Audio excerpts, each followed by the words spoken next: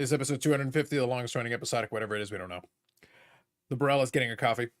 Eric claims he's going to be late because he was cycling. Apparently, he still needs to do that. Why? Nobody knows. But we'll figure that out. And Yannick still has audio issues, so we'll see if he ends up popping back on. We'll give it a shot here in a minute. But let me start off with a couple of the comments here. Josh was first. It's Friday night. You know what that means because of Carlos Live. Truth. These are facts. And it is National Week, like Shark Week, but lamer. Timeless Cardboard says, so, Geoff Wilson opened a 55 Bowman pack. All the cards had damage for the years of being in the pack. This has to be an eye-opener for anyone collecting unopened packs boxes. Your thoughts? So I'll actually get Bobby's take on this one. But the reality is, I would hope it's not an eye-opener, to be perfectly honest. I did hear about this. I think I skimmed through that video real quick. I wasn't too interested, but it is an interesting thing in the sense of, if you're curious about the inside of one of these packs, the thing is, it's a 70-year-old pack. And the gum, at this point, on a lot of those, unless it's kept in like pristine conditions, is going to disintegrate. So should we act surprised that the gum disintegrates and like the powder, turns into something sludge or something and messes up with all the cards? And you're not opening a 7-year-old pack with any crazy expectations. You shouldn't have any crazy expectations, I would hope. So it's kind of a dangerous thing. Like, I wouldn't bother opening with it. Bobby, this is actually a good question for you. Our good buddy Geoff actually opened a 1955 Bowman baseball pack. And not surprisingly, not shockingly, the gum inside had disintegrated and become like almost like a powder and like a sludge and like all this stuff. Basically, wrecks a bunch of the cards and like gets onto a couple of cards. Nothing shocking. Like, realistically, we're talking about a 70-year-old pack. A pack like that, I really wouldn't open at this page, especially as the prices has gone up on those ones. I would have kind of left it alone. Yeah, I think maybe about 7-8 years ago, pack prices went beyond their pull price, meaning that if you if you're talking about 55 and you get a 10, yeah, I get it, But I mean, for the most part, most of the packs are way past their point. If you got the best card and graded it 10, it won't surpass that pack price. So, but going back to that time period, yeah, there was something about a penny pack, and I'm saying, penny packs. There was one at the National. Somebody had all this unopened, and it wasn't even graded. And he had, I think, like $40,000 on this 1936 penny pack. I'm sitting there going, it's one card and it's going to be damaged. So you got a wrapper. Yeah, basically. 40 grand for a wrapper. It's really only a $1,000 wrapper. So anyway. Well, I think the other big piece of this is realistically, if we're thinking about this, you're talking about the price point has gone up on those. You're talking about a 70-year-old pack. Realistically, even if you pull some really nice cards out of it, it's certainly not worth the value of it. And in his case, he also had a pack that was already graded. So basically, you had to crack it out of the graded slab. If you just left the pack be at that point, the value at that stage was just leaving the pack intact as it was. There was really no, cracking it out of that to then subsequently try to open it up is like, for what? And also, everybody has a lot of issues with a lot of stuff that Geoff does. But realistically, he's more of a modern card channel anyway. So what business does he have trying to open a 55 Bowman baseball pack anyway? He wants to be something for everyone. I suppose so. Who did he pull from that pack? I did see the ad, but I never did even click. I didn't really watch it, honestly. I know I did see like a still image that obviously the gum had kind of disintegrated at that point. Like, and I'm not surprised. Like, we don't know how that pack was maintained. Like, honestly, we don't know how it was kept or what condition it was kept over the years. Moisture, whether it was an attic find, a basement find, sometimes mold would be all over the cards. It really depends how it's survived. Yes. Like the wax wrapper or glassine wrapper will keep a lot of the moisture out for a time, and then otherwise you have no effect. It has no effect. So it's possible to pull some good cards out of it, but realistically, it's not worth it. Like, at that point, you're just basically throwing money into an incinerator. Realistically, you're not. It's not going to be. The value there isn't there. Like I said, I didn't see the video, but I guess I would have seen the advertising video of if he did pull something big. So yes, nothing was. That is true. There, yeah. So. Yeah. Carl here. Good evening. I hope this is good. I skipped the National, so I wouldn't miss this. We appreciate you. We appreciate you no matter what Bobby says about Atlanta. We appreciate you. Hobby Champs, Eric sucks. Facts. You speak truth. There you go. I feel like videos like this should decrease the value of those old packs by like 70%. The ones that have gum in them anyway. Yeah. I think for people that collect the packs, it's fine. But I think the cautionary tale is you're not going to spend that much money on it. Leave the pack intact. Just leave it be. At this stage, like, if it's survived to that point that at least it looks reasonable already and it's in the holder, just leave it alone. Just leave it the way it is.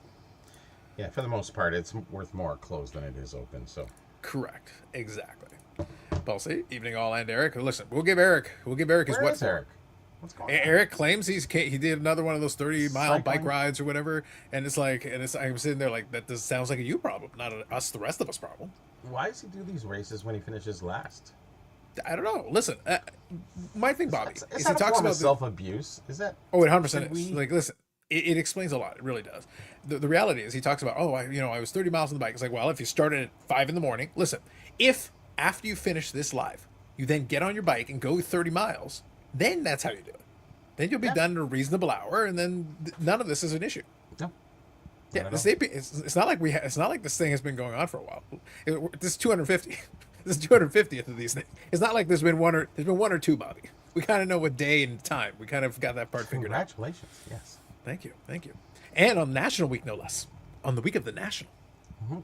You're in the quarter quell. I guess so. Listen, or the Nationals, as the people prefer. yes. The Nationals. He pulled That's two like umpire saying it in cards. French, right? If you're Yes. French, you would go, I go to the Nationals, eh? Hey, listen, I'm a big fan of the Nationals, and then I go get all my supplies from Target when I'm actually feeling extra fancy. He pulled two umpire cards in there. That makes sense. Hobby Champ says, I think someone else opened a 55 pack, two, and the Mickey Mantle card was the one with all the gum crud on it. I have seen there was a 55 Bowman pack opened at the National maybe a couple of years ago, and I think somebody did pull a Mantle in it, which obviously, very cool. You pulled a Mantle out of it, but that shouldn't be the expectation, like realistically, and it's just the cost is so high at that point. It's like, why Yeah. bother? It's for doing show, well. right? Like anything. Oh, for 100%. Like at that point, you're doing it for attention. That's really all it is. So what was that pack worth? I can't remember. Like, and who's the big rookie of that year? 55 Your 55 Bowman, Bowman, you're not doing it for the rookie. Realistically, there isn't there. I The don't Mickey think there's Mantle is a any very real nice good card. rookies. Yeah. Not for that particular year. You're looking at early Ernie Banks, early not rookie, but early Ernie Banks. There's a nice Willie Mays card, a nice Hank Aaron card. But no Basically, rookies, the big really. stars. Not really, not for the All the area. rookies are in the 51, 52, 53. Yeah. Yeah, So everything's before because that. towards the end of that era when Bowman and Topps were both doing it, Yeah. a lot of those ended up over in the 55, the Roberto Clemente and the Sandy the Koufax licensing, ended up in Topps.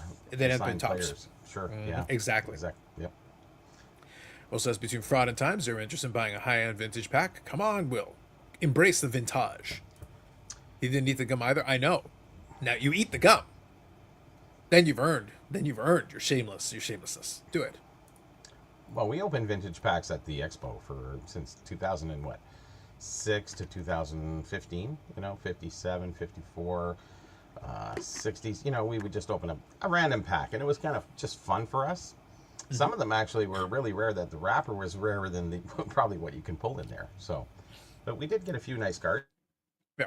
But what was the most expensive pack at the time? What would have been the most expensive pack at that time when you opened it? 54 tops. Okay. So what was the going rate at the time you opened that pack? One hasn't really sold, so you'd have to say 10K. Was it 10K though at the time that you guys opened your pack though? The one you got? They hadn't sold, so we're saying Yeah. maybe 7K. Okay. Yeah, Yeah. somewhere. It's over 5, anyways. Yeah. Yeah. The issue is a lot of these have become multi-$1,000, like even for ones that are like not so. There was a large like, there's find so of the many. Bowmans. I'm very Yeah. sure of that. I know there's Yeah. quite a few, and people open a lot of those ones. And like we had the Gary Green find from the master auction. We took advantage of having multiple packs each of a lot of the vintage packs, and now, in hindsight, you kind of look back and go, boy, the price they're going for is like phenomenal compared to what we paid. Right. Hobby Champ says, is Eric retired or something? How does he have so much time to ride around? Eric is a man of leisure. Why do you think he's able to fund the like button at the rate at which he is able to fund it? Because he is truly a man of leisure, a bougie man of leisure. That is how he's able to do that. Will says, Scotty B said to avoid the bathrooms at the Yes. National. Sounds like fun. So what do you do? Walk around like a Foley catheter? Listen, man, I don't know what to tell you. Bobby, I got to tell you. You have to I stay wanted on to the take outer part of the building just to get the washrooms because there's no inner washrooms, right? But I want to take a couple of minutes to ease our way into it because I'm going to be honest with you guys. This is episode 250. I'm very proud of it on National Week, no less. But I got to say, between yesterday and today, I was binge watching some stuff last night, and then I looked at the clock afterwards, and it got to the point where it was so late/early that I was like, screw it, I might as well just stay awake. So basically, I've been awake for 2 days. So like I'm running on fumes already. Just when we start. Yep. So I'm gonna ease my way into this, and I'm gonna get my energy level up because usually I get my second wind as we go. But I wanna take some time, Bobby, because scandalousness. The YouTuber get together was scandalized, Bobby. They were booted. They got das boot. They got das boot out of the embassy place where they were they were loitering. They were like, "Get out, loiterers, So, card nerds, get so out." this much. So I assume that from what I heard, that they didn't plan to be there and they just kind of grouped in there because otherwise, if they would have scheduled it to be what it was, they wouldn't have been booted out, right? Yeah, so I think it's two issues. From what I've gathered, I watched a couple of videos to get the lay of the land because I know Mike Baseball Collector organized that. So basically, they had actually done it previously in that same hotel. Yes. But what happens all, is they all did. prior. Yeah, they did it, but they did it in kind of a common area. It's not like you booked a room. It's like you did it in this common area that's fairly large. It's got some space there, but it's kind of a common area in the hotel, which is fine. But my understanding is twofold. The hotels themselves crack down on people just kind of randomly hanging around in big groups in that common area. And then second, when they were trying to look at maybe getting basically renting a room, they're like, all right, well, let us rent a room then. And basically the National had kind of requested or put an edict down on the hotels, hey, we're doing these events. They did. Don't allow these competing events. In addition to the hotels themselves not wanting the impromptu trade nights like had been the case a couple of years ago. Yeah. So technically it wasn't a trade night, but the end result was still the same though. It was still a bunch of people. So effectively they were kind of loitering there. But it's just very funny that now randomly it's like get out, card nerds. So they ended up doing it on the lawn basically. So I was like, all They right. kind of took over a couple hotels when they had that trade night or whatever they did the other time. Yeah. It was happening all over the place. So I think the word got around. They said, okay, we're cutting this off. That happened some years ago. Avi Jam said, LA Beast should make a video eating the 70-year-old gum. Yes. Black Marks Hobby said, I think that Austin Howard is probably the biggest rookie. That's probably true. Yeah, I think that might be right. It's not big. It's not a big name rookie class 55 Bowman. I think it's just the star players. There's some short prints in there. Some of the umpires are a little bit tougher. But there isn't anything super crazy. Like the big guys are Mike Mantle and Hank Aaron and those guys. But it's stars. It's not rookies that year. Not for that set. I know Robert did, yeah. Yeah, wasn't it just collect? Yeah, that was Mickey Mantle. That was Leighton that's the one. Sheldon from Just Collect. Yeah. And that sounds right. Mantle, and they sent it in for grading, and I think they got an 8. Yeah, which is And it pretty was worth good. 60 Like grand. out of a pack, it's excellent. That's very good. It isn't really. I say the average is a 7, but to get an 8 or even a 9 is not hard to do either. It depends on the 55 Bowman chips a lot. 55 Bowman chips a lot. Because of the TV or the wood border. Mm-hmm. Yeah. It's got a little bit of condition sensitivity with it. So to your point, it's not impossible, but I'm saying with the chipping and all that, it's a little bit less common. When you get past 7 to 8s, it's not impossible, but it's a little bit tougher because they do tend to chip a little bit. Sure, of course. So Robert said, correct there. Baz, good evening. Jay Hawker here. I'm a believer in collect what you like, but I have yet to hear a legitimate reason to buy uber expensive vintage packs, either to keep them sealed or to open them. Some people just like to do it. I'm not going to question. Expensive to you is not expensive to others. If you're a millionaire, like, what do you care? Yeah. The thing is, the hobby has always been relative because I can't tell somebody, oh, well, that's too expensive. Well, it might be too expensive for me, but for somebody else, I'll be like, oh yeah, sure, no problem. It depends on what your budget is. Like, and I always say this, in terms of hobby wise, I know that budget with what I put towards my hobby dollars, I do spend more of the hobby than the average person does because I actually consistently buy stuff all the time. Yes. Whereas most people would buy a fraction of that. But I'm also a minnow compared to the whales. So it's all levels. Like there's huge levels. There's people that'll spend like $10,000 a month on cards and don't come anywhere near close to that. But there are people that are lucky to spend $1,000 or a couple of $1,000s a year on everything, anything hobby related. So, but then you think of like a National. Forget about the cards. If you wanted to go to the National as part of your hobby, okay, cool. You got to go travel. Hotel accommodations, eating out there, whatever. You could be thousands of dollars in, depending on your situation, and that's just to attend this show. Let alone spend a dime. Yeah, let alone spend a dime on anything. Pay for your tickets to get in. You get your VIP tickets, a couple $100. Canada, imagine how much the exchange rate and what you'd have to consider on that. Yeah. You're so $3,000. right there, that's a hobby budget for a lot of people. Like right there is a massive chunk of a hobby budget, and that's just to get in the front door. Let alone anything else. To really end up socializing. Yeah, that's basically. Robert says, 50 Obama also has centering issues, as all vintage moment. Yes, it does have quite a bit of off-centered cards as well as part of an issue on that. I encountered that quite a bit when I was doing my set. If you want to really get nicely centered copies, you got to look around a little bit. They're there, but you have to look around a little bit for them because they do tend to have off-center copies. So to get a decent grade, that makes it a little bit trickier. But yeah, it's just a really expensive. At that point, it's a really expensive game to take a 50s pack. They're not impossible to find. They are out there, and the dealers definitely have them. But you are paying quite a bit for the privilege of just, I guess, gambling for fun? Question mark. Because, Sure. yeah, your ROI on it isn't going to be great. Most of those packs are like, especially if you're talking No. the penny packs or something. It's like you're not getting a lot of cards, so your odds are not tremendous of getting anything crazy. No, but some of the 50 cards, if you, especially, you have registry people, maybe it's a 57. Not a lot of great things in the 57 tops, or Parkers. But if you pull something that you can get a 9 on, like substantial to a lot of people, because it Yes. puts them in that pole position, right? So for the pop report or for the whatever it is, I forget it. I have to look up PSA all the time. There you go. Carlos says, I have my 55 Bowman Braves team set framed next to a television, as it should be. As it should be. But against the real TV, why not? Wow. I always like the novelty of it. I just found it very funny that it became kind of a controversial set for a while. Like, oh man, it's a TV set. It's like, it's kind of quaint. Like for 55, I kind of like it. The whole thing with the color TV on the bottom and all that. It's like, you have to think in mid 50s, that's a novelty. That's like a luxury item in people's homes. Think of a color TV at that point. So I get that I appreciated they were at least trying something. Obviously, later on, the wood grain border would get kind of run into the ground a little bit. 87 tops forever, for all time. They just kept running into the wood grain borders after. It was uglier then, though. At the time, at Quality least, of wood I wasn't liked as the good, I don't think. Could be. I just like that they tried. I thought it was interesting. It gave it a nice kind of a distinct thing in 1955. It was a little different. I like that. And it was Bowman's last run, the last attempt at it. So I appreciated that they kind of went on a little more interesting note to finish off their run.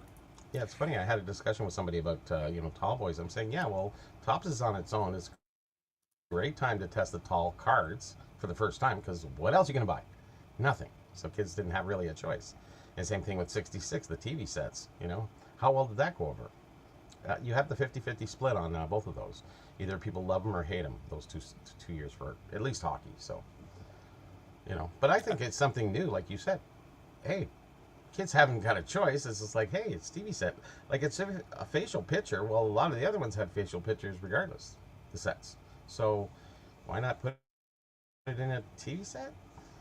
Yeah. Hey, why not? Give it a try. No harm in it. Nope. Good evening, Ham. Hope you're enjoying the National. I know Ham's out there, being Florida man at the National.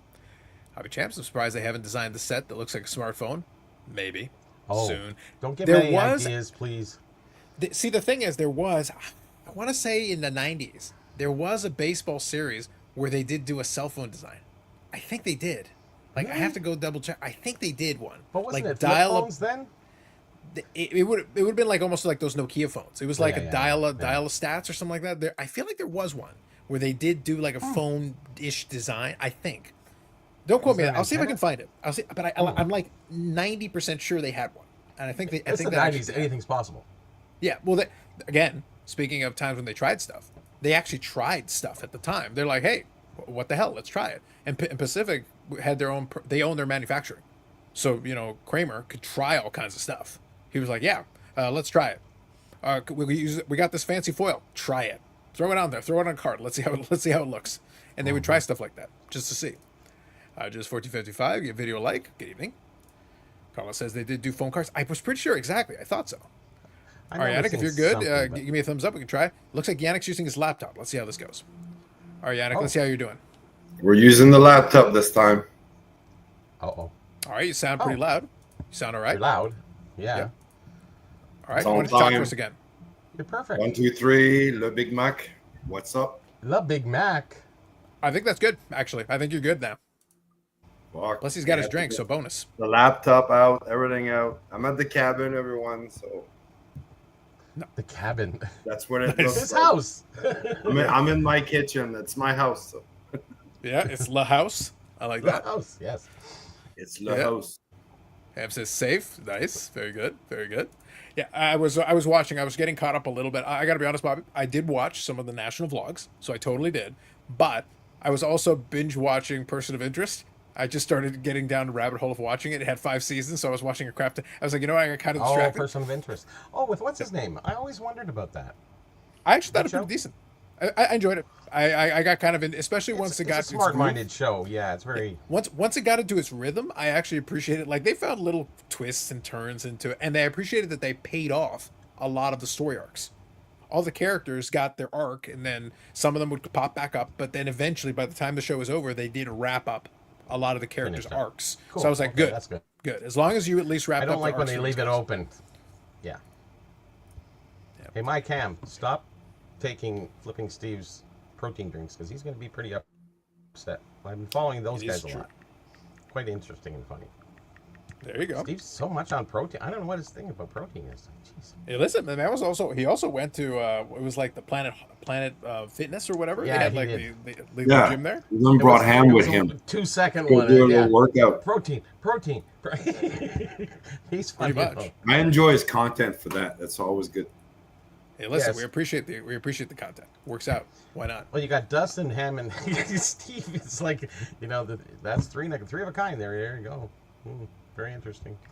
It's been good content, actually, by them because they're really telling you behind the scenes. They're not showing you every table and the, repetitive, here's another Ruth, here's another Ruth, here's another Ruth.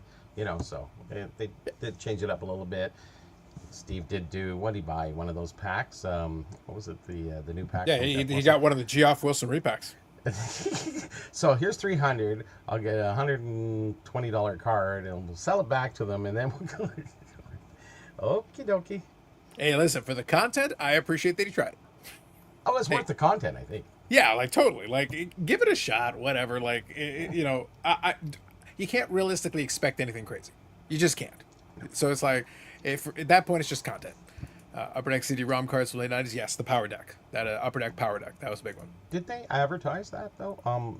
The largest pull out of the those packs, or no? Do they do that? I know they've got a list of them, like on there their is a website. list. Okay. They have a list of all the stuff that you can pull potentially and like relative values and stuff like that. At least to give you an idea, and then you can cross-reference it and say, all right, the market rate is whatever, $200, $400 for this one, $500 for that one. So you can check it. You can cross-reference it again as people open them up. I would appreciate if it's people who do open them, take a video of it. Let's just see what it is. Like whatever you pull, take a video of it, and then we can kind of evaluate it from there. And I guarantee you, a bunch of the stuff will be below the 300. Some stuff may be above the 300. It's going to be a mixed bag. But Has to a be lot below, of the stuff, right? that's just it. I think a lot of people. I actually saw this on one of the Facebook pages when they were talking about the Upper Deck one. So somebody made a post, and I talked about some of the upcoming AEW Upper Deck ones. Well, they were making a post of the one that's going to be in January, and they were all excited because the box price on it is going to be like $65, $70 Wow. US, or Holy moly. which sounds pretty good. But you get 3 cards. Who's slumming it here? Oh my gosh, how many? Yeah. Well, the thing is, you get 3 cards? cards. It's 3 cards. 3 cards. So- $20 yeah, a card. Yeah. So the thing is, yes, but remember, Whatever. one of them is going to be a base card, which will be worth like $3, and then another one you do get a guaranteed autograph. But if it's not the best character, it's going to be like a $10 card or $15 card.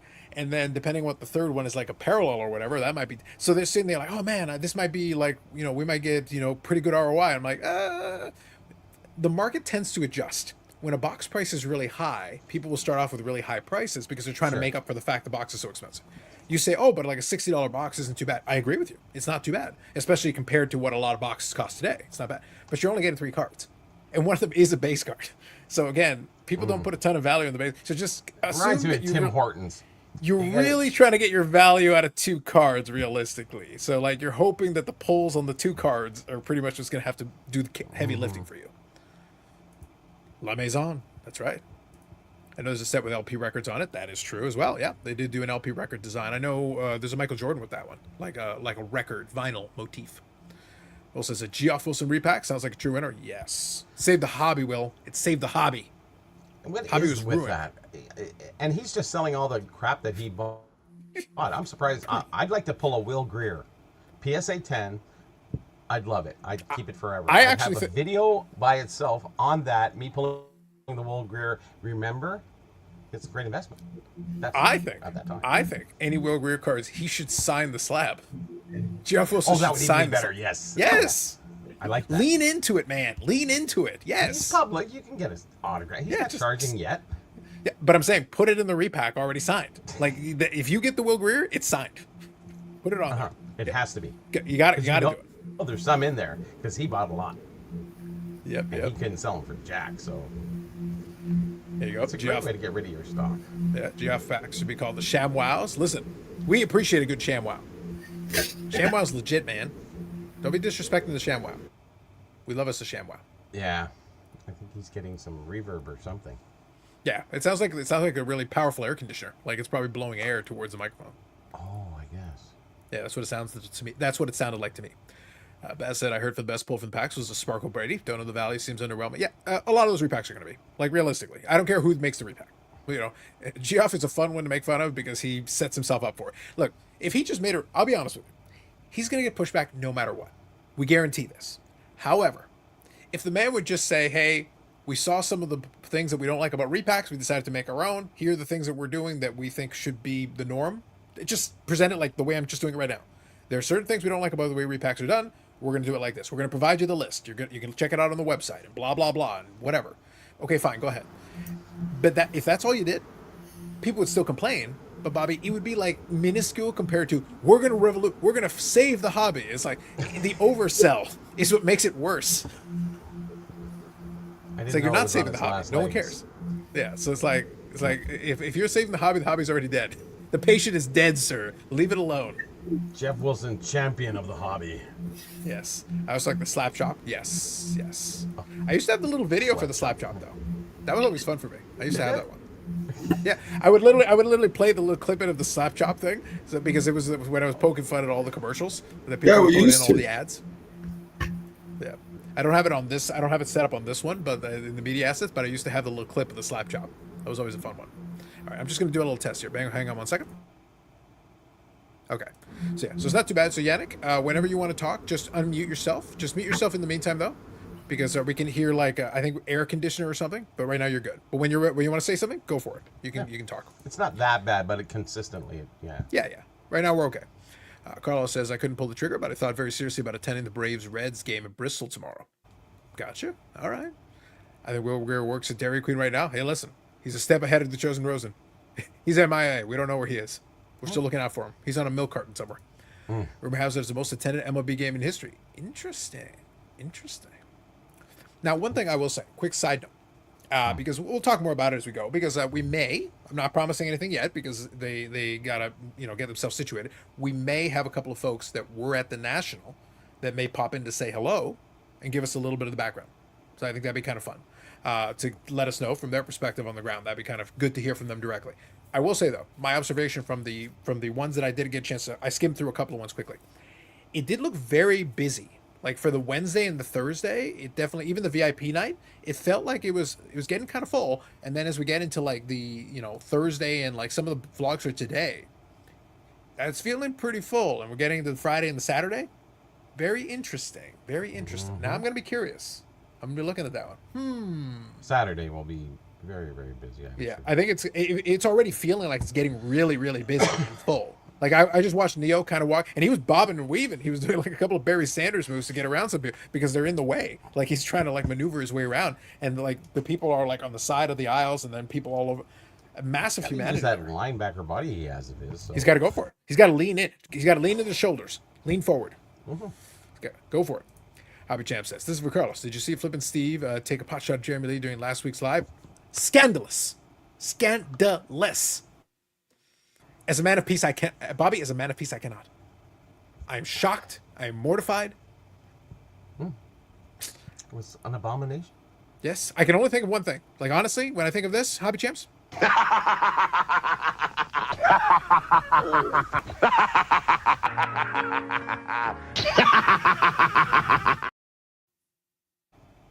Who else is using $1 Million Man in clips? I've seen a couple videos. Just as a matter of policy, I'm just going to declare that it's being stolen from me. It is. That's what I'm saying. Yeah, that's the YouTube thing. My favorite thing in YouTube is no matter what happens, even if it's generic, someone stole it from you. I did it first. It's like, well, can you prove you did it first? And also, nobody owns a gimmick. Like, go ahead. Like using clips is not a new thing on YouTube. But look, if it makes you feel better. Now, in fairness, that particular clip, that compilation of clips, I have been using for some time. It's Yeah, not just one or yours, two. Like that specific, because I actually These were I actually took a different longer one ones? and I edited it. Yeah, I actually took a longer Yeah, one and I these are- edited it to get that exact one. So I actually adjusted it to get that result that you're looking for. I did that myself, but I took it from an original video and tweaked it a little bit to get it the way I liked it. So you're not going to find that elsewhere outside of the one that I'm doing. So, but you can go make your own. Like there's nothing stopping you. You can go find the clip that I used originally and splice it and get the same result. You can do that yourself, but you have to do the additional work on your own. I actually thought it was pretty disrespectful. Very disrespectful. I did not catch it, Hobby Champs. As a matter of policy, shockingly, Hobby, I didn't realize Jay Lee still had a live stream. Is that true? Is that still on? I'm I shocked. don't even know. I'm Carlos scandalized. has a show. Does Carlos have a show? I don't listen, follow Bobby. him I don't then. even know if I have a show. That's how out of the loop I am. Yannick, I don't even know if Yannick. Are we even live right now? What is this? I start off every episode telling you I don't even know what this is. That's how out of the loop I am. I don't know. I don't know what's happening. Scandalous. Okay, that was not Steve. Someone's moved to Seattle. Fair enough. There you go. Really? Yeah, you gotta watch out. Listen, you gotta get the imposters in the chat. You gotta watch out. Well, you can always say that. It worked. That's true. Yeah. Yeah. Jeremy isn't that great at listening and dissenting opinions. Find the tone condescending. To be honest, hey, listen, you're entitled to your opinion, man. As a man of peace, I could never. Scandalous. Scandalous. But yes. But like I said, look, I didn't realize he still had a show. I didn't realize I had a show. I don't even. Is YouTube even a thing? Is YouTube even real? Am I on this show? I don't even know. I don't even know, man. I think it's Yannick's show. I think we're on Yannick's show. I think that's what's happening right now. That's why. I assume that's the case. I think that's what's happening right now. Other than that, I'm confused. I'm gonna scoop Carlos and Jay Lee's channel because I'm Baz. Go for it, buddy. Do what you got to do. True enough. And I'm sure, as the hobby goat that he is, he will accept it in the good humor that it comes from. I have nothing but confidence. Nothing but confidence. And Ham, by the way, I know you're out and about, and I'm sure like you guys are probably having dinner or whatever. But if Ham or any of the other folks that are at the National do want to pop in, obviously I've got your contacts, so let me know, and I can always shoot you a link. I did send out one or two already, but obviously any of the regulars who are around, if they are around and want to pop in and say hello, and also let us know kind of how their show's going, feel free. Do let me know, and I can reach out to me, and I can send you a link through the different avenues. But yeah, so far my observations, it looks really busy. I'll be genuinely curious to see what that's going to look like. Obviously, going into Saturday, I expect that to be really busy. I definitely seen some people find some really nice cards. Nothing out of the ordinary. There were some people were talking about the prices. Some people were saying the prices are kind of high, which is normal. It's national. I'm not shocked there. But other people have definitely been able to find deals and make some. So I was like, cool, okay, that's fine. The other big takeaway, though, that I have is that obviously the corporate section have been really built up again this year. They've taken it another level. The other section with some of the new ones, I actually think it looks pretty good. And I'm glad they opened up the second section because it actually let like 75 more dealers be over in a second area. So it spread it out a little bit, but it still feels like it's really full. It still feels like it's really full. It was on another level, wasn't it? Yeah, the convention center, Bobby, has like 2 levels. So there's like a main lower level, and then there's and it actually has a decent amount of convention space in that second level. You can actually fit a decent amount of stuff. Yeah. But it feels like they were able to get pretty good mileage on that. So I was like, okay, cool. Hey, it's fine. In reality, it spreads out the floor a little bit more. It lets people have a little bit more space to work and other dealers to be able to get their wares without everybody being crammed in the same space. Give them a little more room. But yeah, it feels like it is still right now with all the stuff, and here, oh, this person couldn't make it, this other person couldn't make it, or whatever. It still feels like a lot of people made it. One way they still got out there somehow. So They who couldn't knew? make it. Well, look who did. Yeah, somebody else took your place. Somebody else was managed somehow. 2 other 50,000 people made it. Yep, sounds good. Wasn't Sounds it- good, Ham. I sent it to your Instagram. What's So it? 200 million people, I think Mike Ham said. What? Oh, Wasn't that at the least attendance 200. that you gave him. It's going to be like Pretty well. WrestleMania 3, Quoting him. where every time we discuss it, it's going to be a higher number. It's going to be bigger. Yep. Past I capacity. agree. Yep. Yeah, and I think Dan here, Cardboard Underground here, is just telling me 1999 Skybox Thunder Dial 1. That sounds right. So yeah, late 90s, Dial 1. I'll see if I can find a picture of it. It actually looks like a cell phone. I'm going to see if I can find a picture of it for you guys. It's actually very funny. I think it's die cut, is it not? Can't remember. I know I remember it because it's been a long time since I've seen this specific one, but I know the one that I'm referring to. Okay, here we go. I think I've got Let's see this if as an I example. remember it. I think I do. Yeah, so I can show you this. It's actually a very unique design, but it's hilarious. It is 100% a cell phone. You'll see it here. Super late 90s. Check this out. Boom. Oh no, I didn't remember. I know That is 100% a cell phone. Very cool. Very cool.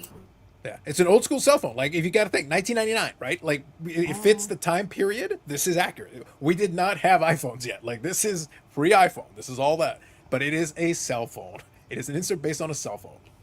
It was actually in advance for the BlackBerry. Before the BlackBerry 2. Yeah. Oh. We weren't ready yet for that. We had not quite it gotten has, there. it has numbers, not letters on it. Yeah. Yeah. So that was the thing. And you've got the, like, you really got a very specific point in time. It's just funny they actually went through the trouble. And you can see the buttons are based on a real cell phone. Like, you can 100% tell. Like, they actually took a real cell phone image to show that. And if you checked it out, the number one. Technology. Yeah. The number one is actually a speed dial to voicemail. They had the little tape icon on the number one. If you hold it down, it speed dials to voicemail. I was like, oh man, you're going old school right there. I like it. I like it. Makes sense. When you're good, Ham, just give me a thumbs up. What's going on, Ham? See? Scandalous. Scam, we were so PG right up until the moment you ruined lives. What are you doing over here? Camera right here. Well, I never tried to go live from my phone. Yeah, it's I'm all on right. live, guys. How's it going? I'm good. How y'all doing? Yep. Not too bad. Not too bad. I'm having our annual Not National coverage. I'm very proud. So, Ham, you're here on episode 250 on National Week, no less. You know, I always like to hit the major markers. Yes, the milestones, no doubt. No doubt. Sure. But yeah, I think it's going to be interesting. So, how have you? I know you boys have had the chance to hang out a little bit. How's that going?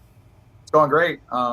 Me, Steve, and Dustin have the Airbnb. Neil's shacked up in his big suite, the hotel down the way. We got Filmington's party tonight, so we'll be doing that. We did a lunch earlier today. Dakota was there. That's the first time a bunch of us got to ever meet Dakota. He's a little hobbled up with his leg right now. Hey, we said Yep. you were my people when we got back. I said I'm not rubbing your feet I didn't tonight. know we were live streaming. Never mind. Yeah, we're live streaming. Yeah, see, there's Clothes Flip on, and Steve. Steve. Now, Ham, this is important. I have a very important question. I need you to be honest with me. Don't lie to the people now. I one of the things I enjoy about you is you're an honest man. So I need the truth from you. Now, when Dustin sleeps, does he dream and give sponsor ad reads mid-sleep? No. You sure? The Positive. funny part is that you can answer that question, Mike. Yeah, it's like, was this dream sponsored by? Was this dream sponsored by ComC, PSA? Does it have the code? Like, are you sure? I'm sure. I can confirm that. All right. We're gonna take you at your word. Like, I'm gonna be honest. I have trouble believing this. Something real quick at the National. So you were talking about the upstairs area that has what's considered the new vendors. Yes, They correct. came in on a cheaper table. Mhm. It's great. The problem is there's not enough space to walk down the aisles. They did not separate them like they have the spaces downstairs. Yeah. It's a little area. So you walk upstairs, it's all the space. Mhm. Football fields of space. And then there's these 4 sections of rows that have 3 aisles that if you're 2 people, let's say looking at 2 different showcases, there's a little lane to go through. It's a one-way street.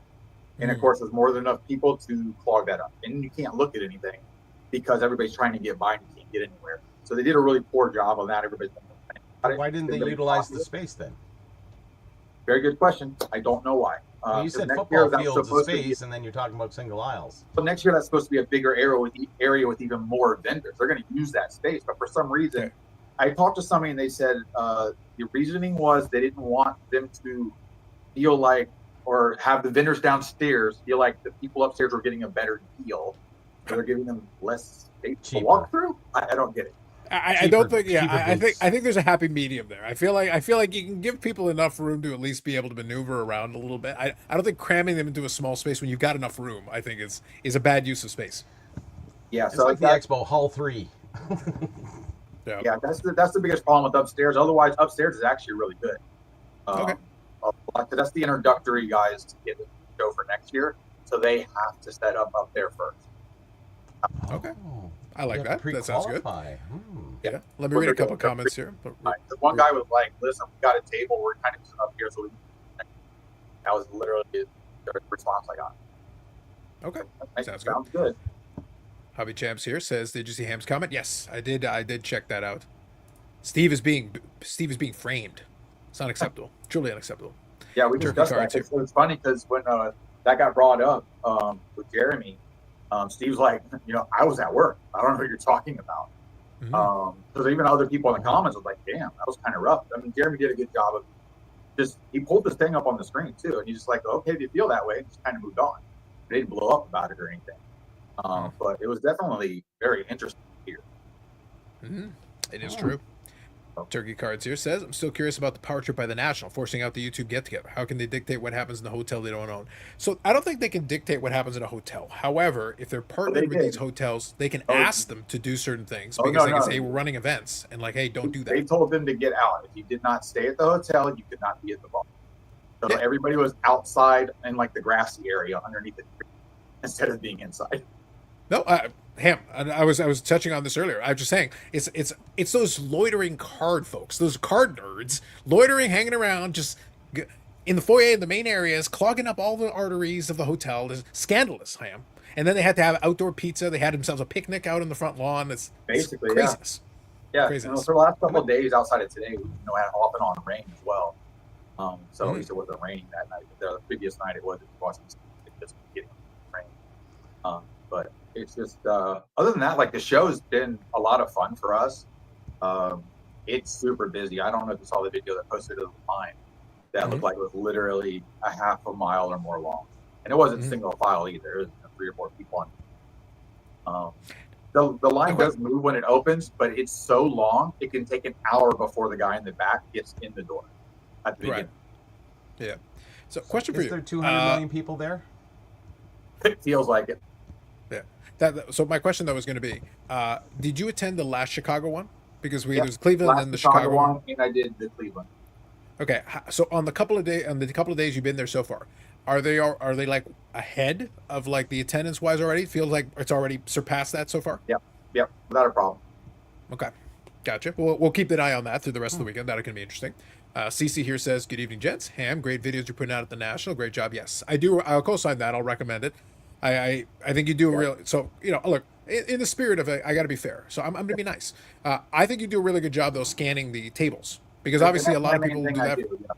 Yeah. So I think it works out really well because then you can see some of the stuff in there. I enjoy it, kind of a mix, because we've got the vintage guys. They're going to go over the vintage tables with fine-tooth comb. If there's a Mickey Mantle within city limits, somebody will put it on a video. But then I also like seeing the other stuff as well. I even saw a Not Swell Fella card. We got to have a Brett Favre in there. I did appreciate that as well. I even got Bobby a pack of cards to look at in there as well, and some other things. So you didn't buy it for me. The thing is, there's so much stuff to film here. I could film this and probably have free shows every week for over a month. And because the first time I put the video together was 43 minutes long. I said I can't put out a 43-minute video. Nobody's gonna watch that. I got a bunch of B-roll, but I kind of want that to be its own thing, not overly consuming what I'm trying to do with the cards and cases. Because a lot of people get distracted because it's really weird where people only come to look at the cards and cases, and then other people kind of want to see the shenanigans. But if I hit cards and cases for let's say like 3 minutes, they start fast forwarding and they miss stuff. So it's really weird because I've been playing with how people view the channel when they're watching it, and I always like to do it where like I'm doing some cards, then there's something kind of silly and funny. I'm doing some cards, silly and funny, but people weren't catching those things. It was kind of like you really got to watch it. Nice. I got you. Timeless Cardboard here says $1,500 airfare hotel, $5,000 to $10,000 on cards. Getting kicked out of the lobby for the YouTube hangout, priceless. That's right. Yeah. The hotel. Will here asking. We're in an Airbnb, so there you go. You're good. It does help to save some money on that. Yeah, absolutely. Will here asks a very important question. Who's Dakota? Alleged former YouTuber. I believe he's like Sasquatch because I saw one of the images on the Discord, and I'm not completely convinced. It was Dakota or Sasquatch. It could have been one. It could have been either or. We don't know. He's got the beard going. Again. But do you see the one image though that was like the blurriest thing ever? It was. Yeah, I have a good image of all of us at lunch today. Nice. Post it at the Discord later. Yeah. Hobby Champ's asking the important question: who's the fart of the group, Ham? Probably me. I can tell by their meals. Oh.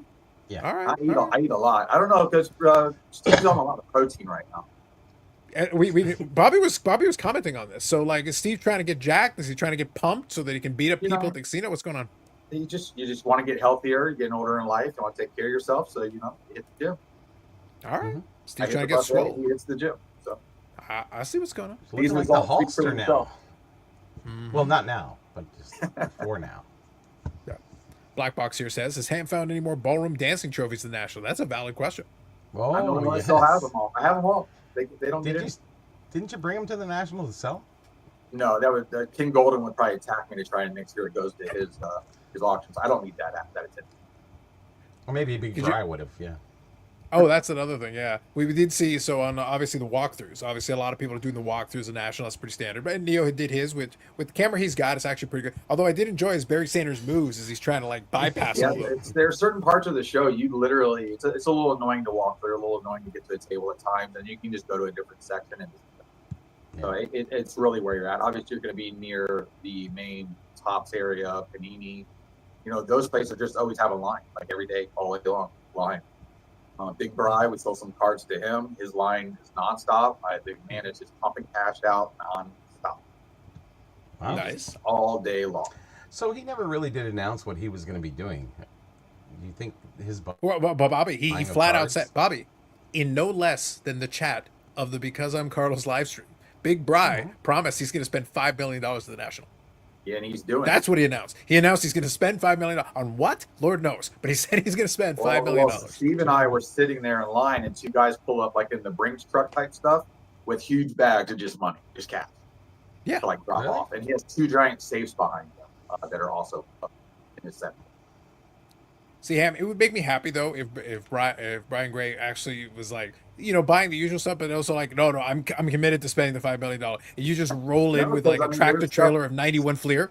You just roll in with a tractor trailer of 91 Fleer, and he like hands you a $20 bill. He goes, but it's towards his $5 million. I thought he might be just pretty much buying anything that's decent. He's not. He's actually cherry picking a little more. There's things that obviously Okay. good, but So he's going to do repacks. he is doing repacks. He's going to save the He hobby has- as well.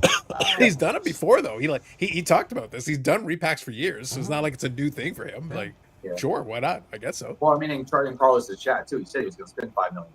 Yeah. Plus the He allocation. basically committed to it. Bobby, we have it in writing. The man's promised us things. Yeah. So I expect $5 million worth of spend. He's moving and grooving. Yep. Philly Joe says, good evening, Carlos and gang. Thank you, Philly Joe. Appreciate you. So, Ham, let me ask you this. Obviously, there's a lot of the usual suspects there. We know that they're all there. Yep. Is any... Let me separate it into two parts. For all the corporate things and the million... I know the Whatnot has like their crazy screens and all that going on. There's a lot of big corporate booths and all that. Have any of them surprised you? Or any of them like really wacky and out there? Or anything like huge compared to what you think? It definitely looks like... what's the breaking company nobody likes anymore? Backyard Breaks? Backyard Breaks is trying really, really hard. They have multiple games set up there to win stuff, which is funny because like their claw machines to win a Backyard Break hat, like you want to walk around with that thing on. You know what I mean? So much. Not so much. One Mojo Breaks had Wee Man breaking packs for the free giveaways because they do free pack entries every single day. You go to get a card, scratch it off.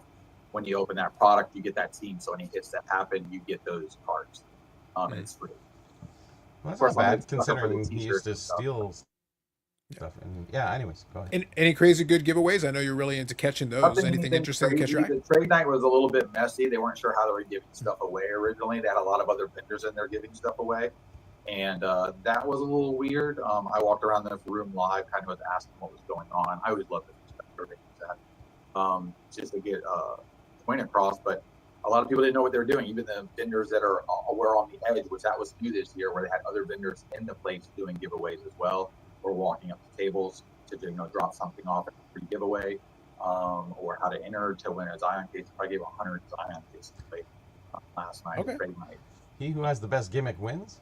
Yeah, pretty much is what it was. But there was like no clear-cut way to win it. I mean, same with the 2KC thing, with the Deion Sanders patch auto thing they have going on right now. You're supposed to hang them on the show floor when he's willing to give one away. So it's really weird. Jeff Wilson got one, so he must have found it. So still trying to figure it out. But Okay. Yeah, I mean, most of the other corporate stuff, eBay's giveaway this year is convoluted. It's a scavenger hunt. You got to spend over half the day, every day, because it's a point leaderboard. Like if you're in a game where you'll die if you don't win. Yeah, and it's like the QR codes, right? It's like a little QR codes all over the place. Yes, well, it's basically you go there, you got to log in, you got to go through a little line, you shoot some basketballs, you have to do the scavenger hunt, you got to report back, and where you are on the leaderboard is where you're going to finish. But daily they change the QR codes around, and the first person that hits a QR code get a graded card that's being given away that day. So there's 8 of them, and it's daily. So if you're not in as VIP for the most part, you have no shot. The other thing is they didn't even advertise this until you got to the show. You didn't even know what the hell was going on. Surprise. That was a lot of these companies. You have no idea what's going on. I did notice that actually, outside of Tops and a couple of the other ones, a lot of the other vendors are very small. They're not doing much of anything other than you just buy our stuff that we already have, or we'll talk to you. Like in the past, I feel like they've gotten a little cheap. I've noticed a lot of the people that maybe had bigger areas have now gotten smaller areas than they did last year. SGC did not look very good. I mean, midday, there's 3 people there trying to grade something. Beckett has a line, CGC, when I walked up midday yesterday, no lines, no waiting. They're pumping stuff out a day in advance right now. Sure. I got you. They have it ready before you submit it. It might at this point. Listen, it happens. But I heard him. Correct me if I'm wrong. I could be mistaken on this. I heard that the hobby's elite coaster makers are not there. This is true, which is very disappointing. Yep. No coaster makers, Bobby. The hobby's over. The hobby's canceled. It's done. Point, yeah. Well, they elected not to come out here so they could catch up on their backlog, so they could get more in to create a new backlog. their 4-card backlog. Their 10 Pokemon cards. That'll get you. Yeah. I did like the Brady display with the vault. Well, that was the thing that was cool too. Steve was bringing it to my attention last night at trade night. TSA was set up upstairs to take submissions, but it wasn't like into show stuff. But if you wanted to, you could grade up there, no line. Like nobody was even really attempting to do it. Nice. I don't think they knew what they were doing. Right. How much is it for that? Detail on stuff some Monday. Must be reasonable. Ludex has been fantastic to us as usual, and extremely helpful while you're in the show, starting things, marking things, figuring out where the hell you need to be. So the app is working very, very well. I think that's nice. Sounds good. All right, let me read a couple of these here. I'll get caught up. Name here. Good evening, name. Good evening, everyone. Where's Eric tonight? Showing off his retro working fractors, a zombie somewhere. Where is Eric? Listen. He does come out. Eric. So Eric is claiming, as always, he's saying that he went on a 30-mile bike ride, which for him, given that he doesn't have a seat on his bicycle, is a very painful experience. Very clearly, I think he's basically gonna have to roll himself in, and he's got to get locked in his cage. So the family is currently working on that. He said he's going to be fashionably late, and I am charging him. Bobby, the meter's going. I am charging him extra for the like button for the tardiness. That's why I showed up to help, fill in his void. Mike, it is quite a void did indeed. You check the bedroom, the one bedroom? No, we have a 4-bedroom actually. Nice. Yeah, but I know there's one bedroom with a single bed. Yep. Check it. Yeah, nobody's checked in. It might be there. Nobody's there. I looked. He was not there. I looked under the covers and in the cupboard. Look. So far, my biggest. On down there. It looks good. Yeah. So far, my biggest revelation, Bobby, and my biggest disappointment of this national, and frankly, I'm as far as I'm concerned, 2025 national already sucks because of Ham's revelation that Dustin did not do ad reads in his sleep. This is tremendously disappointing to me. It's a fail, and honestly, a missed opportunity because I'm sure he could monetize this shit somehow. I'm sure he could. This is a failure on his part. Yeah, Joe says, Mr. Ham, the king of freebies. Yes. Hobby Champ says, hold on, trying to find my ski mask. I'm going to drive over to Chicago real quick. You do you, Hobby Champs. Do what you got to do. It is a lot of fun. I mean, to me, it's a guy's trip that cards bring you together. Do whatever you want with it. We've met multiple people that, maybe some of us influencers had some issues with in the past that look like that's been resolved. So that's good. Because, is it resolved though, Ham, or is it? Hold on. Can I ask a question? Serious question. Is it resolved, or is it one of those situations that a lot of people? And I'm asking a serious question. I actually want you to answer this question. Yeah.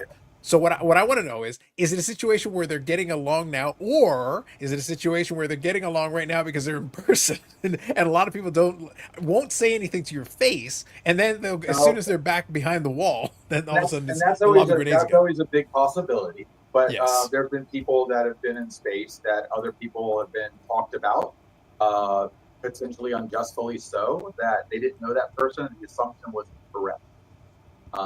And they had a personal conversation nicely, and they worked it through it just fine, and understandings are completely different. And then look at Ham promote. Are we good? We're good, right? Yeah, we're good. See, Bobby, Ham is trying to. He wouldn't leave me alone. I think he loves me. Yeah, what's going to happen now? You know what this is. It's going to happen is they're going to leave the national site and then declare for everyone to hear peace for our time. It's like, that's all I'm hearing. Peace for they're all now men of peace. At the end of the day, we're the only voice that this hobby has because nobody's going to speak for money because none of us have enough money to stop funding this train that's rolling between basically PSA and Fanatics. So unless we're all sticking together, we're not going to make enough noise to do anything. So, I mean, we always want to bring up the negative stuff. It's fun. It's easy to talk about. But, and we're going to keep doing it because, let's face it, most of them are screwing up all the time. But it's just like sometimes the games have to, pull the veil back a little bit and get an idea. There's people are still going to mess around. People still use thumbnails. People are going to still say stuff. But there's an understanding that, okay, this isn't tongue. I don't mean I'm being vicious. Yeah. You know what I feel, Bobby? You know how like in those Comic Cons, you've got all the cosplayers? Yes. I feel like at the National, there should be a cosplay where somebody with like the play cards and play boards, the hobby is dead, and they should just walk up and down the aisles with the hobby is dead play card.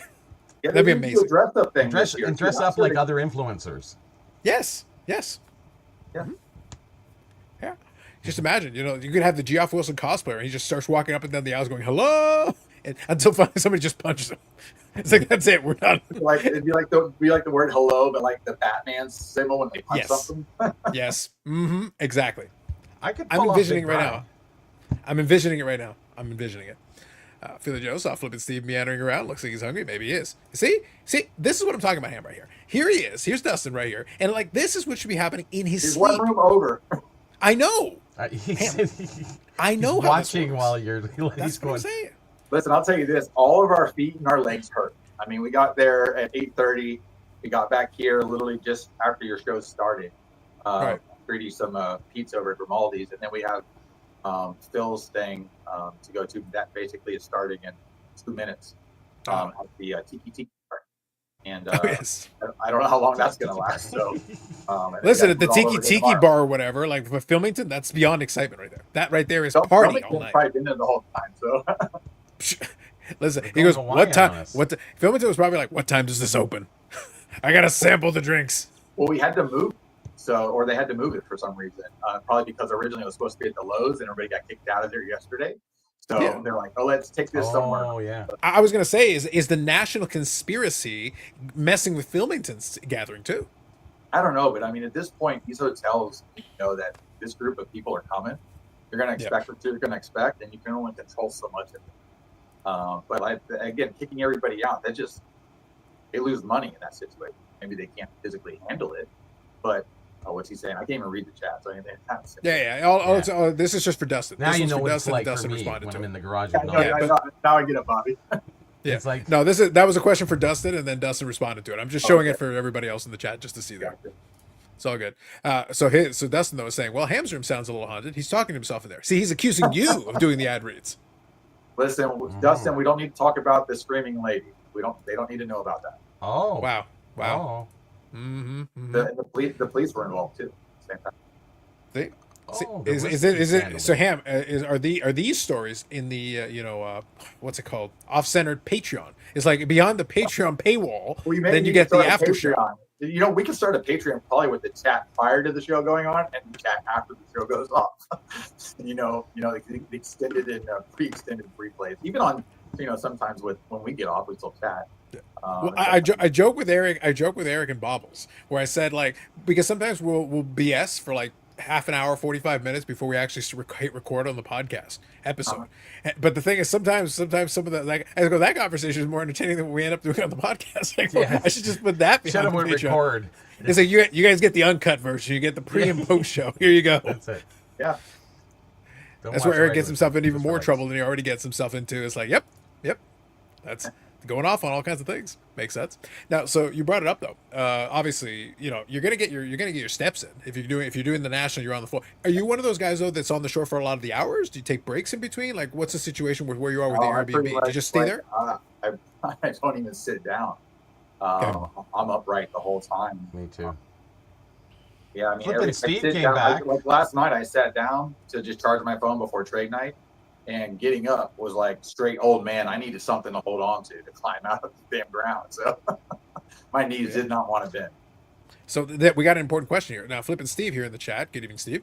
Because I need a Patreon so I can buy more repacks. I'm sitting from the shower right now. Steve's Listen, you got to do what you got to do, man. We appreciate it. That's It's national. Listen, Ham, this is what we get in my annual, not national coverage. You see what I'm here set up in the HQ to help everybody with the not national coverage so that we all have it. This is important. Yeah. That's what we're doing here. I do have a question for you though, since you brought that up. No, now that you mentioned it, this is critical. So what's the comfortable shoes that Mike Ham brings to the table? Like what are you doing? Well, I have a pair of hookahs, but the Okay. key is the Dr. Scholl's workers insoles, the full thick gel. That's where it's at. Because let's face it, the regular insole in the shoes suck. All right? And you can blow a pocket out at night. So you need the gel insert. Because then I'm walking on a cloud all day. Yes, my feet and legs still hurt, but they hurt a lot less than other people's probably. Valid. I got you.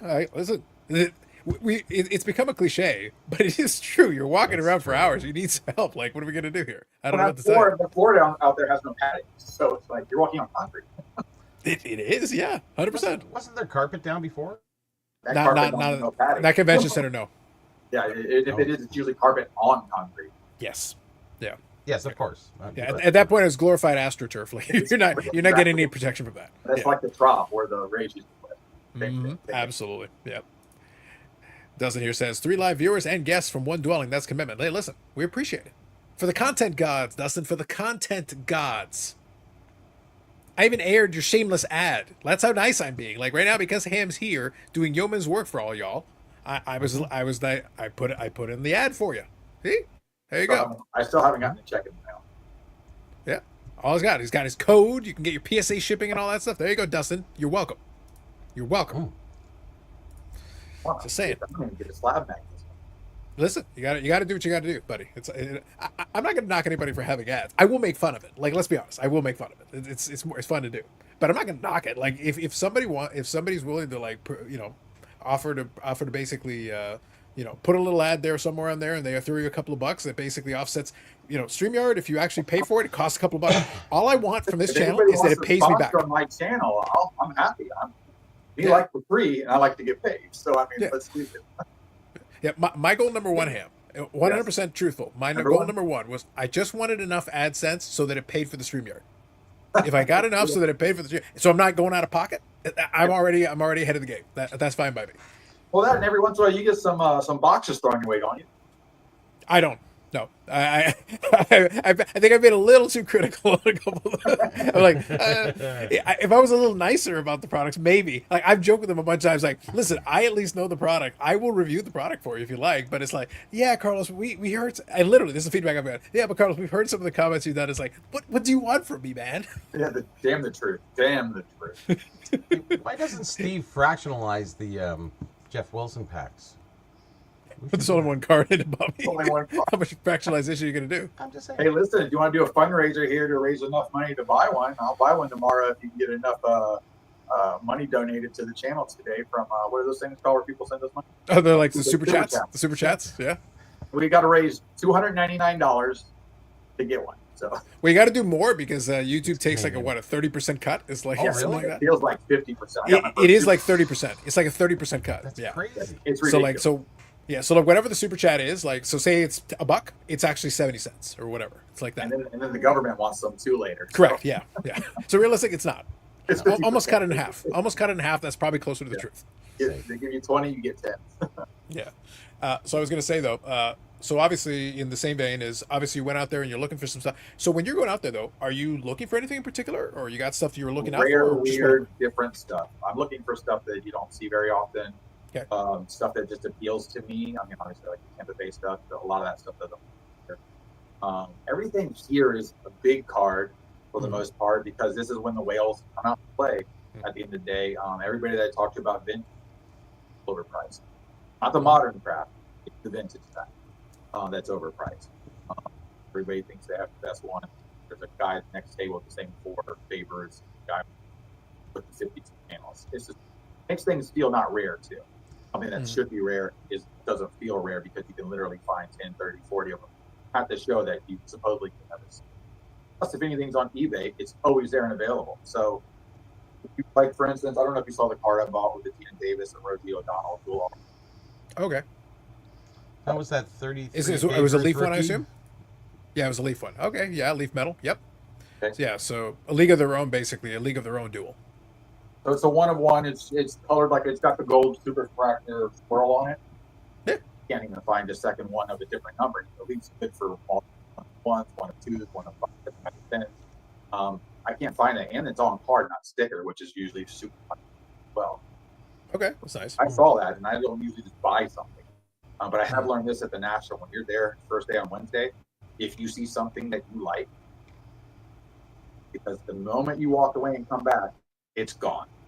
Right. If it's good, if it's rare, if it's something, even if it might be a little bit more expensive than normal, but you get to cherry pick it, you better buy it because it's going to be gone. Half these cases, they're over half empty. There's like RBI crew and my friends over Brian and the card shop. They're like, I went over to this table. He's like, this is all I got. So whatever's left of this is it. I got nothing else. Everything's gone. So there's a lot of buying. And all these people are going to trade night tonight to try and get more stock for tomorrow. Mm-hmm. Still got 2 days left. So I think a lot of people come with goals, right? Yeah, like they come with goals. So when they go, and I need this card, that they're committed. So they're going to overpay because I want that card. It's in my mind. I'm going to buy it. Bang, it's over. And so they don't mind overpaying, and that doesn't help anybody. Yeah, I mean, again, there's 1,000. I feel like there's 1,000 Michael Jordan here. I rarely see anybody buy one. If they do, they're buying an autographed star that it's $100,000 card or like the rookie. Yeah, it's just like but it's crazy stuff. So those are the guys they're looking for. But there's all the in between stuff that's very expensive that nobody really wants to pull the trigger on. Mm-hmm. Mm-hmm. Yeah, makes sense. Let me ask this question. Obviously, this is one of the kind of little storylines coming into it from a lot of the shows and everything. Everybody always asks. So, all right, how much was the Pokemans? How much? How excited should Eric be if he wants all his Charizards and his Pikachu's? Like, what percentage are we looking at in terms? I might be going a little high on this. 10% of the show. That's kind of what I figured it would be, though. Like, I actually thought it would be. I still thought this would still be very sports card and kind of pop culture card heavy. I do see, like, local show, Bobby and I have talked some of the local shows. Some of the local shows have gone really heavy Pokemon. Like, it's super heavy. We're like 50% to the point that the guy that runs the show said, hey, I know you want to go to the show, but we're going to do this. We're going to make a Pokemon-only show once a month. Why don't they? Y'all can all just come right here to it. Because he's like, you're drowning out the other side. So it's like they're trying to focus, at least in our area, they're getting smart about it. Let's support this. Let's just do it in a positive light. Make people feel like everybody has the opportunity. We have too many independents here doing their own thing, so it's like they're mad if it's on the same weekend. No, I'm not moving. He's not moving. Yeah, correct. And they call it a card show, a sports card show, but then they've slipped a little bit. So now we're 50-60% Pokemon. So they can't call it a sports card show anymore, I think, technically. Now, do you think that part of that is because the tables at the National are so expensive that while Pokemon is doing very well, no doubt, but there is just so much, like when I go to those tables at the local show, there are boxes and boxes and boxes of $1 cards. Yeah. And so the kids can go through like stacks. I mean, Now, they will do well on those. Yeah. But the tables at that show are not $1,000. Like, they're just not. Yeah. I think it's the National controlling it personally. Okay. Because there's some super big Pokemon dealers that could come in here. There's a guy here that he's, I think, the third or fourth biggest Pokemon seller in the United States. He's here, but he only brought an X amount of Pokemon because he was told to. So he's like, you can have X amount. You can't come in here and there's 12 cases of Pokemon. So then there's some guys that there's 3 cases. That's all I got. But who wants to go to that show if you're 10% Pokemon? Why would you want to be a Pokemon guy going there when you can go to another show? Because that's 50 so or many 60 people in the like hobby Dallas. have kind of blended from one to the other, and there's a lot of kids here still. Oh, yeah. So it's a good environment to bring the kid and be like, I'm going to buy you a Pokemon card. I met a viewer of the channel that his daughter likes me a lot for some reason. So I got to meet her for the first time, which was actually fantastic because I've never had somebody come up and down like that. Like I was, basically Card Collector 2 walking into the room, I guess. I don't know. But,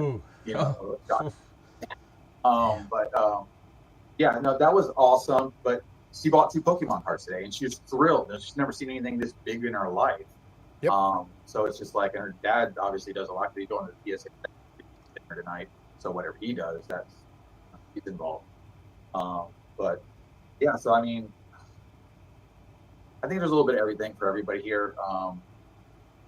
It'd still be easier if it was more portioned off, but I know how they work with where dealers get in the room. So I get it. It's just we're working on some stuff. I told some load ups in the future for next year if we can get a little more highlighted stuff on the maps when they pop up to get an idea of what that person's selling. Like Right. now, if I know a vendor, oh yeah, I can find them great at another booth. Well, if I don't know them, if I click the booth number, it would be nice if it says specializes in vintage, specializes in modern. You know, Sure. that way it specializes in Pokemon. I know where I'm going. You know, non-sport. Boom. You know what I mean? It would be easier wrestling. Boom. Easy to go to. That would be a huge move. Yeah. Now, I think kind of to Bobby's question, I think one of the advantages. So it's interesting that you say you think the national is the one kind of legislating, kind of maintaining the ratio, which could be interesting. But I will say this, regardless, I don't think know that. it's It not. should look like that. Yeah, but I think regardless though, whether it is or it isn't, I think it makes it interesting because kind of to Bobby's question, I actually think there can be an advantage of it. If it's 10% Pokemon, that's enough so that if you're out, because there's so many tables, 10% is still a decent amount of tables. And if you are interested in Pokemon, that will still draw a crowd. It'll still draw a lot of attention because some of these niches, like RBI Crew, Ham was talking about RBI Crew, they specialize in wrestling. They've got showcase after showcase of wrestling. And because they have so much wrestling relative to some of the other, wrestling slowly picked up steam. Some of the WWE stuff has done really well with Panini and Tops and all that. But because RBI Crew decided to lean so hard into it, all the wrestling guys know to make a beeline for RBI Crew. So you become a magnet. You become known as the guy for X. So if you happen to be one of that 10% of Pokemon and you're the king of Pokemon over there, for the people that want that, they're going to beeline over to you and they're going to immediately go, shut up and take my money. So it can be beneficial to not be surrounded by so much of it that you get lost in the crowd, where actually people can kind of direct their attention to you because you're, again, if they're really into the Pokemon, hey, go see these guys. They're over there and that person's over there and that person's over there.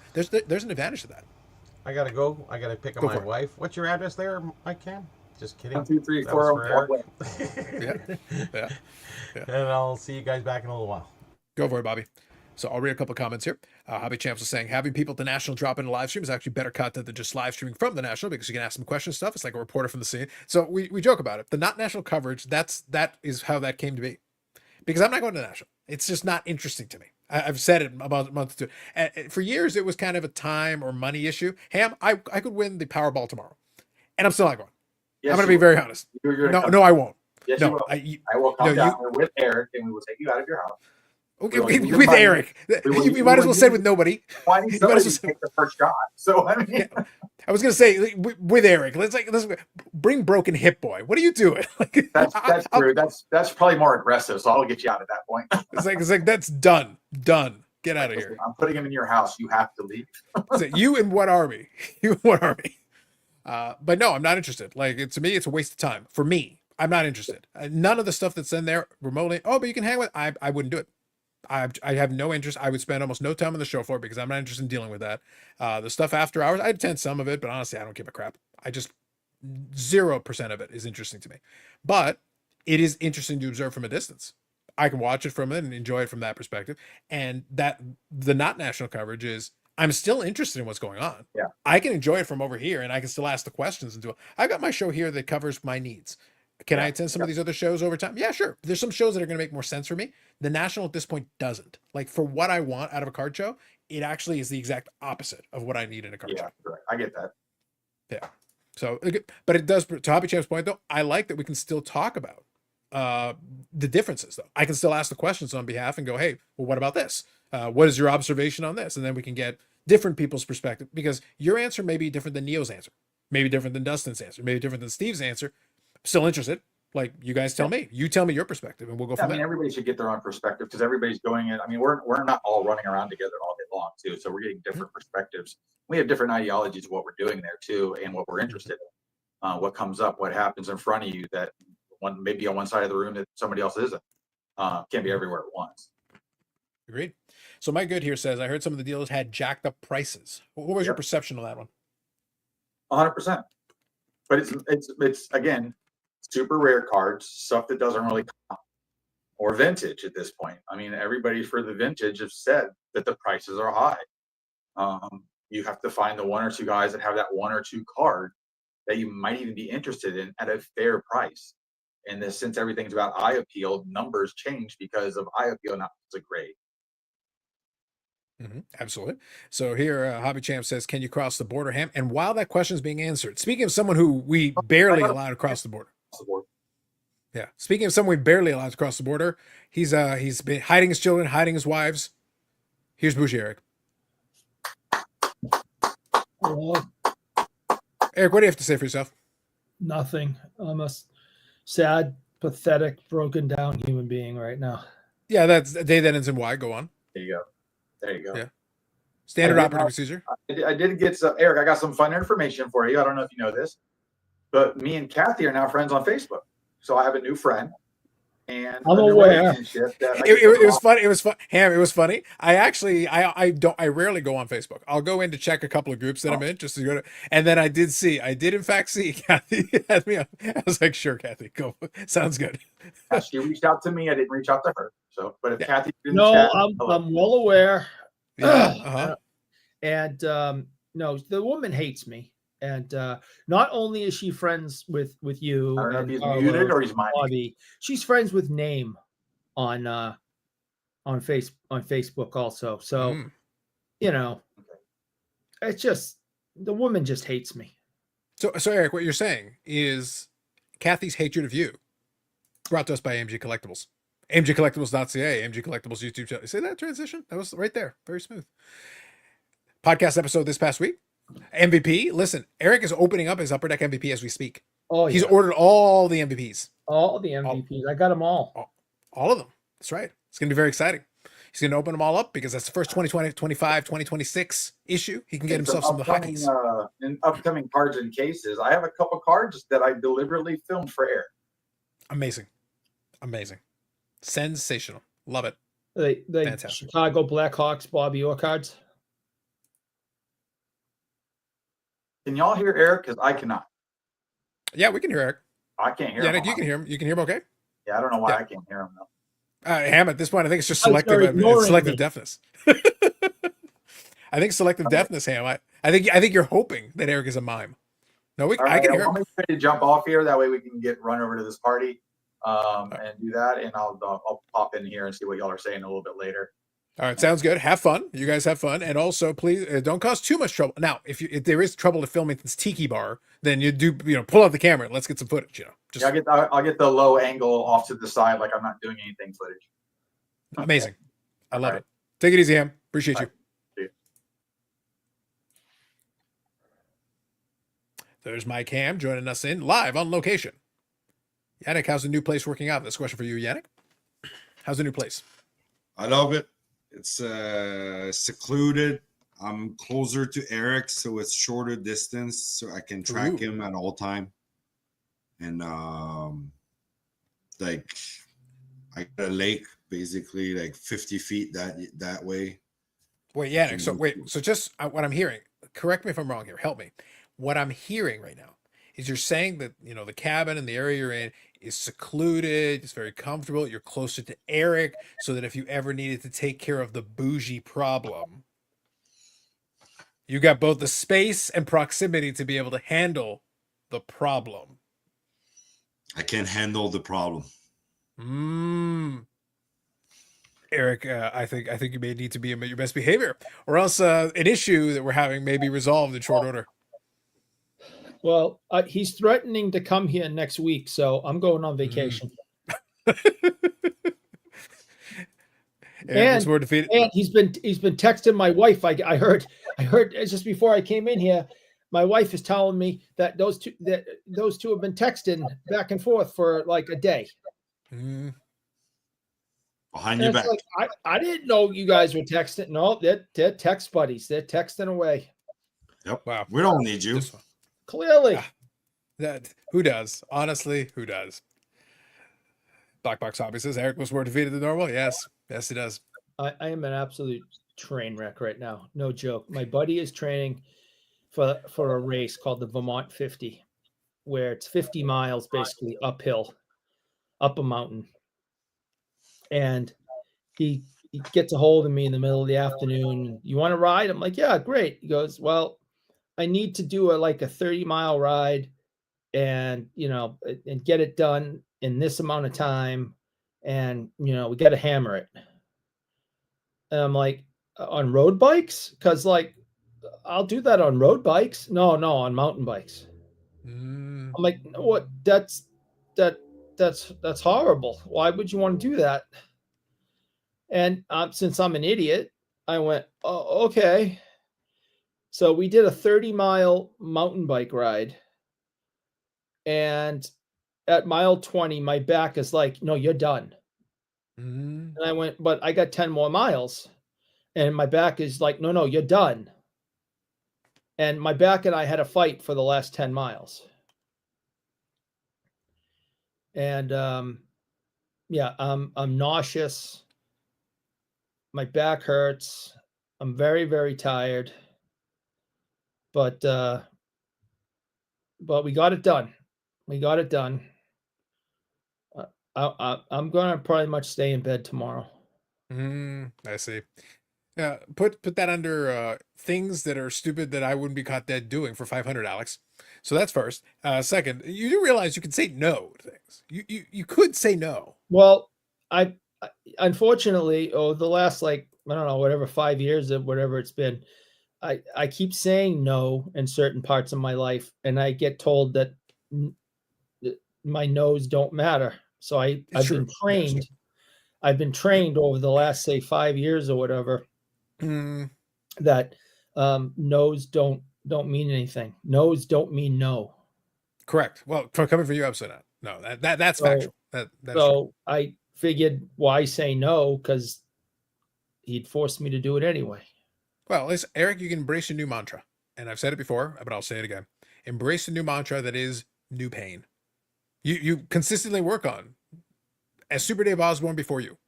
Say it with me. New pain. New pain. Truly new pain. Bassier says, Eric, did your buddy at least lend you a seat for once? True. The seatless bicycle rides are probably a bit of an issue. I would probably advise against it. Good point. Eric needs to invest in a bike seat. That is true. That is fact. But I will say this, and Yannick, I think you'll second this. I feel like at a time like this, as Eric's not friends, I feel like we should give him compassion. I feel like as men of peace. Here it comes. We can offer it. Press the button. Go ahead. What button am I going to press, Eric? That one.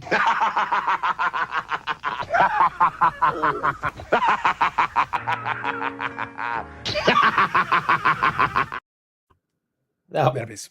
Man of peace. Mm-hmm. That's the one. Yep. It's a good button, Eric. It's one of my favorite buttons that I got. Yeah. Great button. Eric, you need to take some Triactin. There you go. You So says Walmart is there. Hey, maybe you need that too. Walmart is here at the Natty giving free cards too. There you go. Ham says, Eric, when you giving up biking up? I should.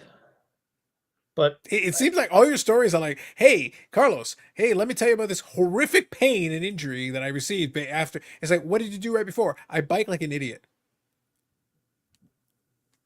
Yeah, I feel like there's like a cause and effect thing. Like if you do something and then it causes something, you would think like maybe we learn our lesson, or maybe we understand. Wait a minute, I guess. Yeah, that's what I think. He actually enjoys it. I actually think he gets excited. And just so people don't think I'm lying or I'm making this stuff up. Yes, because some people would lie about something like that. Here's my Strava information. Strava. Yeah. So you can see all the information down there. Can you see all that? I think only 146 watts of average power, Eric. We need more power. More power. So yeah. So that's what I did today. There's the map. That's what I did today. And it hurts a lot. I burned 2,076 calories. And I'm too my stomach is too upset to try to eat and replace them. Even chocolate sticks? I couldn't. No way. I'd throw it up. I had a few pieces of watermelon. Like I can't eat. I'll throw it right up. Yeah, this sounds like a terrible idea. Like top to bottom, it sounds like like a whole bunch of excuses to me. Yeah, Eric, have you considered something healthier, like getting beaten viciously with a baseball bat? I've thought about it. It would take less time. That's the thing. Right now, I'd choose that. Just saying. Looks like your trip today. Yes. Drink a Pepsi. Sponsored by. Uh, We'll accept sponsorship from Pepsi. I Just will saying. be drinking a Pepsi at some point. I got some right now. I have in my Yeti cup. I have Yeti cup. Not sponsored yet. Yet. right. Yet he not Yeah. sponsored yet. He. Wow. I have the drink I always have after a long ride, and that would be a Paul Newman's own pink lemonade. Wow. That is my As is. after ride pleasure. Other people drink the beers or, Gatorades. I always have Paul Newman's own pink lemonade. That says, old dirty bastard the rapper. Eric has become the old dirty biker. He's the ODB of the bike world. True. Mayo is too good to replace calories. Mayo is That's good to replace disgusting. calories. No, listen, I am very nauseous. We can't do that right now. You did it yourself. Maham says, what happened to the crumble cookie? Listen, what did happen to the crumble cookie?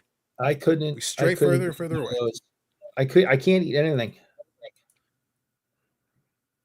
Yep. See, here's a good one, Yannick. Can Carlos even ride a bike? No, foul ball. When you do it right, you can ride the bike with your mind. Mind power. Mental propulsion. Mental propulsion. See, Eric, the problem is Eric is using his legs like a peasant. You do it with your My mind. legs are like noodles right now. I'm an absolute train wreck. Mm. Now I'm Whatever supposed to happened to go out Crumble and Cookie do a Sponge? 30-mile road ride Sunday morning at 6 a.m., but I don't think I'm going to do that right now. Wow. Whatever happened to the Crumble Cookie sponsorship? The dream still lives. Someday. Maybe someday. Yeti, sippy cup. You say tomato, I say tomato. That's right, Paul. Good evening, Paul. See, Yannick, Eric makes a valid point, though. He does make a solid point.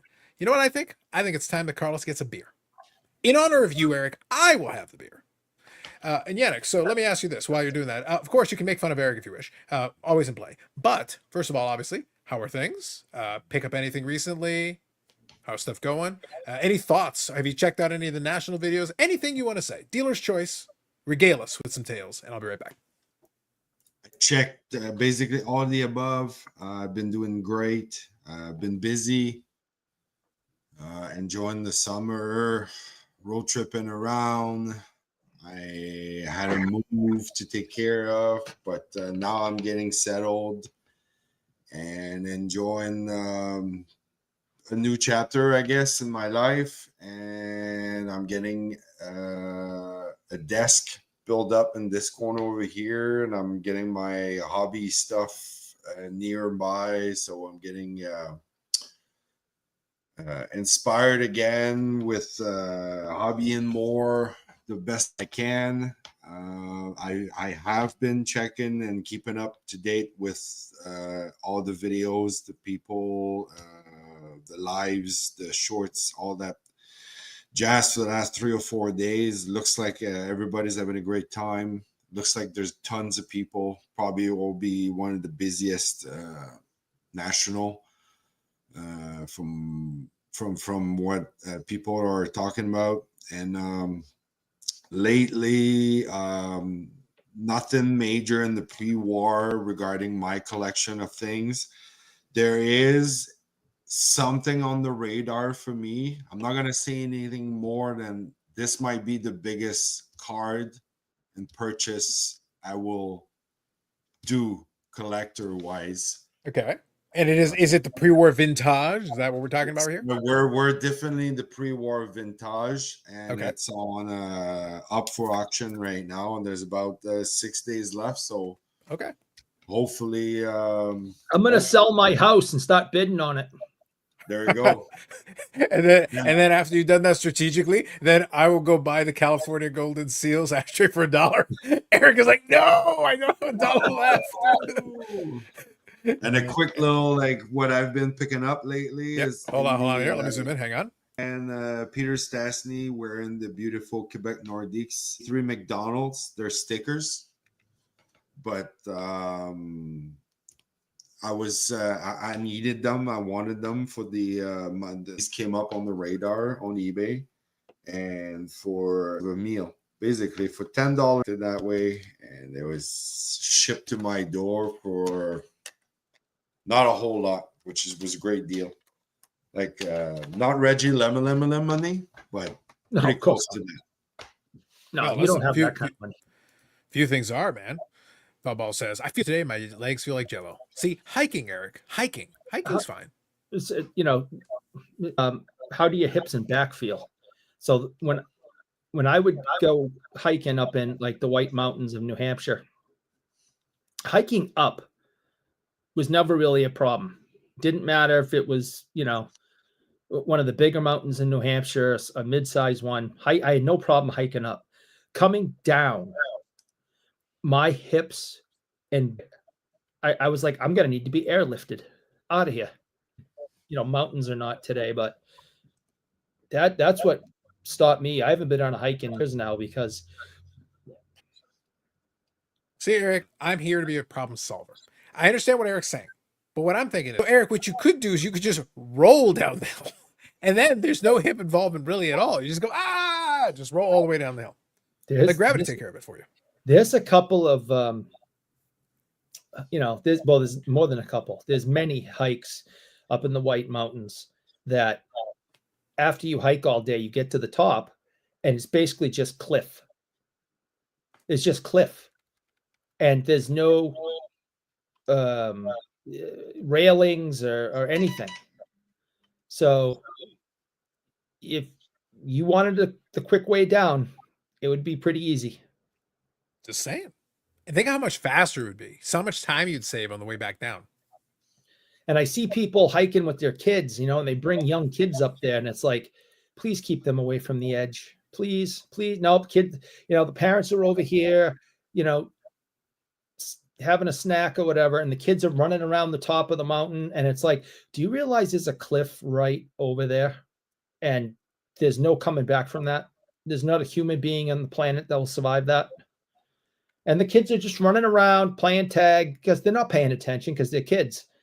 And I can feel my stomach turning watching it. It's brutal. I hate people. People suck. Wow. Scandalous. Wow. Truly not a meta-piece situation, Yannick. Let's go crazy. Luckily, I've cracked open a beer, so I'm in a good mood. But yes. Bassier says, did Yannick show bid on his new house to make it feel more like a hobby purchase? He did. He also had to send it to eBay authentication. That's what really makes it feel like a hobby purchase. That's what took so long for the closing. My cat's got his own email. Not easy. My cat's got his own email so he can bid. Wow. Scandalous. That's just the kids running from Eric on this supposed mountain. Yes. And to help, the parents are like helping out. This is like a name situation. He's got like 47 kids. So in this situation, just to save time, he actually just grabs them and just starts chucking them down the mountain. Just to speed things along. Just to go like, all right, we're not all walking back down. Eric, we're not walking this back down this mountain. We're using gravity. Let's go. Well, if I threw names 48 kids off the top, then Your hip would break. It would be like a giant pillow down there when I jumped. Yeah, but the problem is you wouldn't make it to 47 or 48 because hip replacement or not, your hip would fall apart. It would disintegrate. It'd just be done. I don't have faith and confidence in your hip to hold up to the punishment, Eric. I don't think I'm climbing any more mountains. I think those days are done. Gideon Stuke, are you at the national? I can't remember if you actually made the trip down or up. So I'm not sure. Curious. Oh god. Yeah, so we definitely had some good ones. I did enjoy it. Like I said, I enjoyed watching some of the videos. It was actually kind of fun, and I'm gonna watch some of the other ones as well. We're starting to get the thing. I will say though, again, if you're into the content game, getting the videos out in a timely fashion, man. Some of them are getting pretty good views, man. If you're doing some national vlogs, people are interested. Like I went and watched, and I saw one of them. I want to say one of the ones that I saw was like 5,000 or 6,000 views for somebody that normally doesn't get that. I was like, hey, that's pretty good, man. That's pretty solid. Can't complain about that. Yeah, here we go. So like baseball collector who's done pretty well, but like his day one video. So for day one, Chicago National, 14,000 views. That's pretty good. Not bad. So like people are interested. People are looking for those national videos, man. And if you got any following at all, go for it. Why not? May as well get the videos out. It's just one of those things. I wouldn't go out of your way if if you really are just hanging out and you don't want to spend too much time on it. Don't kill yourself editing the video, but if you can get a couple of videos out there just to share some of the stuff you're doing and that, I think people are interested, especially right now as the Nationals going on. Now, curious about this. So let me get your take on this. Obviously, we're gonna get an absolute crap ton of them, especially over the weekend. Is it a thing where does it become a little bit of overkill, or are you interested in what's out there? Do you kind of pick and choose whose vlogs and things you're watching? As you get around to it. Obviously, nobody watches all of them, but I watch a decent amount of them. It's pretty good. Uh, do you kind of pick and choose some? Are there some that you particularly like to check out? I know Ham has got his style, and it's pretty good for what he does there. There's other people who do it a different way. I usually watch Neo's. He'll do a little walking around and whatever. There's certain ones that I'll make sure to check out the multiple episodes on it. But there's other ones where I'll check the odd vlog here and there just as it pops up in my feed. What do you guys think? Well, I'll go. Go ahead, Eric. All right. So I honestly don't, and I do actually feel bad about this sometimes. That I don't watch a lot of content. I'm busy. I got other things going on, and I don't watch a lot of content. So I don't have. I almost texted you, sent you a text, Carlos, a day or so ago, and I was going to ask you, who do you recommend? Give me like 5 names. But then I just kind of went and just I typed in national or the initials for it or whatever, and all these videos started coming up, and I just went down until I saw people I recognized, and watched them to support them, and I hit like, and they got a view and all that. So I've watched more content over the last 2 days than I would on average. And I think people are doing a great job. I don't when it comes to stuff like this, I don't need a lot of effort put in. Just throw the camera up, show me what's going on, tell me a quick story, that kind of stuff. So, so the people I've been listening to, like Mike and Neo and Sports Car Dad, and there's 1 or 2 others also. I think the content was good. I think they really give you a good idea of what's happening there, showing off tables, telling you about what's going on, telling you Tom Brady's there. I understand that's a big deal, right? We have our feelings about him, but I mean, having Tom Brady show up at the National and walk around. So, there's things like that. And rare stuff is what I like. That's why I like going to these major shows. That's why I like watching videos from the major shows. So people going around, and even if it's old baseball or football or basketball, I love the mantle card that's in pristine touch. Have done a really good job. I tell you what, through a video that Ham and did was the video of the line out front. Yeah, they were in that's tilted. You can still see way down, and it is just mobbed. So I thought that was really, really good on their part to film that and post it, because it's a freaking madhouse. And this was like on Thursday. This was not on a Saturday, their quote biggest day. This is a Thursday, and it was an absolute madhouse. So I really did appreciate them showing that, because that really gave you a clear idea of what's going on there. Yeah, that was one of my big takeaways, because I felt like, and I asked Ham when we were chatting about it, is that the perspective is that it feels like it's been a very strong first couple of days, especially compared to normal. The VIP night is normally a little calmer. I know with the expo, the VIP night's great. If you want to do deals and stuff, it's great because the dealers are there, but at the same time, you're not as bunched up with so many people. If you want to take a couple of minutes, negotiate, go back and forth, look up some stuff, and talk through the deal itself, the VIP night's good.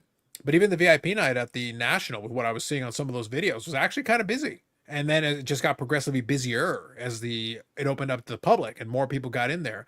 And to your point, they went through the big long line and just showed you how many people. So it's like you're seeing these masses of humanity in a very big space. It's not like, and they've got the second floor, they've got additional spaces, Right. and even still, it feels cramped in certain areas because of that. I saw Zach- I saw one. Excuse me. I saw one video. I didn't recognize the guy, and but his whole video was why I walked out of the National. Yeah, I saw that. I saw that. Yeah, and it's too many people, and you can't look at the tables. You're getting shoved around. You know it's not comfortable. Okay, I listen. I've been in that situation, whether it be at a small show of 50 tables, or times at the expo when there's thousands, and you're trying to look at something, and there's just this wave coming down the aisle, and it's pushing you, and you don't feel like you can hold your ground and sit there and look at what you want, or you're coming in sideways between two people, peeking over the shoulders because the table's packed. That's not fun for anybody, but it's also nobody's fault. There's what are they going to do? Limit ticket sales? It's like so when you get in the pit, you got to deal with it. He throws his elbows. I know that, but Yep. so I didn't judge the guy. People may have, had some things negatively say, but first of all, anyone can come and go as you please. So you can do what you want with it. And if you don't want to have tons of people swarmed around, the person knows that is an issue for them. Being just in a stampede of people is difficult for you as a person. Don't go there. Don't go to the National. Yeah, there are going to be some other shows that are probably going to be better served to your purpose. That's what I was saying to him. At this point, if money or time was no longer an issue, I have, I win the Powerball. I have all the monies, Yannick, and I'm like, Eric, I'm a man of leisure. I have nothing but time. And so I have time and money. Clearly no issue then. I'm still not going. It doesn't appeal to me in terms of what I want out of my card show experience, but I understand why for other people it would make sense. So I won't judge anybody for saying who want it. Oh man, but I like to hang out with you. So great. Sounds fun. Sounds awesome. Feel free to tell me. Tell us about it. We're still interested, tell us a story. That's fine by all means. But I think it's interesting to have kind of the combination of things. I'll quickly touch on here. Zach, good evening. Good evening, Zach. There's so many videos. Not sure if it's the algorithm or it's just more than ever. It's both. The algorithm, of course, is going to feed us a heavy dose of that because that's what people are clicking on right now. In the sports card space, the national videos are going to get good traction.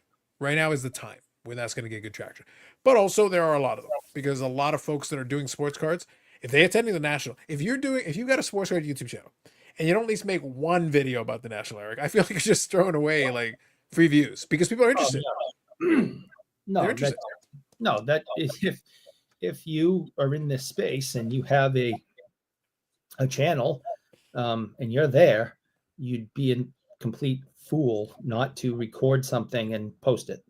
Yeah, it doesn't have to be the most elaborate thing. You don't have to go crazy. You don't have to do like crazy fancy editing. You don't have to do hours of coverage, hours of footage, B-roll. No, just a little bit, a little summary, maybe a quick walk around, whatever. Put a couple of those pieces together, a couple of minutes, and you're good. Ham does a good job with that at times where he just goes live and I'm at this table. This is the dealer's name. Look at these cards. He goes through them slow, points out the ones that interest him. And all right, have a good time. Off to the next. I love that. Yep. Hobby Champs here says, I think Neo does the best phone national lives. He's very informative when he's walking around. And yeah, we talked about that. So if you guys check out on the channel, I praised the content and we were talking about the content and the videos and stuff like that and the thought process. Beautiful opportunity. Neo knows this. Neo knows how to play the game. Dustin does to a certain degree as well. Obviously he does it his way, but the reality is Neo can take his little camera that he has and can walk up and down the aisle. He can basically just have it on him and just walk. And as he's looking around and looking at the aisles, but there you go. That's like half the job is done. You're literally just walking up and down aisles, and there's your content. It's going on, or what you're seeing. As you re-edit that 14 times, like it's pretty straightforward. Just take what's there. Some people that's and for the people making the videos, whatever you enjoy, because this is all about fun and what you enjoy. I don't need that. I'm a very basic person. So Ham going pause if I want, and all the pictures are clear, right? And he's going at a good clip. And Yep. No, I agree. We talked about that in terms of videos as well. The national video. It did a quick comparison of Triple Crown 24 about how he made a lot of the same points, and Andy was kind of vilified. So for those of you who've been around years now, Yeah. I've had Andy on the channel a couple different times. I was one of the first folks to reach out to him at the time to be like, "Hey, come on and chat about the thing," because I got a kick out of it. Very But he first got one was very popular. The yeah, very but at first that one. moment, like at the time, and Eric, that was one of my favorite things. I brought him on. I go, no, let's talk about it. Like I had no problem with his thesis. I just thought the reaction to it was hysterical because he got raked over the coals, Oh yeah, it was ridiculous. Oh yeah. and then- we were like, then his I power think went that's up. excessive. Yeah, and then his power went out. Yeah, During the lightning that was later, but yeah, that was when he actually went to national. But that was funny. That was different. Right. But regardless though, and in the end, he did end up going to the national and had a good time with it. It was fine. But the thing is that at the time, it doesn't always make sense for everybody. It is really expensive now. As a vacation, it can be very expensive depending on what you're doing with it. So it might not be for everybody. You know, if you're a big vintage guy, maybe going to Strongsville is the play. You know, it's a concentrated group of vintage dealers that might have what you want. That might make more sense. You know, for a lot of us with the hockeys, the expo pretty much covers our needs. Like realistically, like it covers what we're good to go. Can you attend to the Once show? a year. Sure. Yeah, it's twice a year. That's good enough. And I can attend some small supplemental shows along the way just if I look around to see some stuff. But most of the time, I'm not going to find too much craziness. But you can pretty much just load up for 2 shows a year. That's basically what we got going on here. For me, it's in my backyard. It's a hop, skip, and a jump, so it makes it really easy for me. So for me, it makes sense. If I had to travel all the way to the other side of the country, now I got to think about this a little bit. Wait, does it still make sense? Maybe, maybe not. Depends. I did So, see let's some posts on Instagram by some people I follow that are there, and either they are selling some really nice hockey stuff, or they were videoing and talking about the hockey stuff they found. And there is, and of course I've never said there's nada hockey at the National. That would be foolish. But if I'm going to go on my vacation, my once a year vacation someplace, and spend my once a year vacation money, I'm going to go to a place that has 100% hockey and not 10% hockey. Because these guys that are at the National selling hockey, where do you think they're going to be in November? Up north. So I'll see them then. Yeah, well, per capita just makes more sense. Plus, occasionally, our hotels have knife expos. Fortunately. Well, listen, they knife show. Eric, I win. Beer and knives. Oh my God. I can't. Can you imagine how much money I would have spent in the spring on hockey cards and knives? Oh my good Jesus. Can't even imagine. I can't even think about it. Exactly. They had the knives and the hockey cards. I can't. I haven't bought a knife in months, by the way. Months. Well, you got plenty to stab yourself with already. You don't need more. Hobby Champ says, I'm weird. If I see cards I can't afford, they don't interest me that much. I'm only interested in stuff I can acquire. Fair. Fair. I'm like that if I'm on a time limit.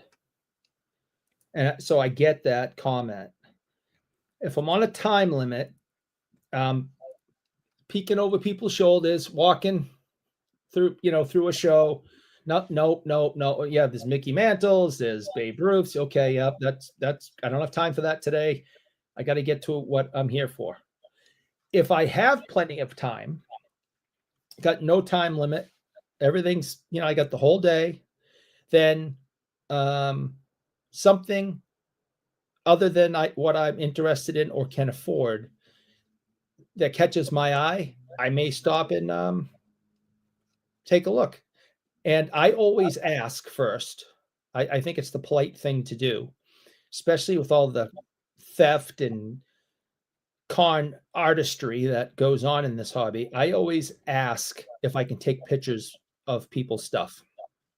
So if there's I don't know, I keep saying Mickey Mantle. So a Mickey Mantle card, PSA graded 8, 51 Bowman or something, I'm like, wow, that's incredible. I mean, what are the chances of finding that here and at this show, and I'll say, may I take a picture of it? And sometimes they say, no, I prefer that you don't. I go, all right, no problem. 9 times out of 10, yeah, go ahead. Especially if I say, can I take a picture of it and send it to somebody who might be interested? Mm-hmm. Yeah. Then they're always Now- like, oh, yeah. Now I want to say now real quick important thing I want to say here, and this is important. So for the first time tonight, we want to make sure we cover this. Now, Eric, though, to be fair, I'm really tired, but I'll do my best. To be fair. decent effort, solid. When you're asking to take a picture, you should ask for permission because you're using an old-timey camera, and it takes 10 minutes for the picture to develop. Well, So when gotta you're set up sitting there the with the big tripod. box camera, I yeah, gotta you know what I'm put talking about. I got to The put big box thing over my camera, head. and he's got a whole. Everyone hold still. No one Yeah. move.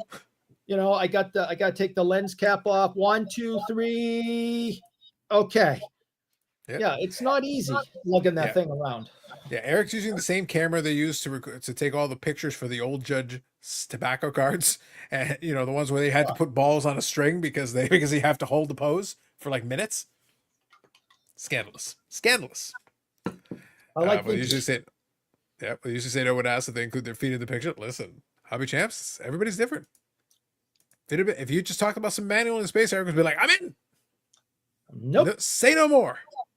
And on my family's life, my eyes, my good hip, I have never looked that up. I swear to God, I've never looked it up. Someday, Eric, someday you will know the I've glory. watched Yannick, it. one day he will Nope, know the I will glory that not- is Emmanuel in you space. will not find it in my Google history. If the government goes through my Google history for the last 10 years, you will not find it. I will not. I have no interest in anything. I do know, like I said, that the woman that she wrote it, and it was all based on, was in Steve McQueen movie, The Sand Pebbles. Great that's movie. all I know. Great movie. That's all nice and dandy, Eric. Go watch The Born Supremacy, and we'll see what your internet history shows. Go watch The Born Supremacy, and you'll see what's going on there. Real quick here. Good evening, John. It's Carlos. Dan will be there too. Is it going to be Dan, or is it Dan from Saugus? We're going to find out together. Who knows? Hobby Champ says, I remember watching those Emmanuel movies and Skinamax in my grandparents' house at night when everyone was asleep. Yes, when Eric was a kid. Yes, Eric has those feelings when he was last weekend. Nope. Emmanuel in space. I want nothing. I don't want anything to do with it. Good, wholesome family entertainment. I'm convinced somehow you guys did some kind of computer thingy, and as soon as I look it up, my phone's going to explode or something horrible is going to happen. So I'm not even going to Google it. Well, Eric, there are hundreds of phrases that will trigger that particular response. I'm Hundreds not of them. doing it. Just saying. Yep. Good times. I love it. But, But if anyone's interested, go to IMBD, type in Sand Pebbles, and you'll see the actress and writer in the database. That's all I know. I do have a question. So now I have a question for the chat. Kind of curious here, because I know a bunch of you have probably seen some. Curious, have you seen from any of these vlogs or any of these things for National? You seen anything that caught your eye? Anything that surprised you from any of this stuff? Obviously, I always kind of watch it just to get a general sense. Kind of what we talked about earlier tonight. There's some of them that do take different styles in terms of how they're going to do that, how they're going to tell their own story. Some people are more, Neo has his style about it that he does it with it that works really well. Dustin's got his, Ham's got his. So I watch various of theirs to support it, but also just kind of get a sense of, okay, let me get a sense, because some of them will walk the floor in different ways. That way you can, by the time you're done, if you really want to, if you watch enough of those vlogs, you'll pretty much know what's on the entire floor. Like pretty much from end to end, somebody will have gone through most of the sections and giving you a good sense of it. Especially if some of the specialized in some of the stuff, you'll be able to get a good sense of it. That's why I always thought it was interesting to see, like, okay, let me see what's going on here. That for me, it's like the day one recaps, day 2, day 3, day 4, and I watch to see how it develops as we get into the weekend. Because now Friday night is obviously its own thing. We got the trade nights. That's going to be part of a couple of things here coming up. We got the trade nights. We got a lot of the other events. Again, the Nationals cracking down, Eric. The Gestapo. Yeah, they're not going to allow it. What's that? Do we? I've been a little busy today, as we discussed. So, do we have? Dan, when you're good, just give me a thumbs up. do we have an actual reason to why those events were canceled? Was it because Dan was Yes. there? Yes, Dan Because committed Dan to some was there very to egregious promote- acts that will not be spoken of again, and that is why the YouTuber get together was thrown out of the Embassy Suites. It was not allowed. My lighting is bad in here. Hold on. I Dan's working assume on his lighting. I assume it was because Dan was probably drunk and causing and fighting people and stuff like that. So I see. Dan, how are you? I'm good. Now, Dan, I don't know if your mic, I don't know if you're using a phone or whatever you're using, but your microphone is like dead quiet. We literally can barely hear you. Oh, wait, let me There's definitely sound coming out, but I can't hear you. Is that any better? Hello? Very slightly. we can barely hear you. Hold on. Let me Which adjust I'm it. Hang okay on. with. Hey, Dan, I got you. Hang on. Let me tweak it here. Hang on. Okay, go ahead. Talk. How's that? Is that any... Sit on this end. Don't worry. I got you. All right, cool. You're all good. How's it going, Dan? It is going very well. It has been an incredible week. I am over the moon on cards that I got, people that I talked to, all kinds of stuff. So I sent you a text. I don't know, a couple hours ago, Carlos, with Yep. with me and Ham in a nice little selfie. Yeah, the We were going to luminaries. get Hang Eric on, the I'll finger, but we decided not to.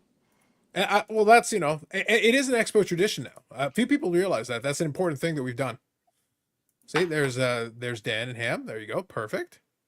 Beautiful. stuff. Dan in hand. Yeah, don't Yeah. send that to me.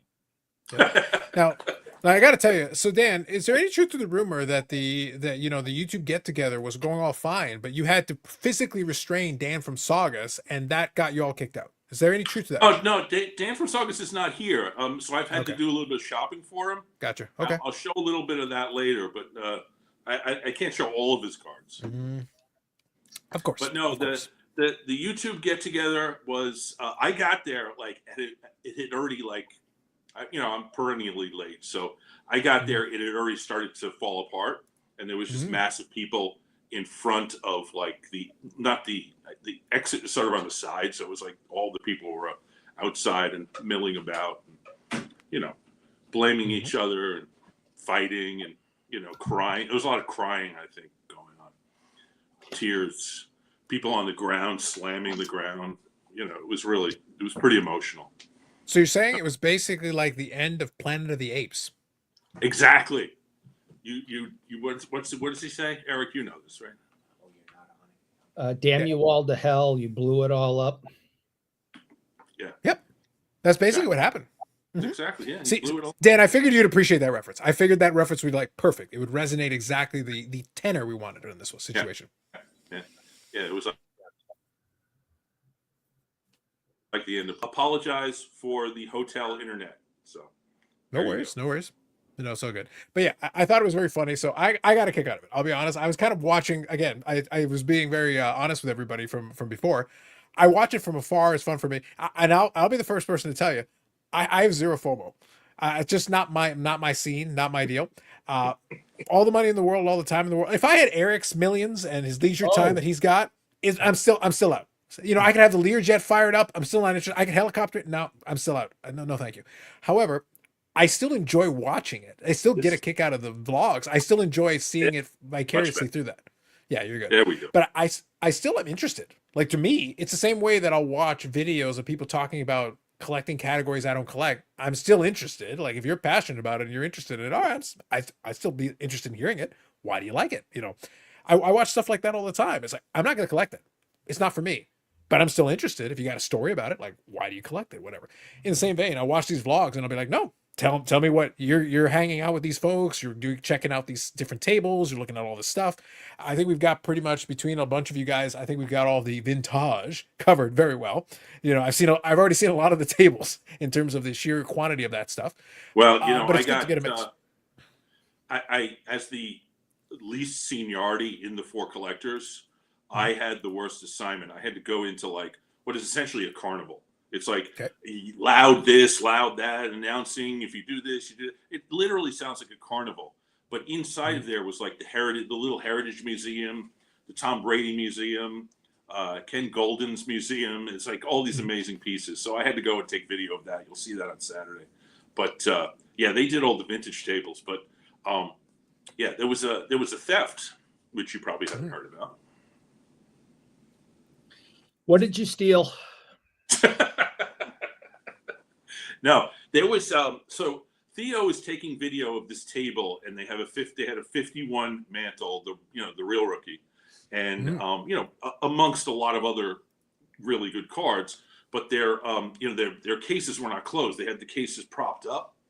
So I guess someone distracted them, and someone took the mantle and just was gone with it. So Theo actually had to go back and give them video, because when he videoed it was there. So they had to establish when to start looking at the security footage. But I talked to the guy today, and I think they really don't have like a lead on it. But well, it's part of the hobby. You got to be careful. You can't leave your cases open. Yeah, and But also, Dan, I had a video recently when I was talking to Neo Cards and Comics, and I posited a theory about the Dallas Card Show robberies. So since you bring this up, I have a theory, but I'd like to get your theory. And why is it, Eric? So, look, your theory has to make sense. With all due respect, It makes all the sense, Dan. It makes all the sense. You're either he's either the smartest. Wait, I'm looking. What am I getting? He's It's the other way, Dan. Smartest guy who could pull off the perfect caper, like Ocean's 11. Or Dan, he's a guy one who name. rides into One name for you. bicycles into trees. I mean, you Cut- got to choose which Eric is your Eric. Dan, one name for you. Kaiser Soze. That's all I got to say. Just, I'm not going to spoil it for anybody that hasn't seen a movie that's 30 years old. But all I'm saying is at the end, the cripple may be someone worth paying attention to. Who on this screen has a replaced hip, Yannick? How convenient. And like that, Dan, he's gone. I don't know. I just don't see it. I'm still thinking you got to make a choice. You got to say he's either brilliant mastermind or a guy who drives his bicycles into trees. He's one of the two. Well, Dan, the thing is, you got to remember, and like we look at that background and everything. You think that that room is real? That's CGI. That whole thing, like he's in a rolling truck that can scander around. You're gonna see this little truck on the outside that says "free candy" on the outside. That's just strolling around the outside of the parking lot in Chicago, or Rosemont, I should say. It's trolling around the outside. If you see a truck, a suspicious truck, I'm just saying, knock on it and ask Eric if he wants to get his chocolate stick. Oh, I tell you, what I've seen inside there have been like sniffing dogs, guys with like full SWAT gear. Yep. Well, there was a story. I didn't see it, but somebody told me about. There was guys with like five guys in like SWAT gear planning like an event, and the event was that Tom Brady is apparently coming down a stairwell to go into something back in the carnival area. So they had to have all this security. So the security actually is pretty tight, but not tight enough to keep somebody from losing their mantle when they leave their cases open. But whatever. Mm-hmm. Sure, that's fair. I think it's just kind of fun. Again, it's always fun, allegedly accusing Eric of grand larceny. Yeah. It's always an enjoyable thing for me. First of all, both of you can go screw. That's one. Two, unfortunately, and Dan, you said it. Unfortunately, it's the hobby. I must have been Monday when we were doing our podcast on Monday.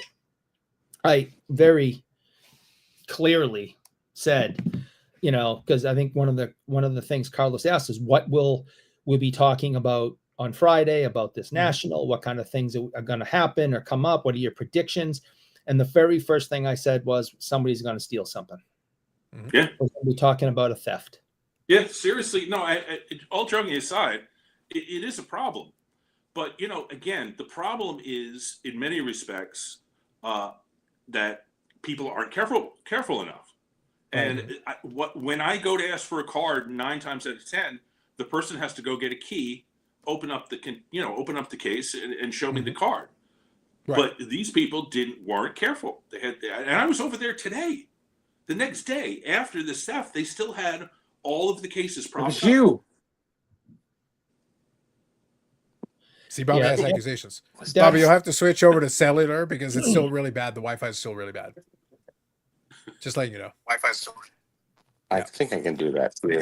Yeah, no So worries. yeah, I mean I hate to blame victims, right? Because you should be allowed to sell your wares and not be ripped off. I mean, that's I'm not. But I'm not blaming. I am, Dan. Shut up. I'm good. I want to blame. I want to blame. I didn't Dan, say you were going to blame. I want to blame. Dan, he's blaming really loudly though to deflect us. Deflect us. Again, OJ Simpson once was searching for the real killer in golf courses around the world. I'm just saying. Right to the end, he was searching all the golf courses, and I refer you to Eric. Just throwing it out there. I didn't know when I realized that I was supposed to come on here that I was going to be told to shut up, but that's okay. That's know- Eric. I How know could it's you Eric, not so know that was? it doesn't How really did you count. not know that was going to happen? Have you not watched the show?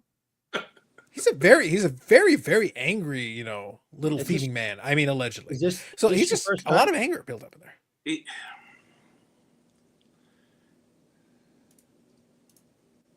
He's just mad that someone Just came mad. on and That's it.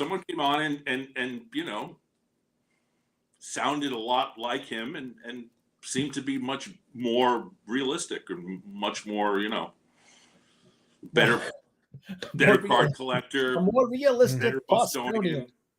Yeah. No, listen, I was glad that finally, Dan, and I'm just going to repeat this, but I just want to make sure it's known and clear. And you can take this and clip it as many ways as you want. I was glad to finally have someone who was a legitimate, proper representative of Massachusetts, as opposed to the Wish.com version that I have to deal with every single week. Honestly.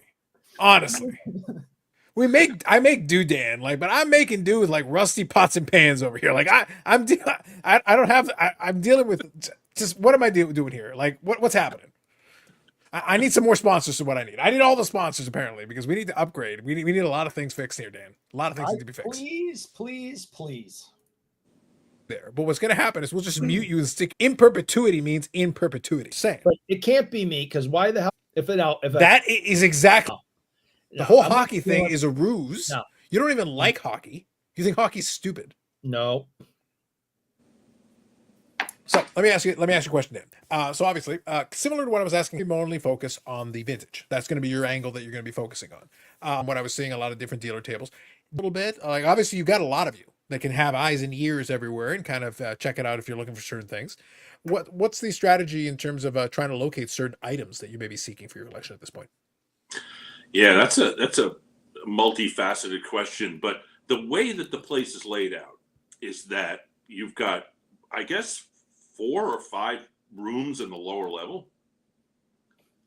Yep. and Josh has got your back, Dan. Josh has got your back. Shut up, Josh. And it's like a jigsaw puzzle of trying to put together the rooms.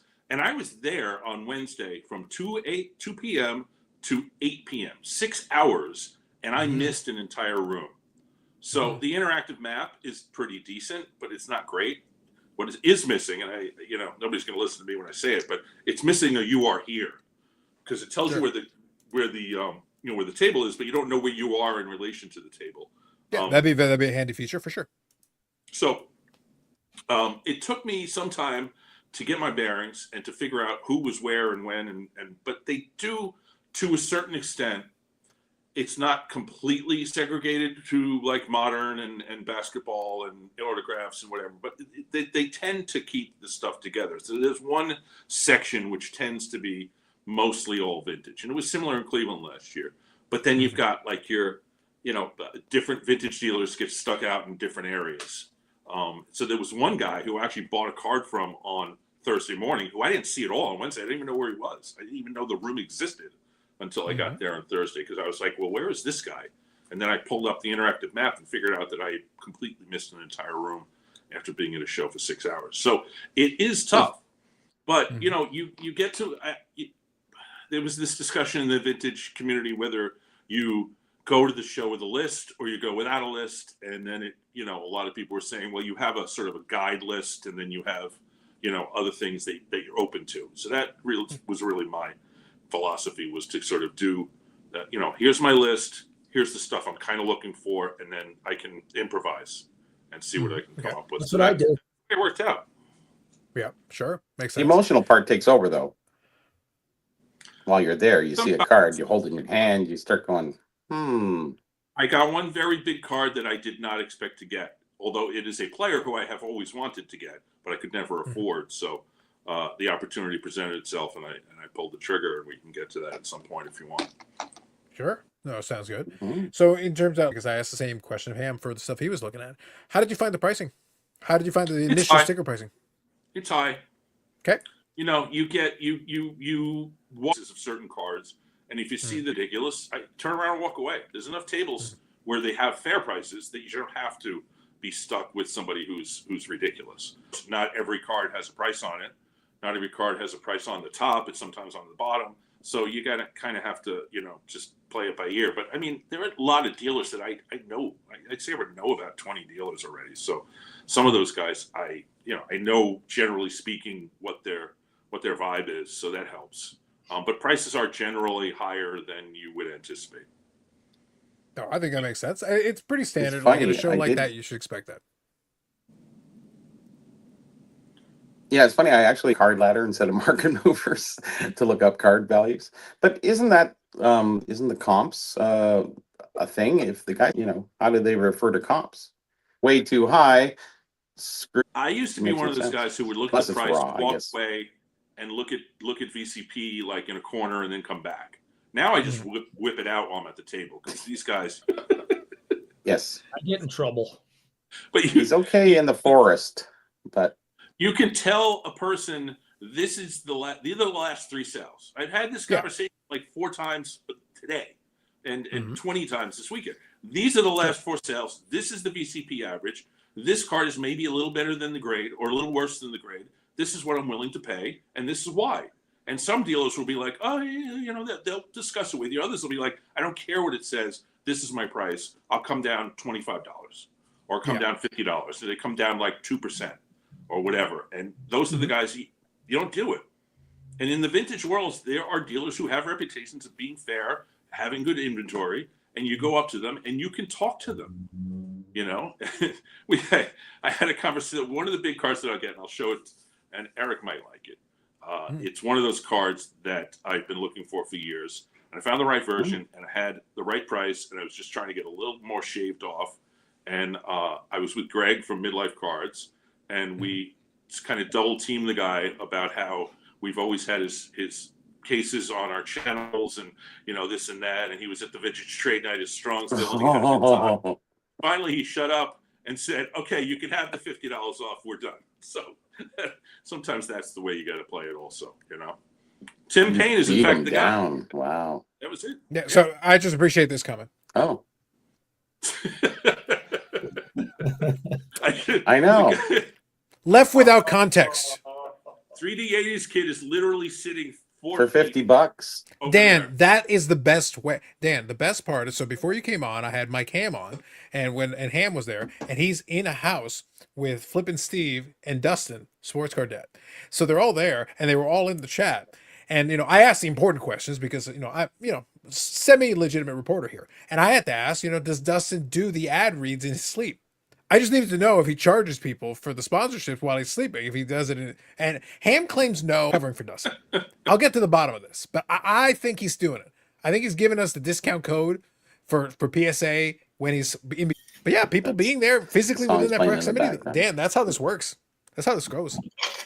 100%. Yeah. Now, What is Eric drinking?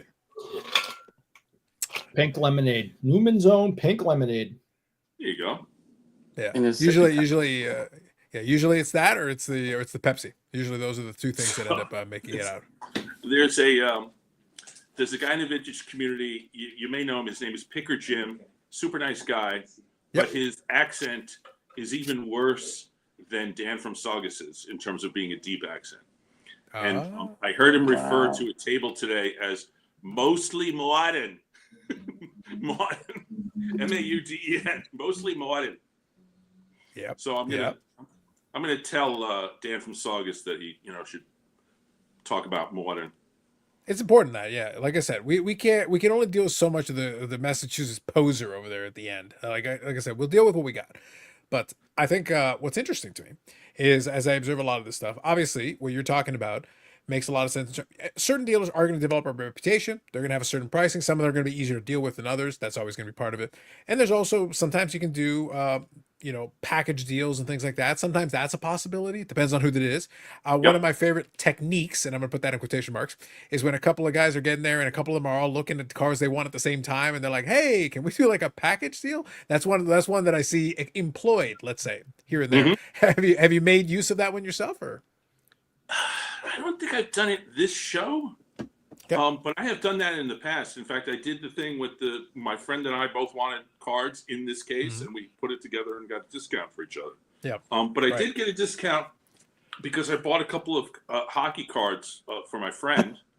Fancy. And, I just wanted to know if I got a deal on this. It's $25 for a very sharp. Was it Dad's Cookies, 1969 Dad's Cookies? Bobby will know this. It's really sharp, and it was 25, and I ended up getting another card that was also 5 for a total of 25. So I got this essentially for like 20 or a little more than that. What was the other card, Dan? This is the other card. Eddie Oh, Johnson. okay. EJ. All right. Oh, it was 4. There you go. So I got 24, and I got it, or 29, I got it for 25. So is that a good deal? It's a fair deal, yes. This is gradable. It's not a great. It's not a great deal, but a good deal. This is gradable. I actually might grade this Bobby Hall. Yep. Okay, well, So be prepared because they look like this. Oh, here we go. Am I missing? This is what it looks like when they get graded. You get this. What's that back. grade, Eric? 10. Oh, Well, watch but it. Eric, look, it could be worse.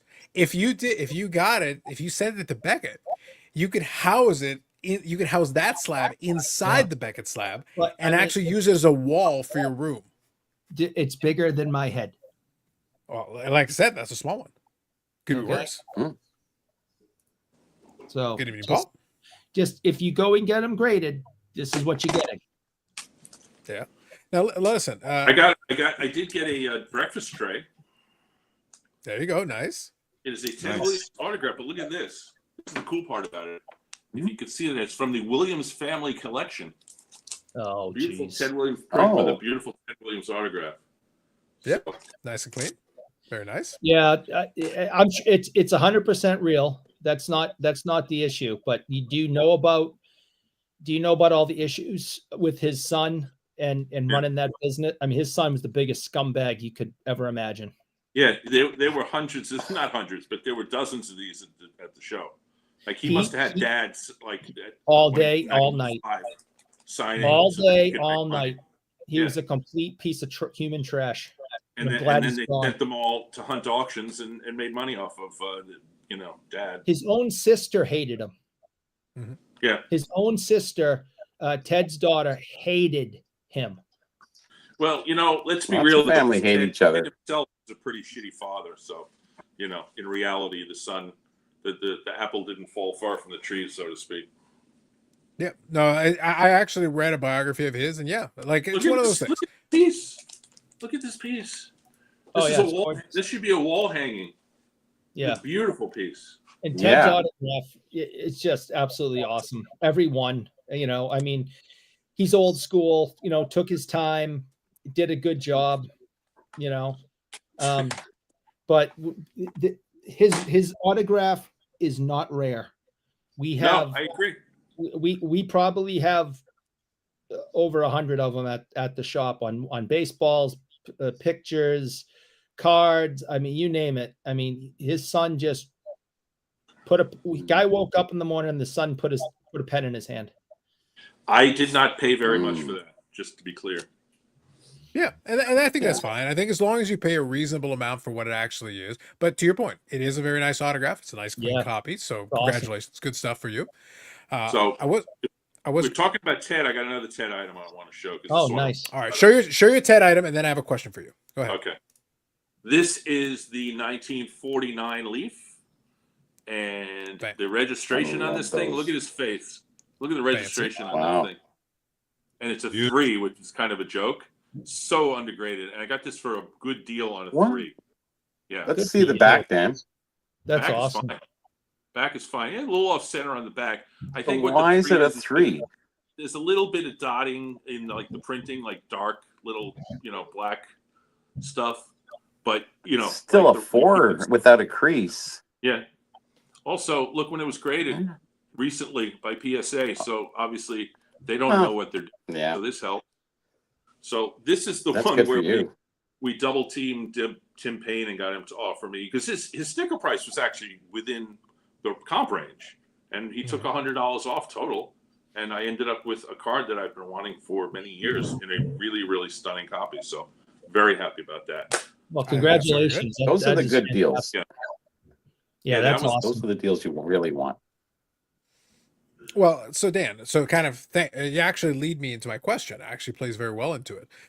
Now, as you well know, Eric's personal Jesus, Geoff Wilson. So really, what you should be looking for is the label on the top. You need the highest number on the top. You don't need to look at the card, Dan. You need to look at the label on the top. Again, as Eric's personal Jesus says, praise for him every night. Instead of facing Mecca, he faces Cards HQ in Atlanta. So, at least 3 times a day, he prays directly in the direction of Cards HQ. He's got a spot in his room specifically so that he can pray in the correct direction.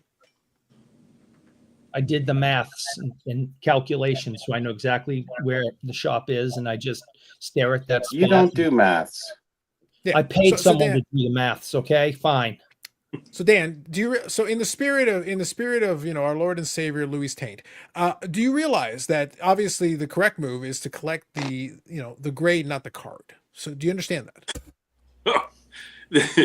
It's funny because in one of my chats, one of my friends did a selfie of himself so that you could see that Jeff Wilson was over his shoulder. He's making a face, which also we watched in the hotel room the first night the Jeff Wilson opening a 55 Bowman pack, which I think we did touch on that briefly. Yes. So What let was me ask cold, you, Dan?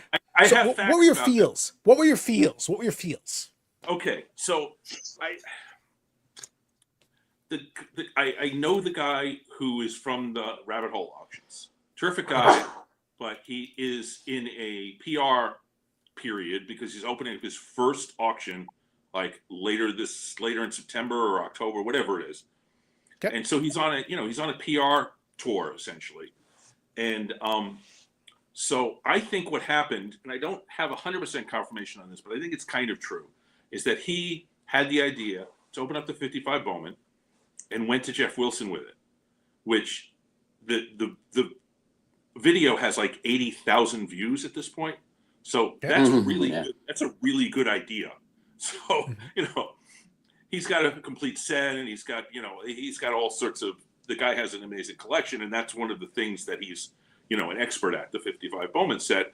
Jeff Wilson is not an expert in the 55 Bowman set. Really? But, so I am shocked by this revelation, Dan. Hold on. I need a moment. Hold on. I need a sip of my beer. Hold on. This is a shocking revelation. Hang on. All right, I am strengthened. Go on. So I had this theory, and I think it was not confirmed, but it was not denied that I think his name is Justin from Rabbit Hole Auctions actually did buy the pack. But I was amused very much by the fact that Jeff Wilson just walked up to BBCE, and there's Steve Hart working the counter. I mean, that was really good timing on his behalf. Steve Hart is working at BBCE, and I've seen BBCE at like every show for like the last 5 years, and I haven't once seen Steve Hart at all. So it's like it's staged. And I'm friends with Leighton Shelton, and Leighton Shelton was in the video, and I think he's in the video because he once opened a 55 pack at the National and pulled a Hank Aaron. It's like the National 2017 or something, I forget. So I think he was a plant, but I didn't get to speak to him about it and find out. But then the whole thing comes where they open up the pack, and of course the gum ruins the pack. So every card is sticking. They have no stars. They have, I don't know. Oh, so it leaked. How much damage? They had maybe $40 worth of cards, and it was a $4,000 unopened pack. So if that. Do the math. Well, that's what happens when a pack is not stored properly. Sorry, it leaks down like that. The gum will break down. Like you said, it was in pieces, Carlos. But Yeah. if it breaks down in humidity, it leaks down the side, and you can't stop the cars Well, from that's what I being was saying. exposed to So that, Dan, you get we screwed. were when we were touching on briefly what I was getting at, and I'm not a vintage pack expert. No, I'm not pretending to be, but just common sense. Use common sense for a second. Something that's 70 years old, you don't know what the conditions were that it was kept under. It might look fine as a pack, but the moment you open it, you expose it to whatever the conditions were that this pack was maintained in, and you have no idea what that is. The pack could look perfectly serviceable from the outside, inside of that little PSA slab, inside of that holder. And we've had conversations about this. Bobby has written a book related to vintage wax packs. He's got that knowledge base on it. There have been people out there that have. Steve Hart does have knowledge in a lot of things. I'm not going to discredit him, but the reality is there is what it is. He's the only one who at this point who even wants to touch it, because honestly, I wouldn't touch it with a 50-foot pole. Nobody. The reality is the reason why he is the gold standard today is because no one else wants it. There is no silver and there's no bronze because it's too hard. What you're really doing is you're basically looking for telltale signs of tampering is what you're actually doing. You can't certify something as good because you can never be certain. It's almost as bad as autographs because you're in the same problem. What you can do is you can tell me that something is obviously wrong, but short of that, you can't tell me it's good. You can only tell me if it's really wrong. Guess. That's all you can really do. Yes. Best guess wins. G.I. Joe? So that's your danger. Yes. Hold on, we got it. We duped. Oh, we were duped. We all got duped. Agreed. There. Oh, there. Oh, I have it on standby. Dan, I have it on standby. That's what I do. I don't want to get all conspiracy theory on you, but I'm going to. Ooh, bring it on. Steve Hart got away with this and suffered no consequences from the G.I. Joe fiasco. Yes. Because all the people that would be reporting on him and, kick him out of the hobby themselves are heavily invested probably in things that BBC has certified or, authenticated or whatever the word is that they use. So people, but if you take Steve Hart down, you decrease the value of your own collection. And if you're one of these hobby spokespeople, what's your incentive? So this guy ends up untouched. The other thing about it is that, especially when it comes to packs that are not all that rare, that get certified, it's like 95% of them are in fact real. What you need to have is somebody who can tell the 5% that aren't. And that's probably not him. But like you said, it's a hard job, and he's the only one. Not anybody. And he's made millions off of it. So, more power to him. Well, that's why we touched on that 79 box. Yeah. All I was going to say that 79 box. Sorry, I guess I'm delayed again. Yeah. You're gonna have to switch over to the cellular, Bobby. I'm afraid. So anyway, what I was saying was we actually touched. I'm on cellular. Okay. We actually touched on that at the time, Dan. So at the time that was going on, since Bobby does have a lot of knowledge base on vintage packs, we were able to have that discussion. With all the ridiculousness that I have on here, and Lord knows I do. When we have something like that, though, that is actually in Bobby's wheelhouse. That is right in that vein where he can speak to the reality that is. And we emphasize, though, it's actually the key point here isn't whether Steve Hart is good or not good at his job. That's not the point. The point is it's actually a very difficult job to do regardless. I don't care who wants to take this on, and I don't care how much time you spend studying it. The fundamental issue is that you are not certifying that it's real or it's good. You're trying to find the telltale signs of tampering. That's what you're actually trying to do. You're basically trying to disprove it. That's the actual job that you're doing. Yes. And because of that, it's very difficult. Yes. Yeah. Well, also, to be fair to Steve Hart, Eric, he can't do that. Eric, I don't know. Listen, he did invoke the "to be fair." He can't do that. You already called them names. I heard it. Told me to shut up, and you didn't listen. No, that's bad. Eric, the like button rate is going up. Get on with it. The "to be fair" has been invoked. Let's go. Do it. To be fair. A little flat. Oh, come on. Go ahead, Dan. That's all he gets. very disappointing. Very much so. Disappointing. To be fair to Steve Hart, he did say at least twice to Jeff Wilson that pack collectors, the people who collect the packs, don't want them to be open. Bobby knows this too, obviously. Yeah. He said it to Jeff Wilson more than once. And Jeff Wilson didn't care because he wanted to replay Leighton Sheldon's getting a Mickey Mantle out of a 55 pack at the National in 2017 or whenever it was. But, Yep. of course, he ended up getting Mickey Vernon, who he he mispronounced Mickey Vernon. Close. Oh, Mickey Vernon. But it was Mickey Vernon. So Dan, look, all I'm saying is that if I was advising Geoff, and if one of the minions is listening to me, guys, I would literally go through the 1950s rosters and I would find every name you can mispronounce, and I would have Jeff do all of them. Any name that is borderline, mispronounce them all. Forget about 50s. Louis Tiant pitched into the 1980s. I don't know who Louis Tiant is, Dan. I only know Louis Taint. Louis Taint. And I have an autographed baseball of it, and I have an autographed baseball of his right there, over on the side of the off screen. I brought some cards with me, and I brought a Louis Tiant card that I would have Jeff sign if I actually ran into him, but unfortunately I didn't run into him. So, you know how it is. Can I talk about some other national stuff? Yes, you can. Absolutely. Hang on. Let me read real quick. Let me get caught up on the comments. Hang on real quick. I'll read the comments, and then yes, you can. All right, so Stuke says, awesome looking card, Dan, kind of showing off what we were talking about, so thank you, Stuke. Anakin says, praying is for the people. Absolutely. Eric is praying to Geoff, though. He's praying to Geoff, though. That's a deity I can give. Now, in fairness, Dan, I only believe in one deity, and that is the content gods. I believe in only one deity, and it is the content gods that's in the corner. Praise the content gods always. You don't need Jesus in your life to have life. That's right. I only need Geoff and the content gods. That's it. That's all I need. That's correct. Wasn't it a $6,000 pack? I don't remember what the price was, but it wasn't cheap, for sure. Stu says that happened to me with 54 Bowman football years ago. Gum had damaged the card. Yeah. So I'm saying, my opinion, when it comes to something like that, don't open it. The likelihood of something getting, because you have no idea what conditions those packs were kept under. Again, let's, for the sake of argument, assume that is a completely original pack. It hasn't been tampered with. It's all good. You still have no idea what conditions it was kept under. You still have no clue. So it could be totally damaged legitimately from environmental situations. You know, what happened with that pack in the last 70 years. You have no idea. So it's like, why would you even play that game? I wouldn't, but that's just me. I would say that 20% are probably not kept in good condition. Most of the other ones that we've opened were all nice. Yep. Robert here says, there's so much talk about CT scans as before. You are. CT scans before, yes, because Eric has buried the story. I know what's going on. Luke says, had a couple of CT scans this month. I brought up the baseball card controversy with the text. All right, gotcha.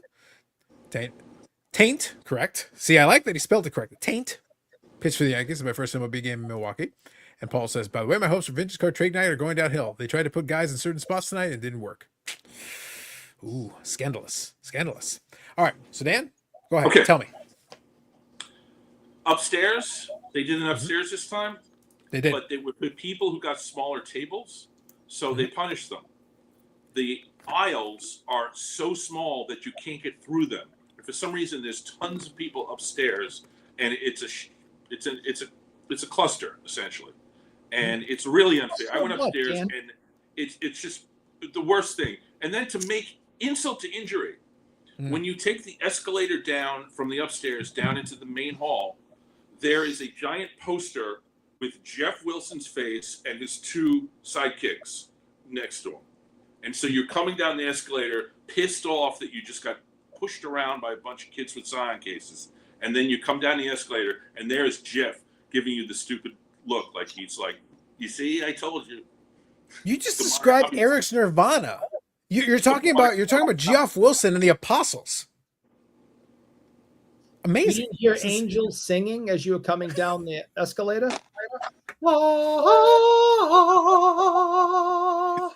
It's a picture of Jeff with like that stupid, toothy grin where it looks like he's, you want to punch him. So like that's where Jeff is.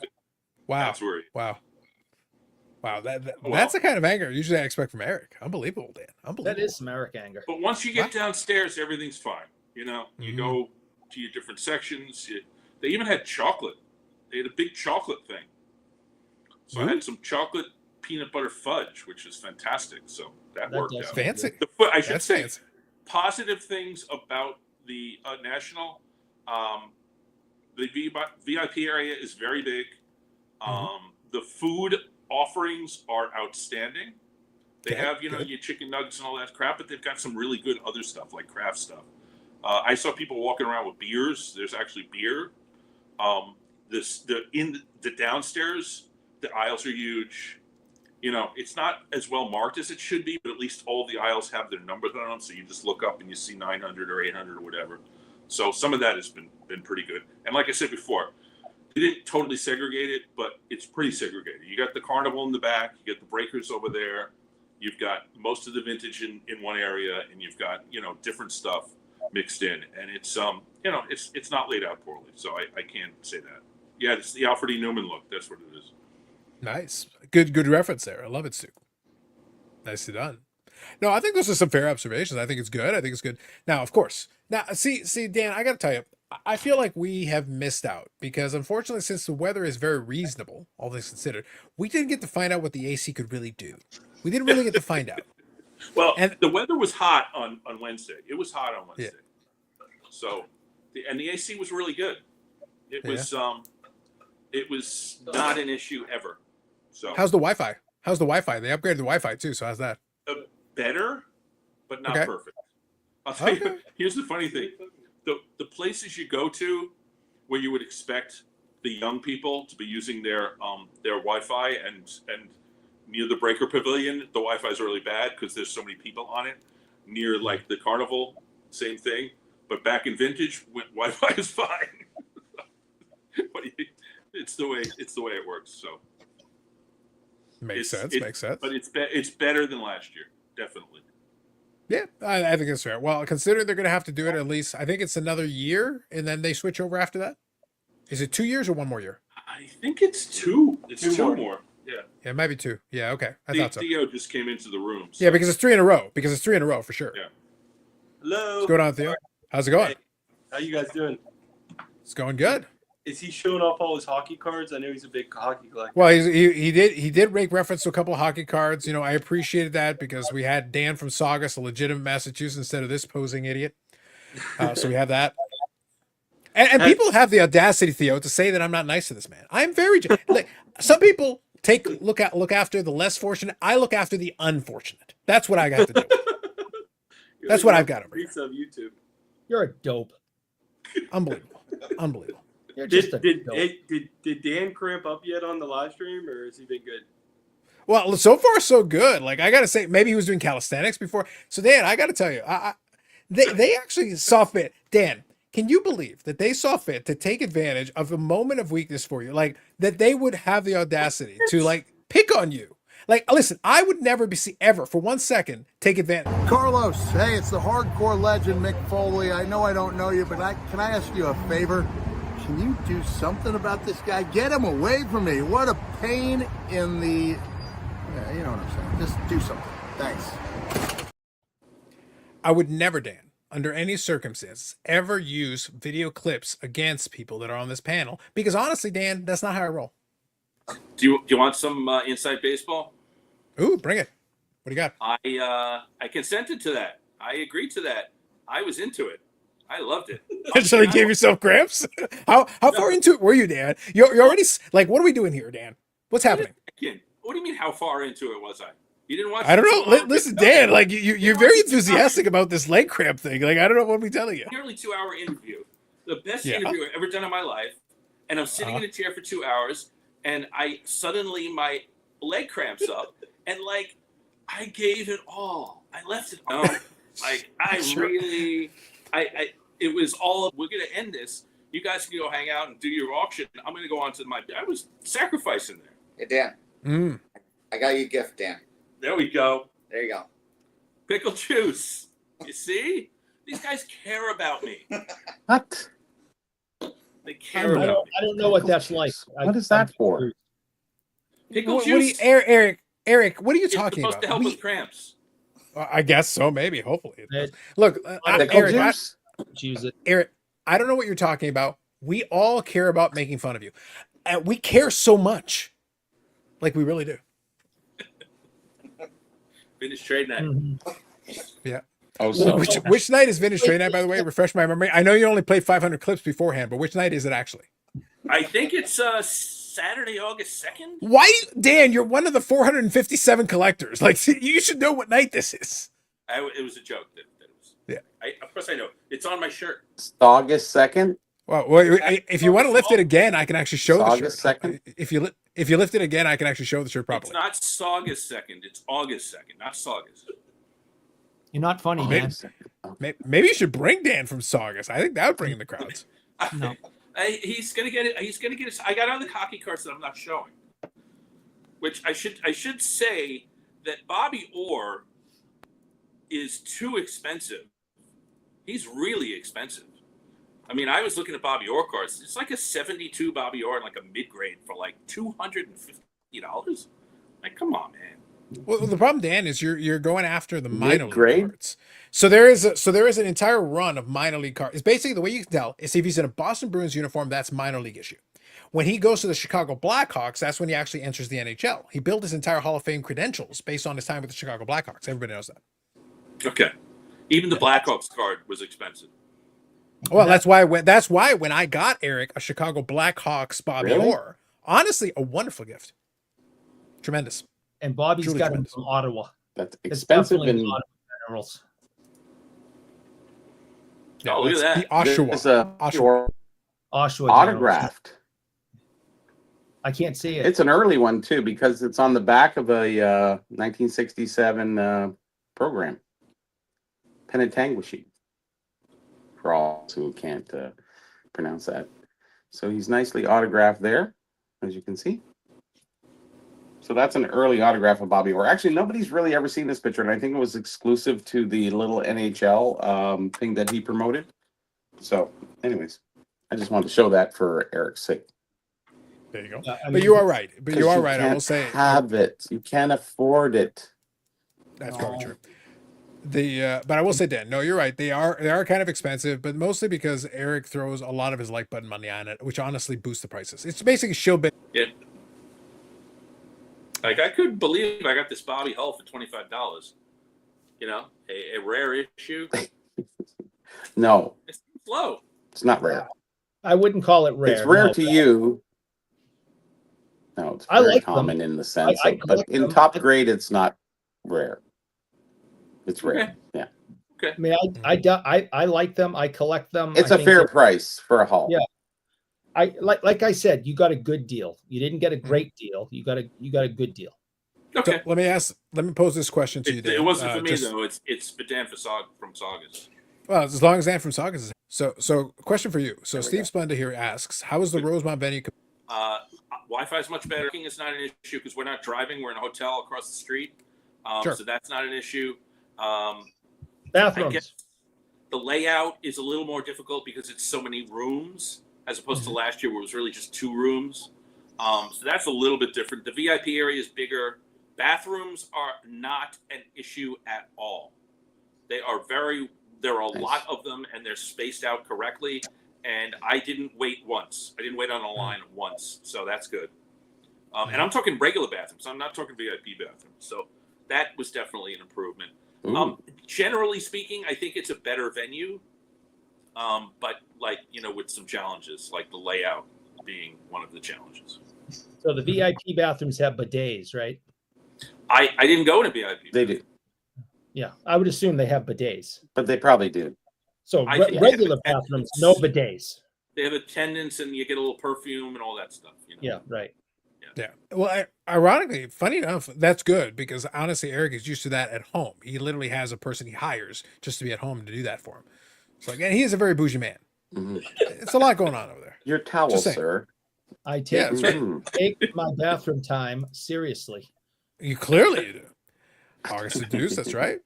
I would say because of Eric, or cars are getting close to reaching lemon prices. That's right. Soon. Mm. Right. It's correct. We'll be there soon. Yeah. I think it's valid, honestly. It's simply facts. Simply facts.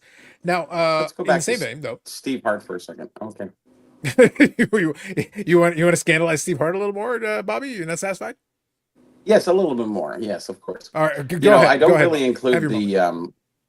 Sorry about that. Yeah, late, and I'm on regular cell. I have no idea what's going on. Anyways, with Steve Hart, I don't really consider his call on the Pokemon box part of his so-called wax experience. I think that's when you get too confident about yourself, and then you take on things that you really shouldn't have any idea of doing. And I think he's guilty of that. Otherwise, as a wax pack, guy who considers grades, I think he does a pretty good job. Like I said, if he has a 5% or 10% margin of error, there's still hundreds of thousands of packs out there that are no good. So in the grand scheme of things, but the Pokemon box was definitely different. And that just shows you a little bit too much on his end, that he took on something that he should have not taken on. And I would have never taken that on. And I just wouldn't take something like that on. I don't think I have the cojones to do that and to certify it and then find out later. But it was all set up anyway, the whole thing. So regardless, I think he took the hit, and I think he was the thing is, people weren't going to you millions and millions and millions of dollars of unopened wax. It basically depends on it. Those baseball. So you kind of have to all right, we're just going to do this. Just do that. And then we're just going to look the other way on this one, because it's what, and we can use, by the way, a real example in the real world. Suddenly, Standard & Poor and a lot of those ones didn't suddenly go out of business after the financial crisis when they did. People realized, wait a minute, the ratings agencies didn't do their jobs, and they were certifying these things as good. Isn't that your job to figure out that these are not, and you didn't do your job? They're still around. Basically, they're a necessary evil. They're a necessary evil for what's required in that to make it run. So they kind of, eventually they're kind of we're going to swallow this, but we're not going to be happy about it, but we're going to deal with it. And if in that situation they're willing to do it, think about sports cars, which is a much smaller world in terms of dollars. Well, guess what? They're going to deal with Steve Hart because nobody else wants that job. Nobody else even wants to take it on. And the other part about that, Carlos, is that, when we talk about packs, we have to equate it to autographs, and look what's happening in the autograph scandal thing, so you have two different scenarios, and authentication is another part of game use stuff and all that other stuff, but autographs and packs are the two major parts of the hobby that are somewhat suspect to opinion, right?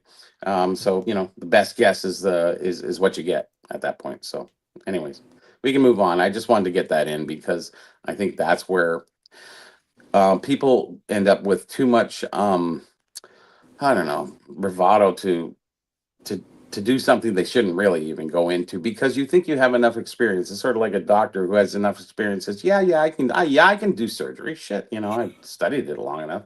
I want the guy with the experience.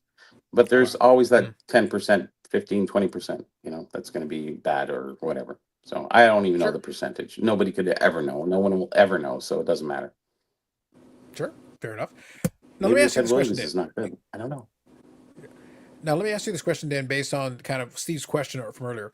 I've been watching a lot of the vlogs, and it looks like the amount of people there has been very strong attendance through the days. Even the VIP night was very strong because I was looking at it, it's that looks pretty full. And then as you get into the first full day when the public is fully loaded, boom, we got that. So far so good on that, but it looked like it's going to be a very strong attendance. How are you feeling about the rest of the week? And also my follow-up question on that, and here's what's going to be the question for that. If it gets even busier the next couple of years, do you have enough capacity? Do you have enough space there? Or is it going to become a little bit too cramped out there? So, two-part question. The first part is yes. As I said, the upstairs was insanely busy. Sure. Even though, of course, they crammed it all into one little space. And that leads into the second part of the question. But let me say this. I don't have to wait to get in because we got a media pass. Oh, wait, hold on. Oh, Bobby, yeah. Bobby, wait. Bobby, Dan is telling us that he stands head and shoulders above the peasants, about the card VIP and regular pass. Dan's Vintage Municipal PC goes right by them on the media passes. I see what's going on there, Dan. But here's the thing. Dan, what's the demographic?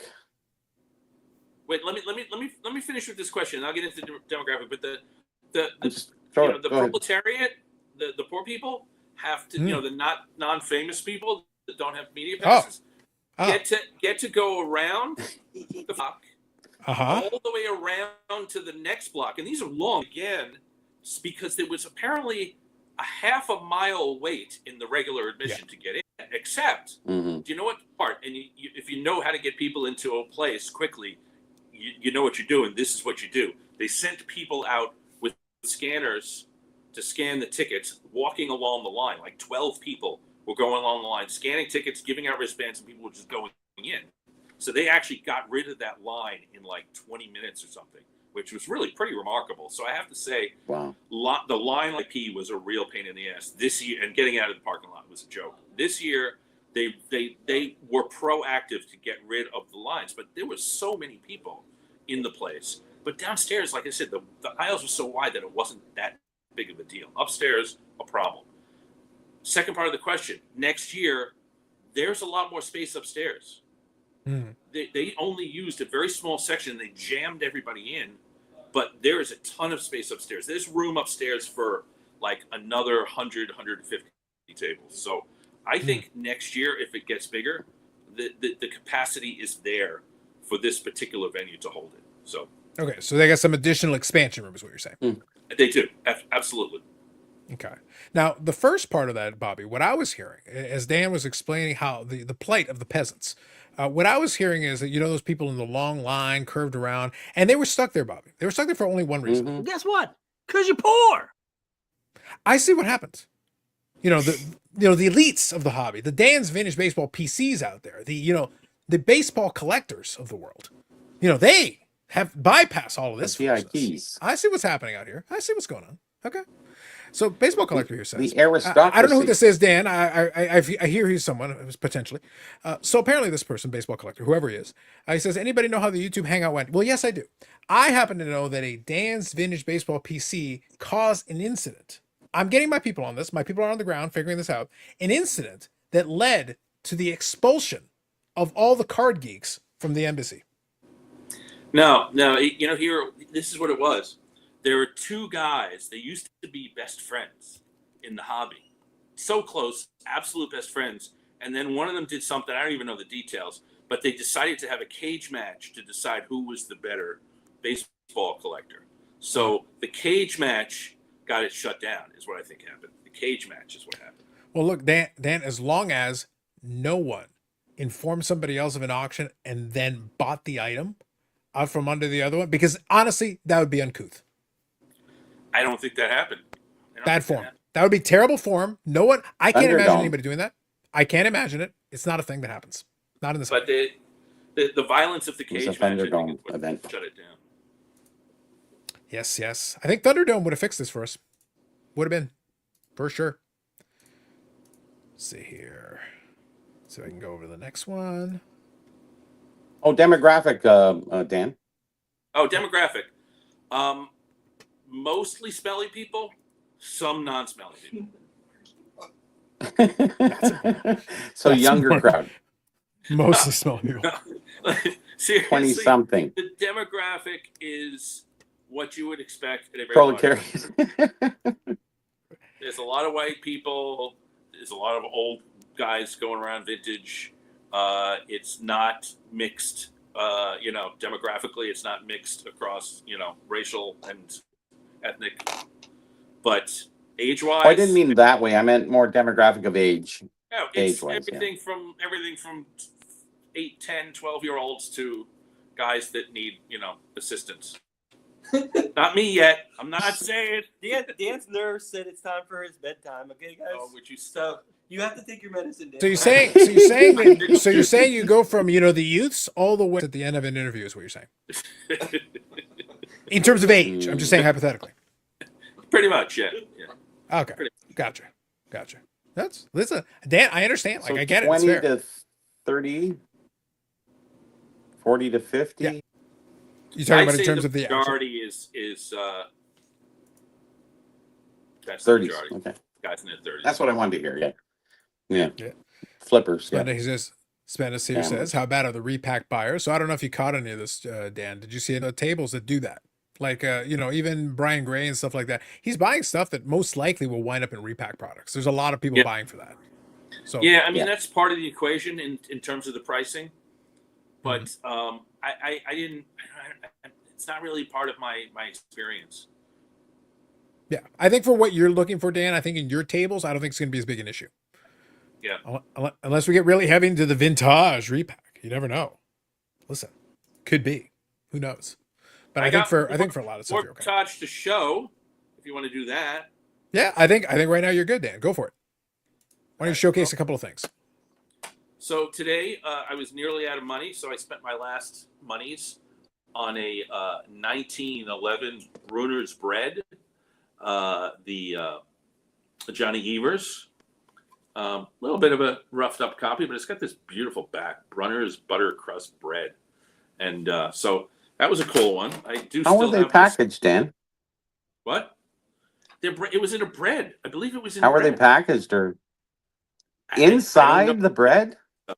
I believe it was inside of the bread. Yeah, and there's a whole series of different backs. Wow. There's a Bruner bread. There's one that says butter crust on top, and it's all within. I can't remember the name of the bread company, but it's all within underneath this umbrella of different backs One that brand. all come within one bread company. My 1970 autograph set. I got the Earl Weaver, which I was very happy about. I almost got an Al Kaline, but some other guy who had pizza on grass got there before I did, so he got that. I also got Johnny Evers in the E98? No, E93 Johnny Evers. Look at the front of this. It's absolutely terrific. It's a 1.5 because on the back, it's not paper loss, but there's like a browning where there probably used to be glued when it was in a, in an album or something. But I got this ridiculously low price. Look at, I got two Hank Green, really good value. It's the Diamond Stars card, but the rookie card, the 34 Gaudy. This is, I got this from Ash, actually. The way I got this was that I saw pictures of his cases before the show opened. And so I wanted to rush in and get this before I had an opportunity, before somebody else got the opportunity to get it, because he was priced low. And I even got a little better deal than the price low. Oh, it's totally better than the 3. He's the guy who has the massive Greenberg collection. And he sat literally looking at this with a flashlight last night for like 20 minutes trying to find out why it's a low 3 with that high eye appeal. The back is very nice also.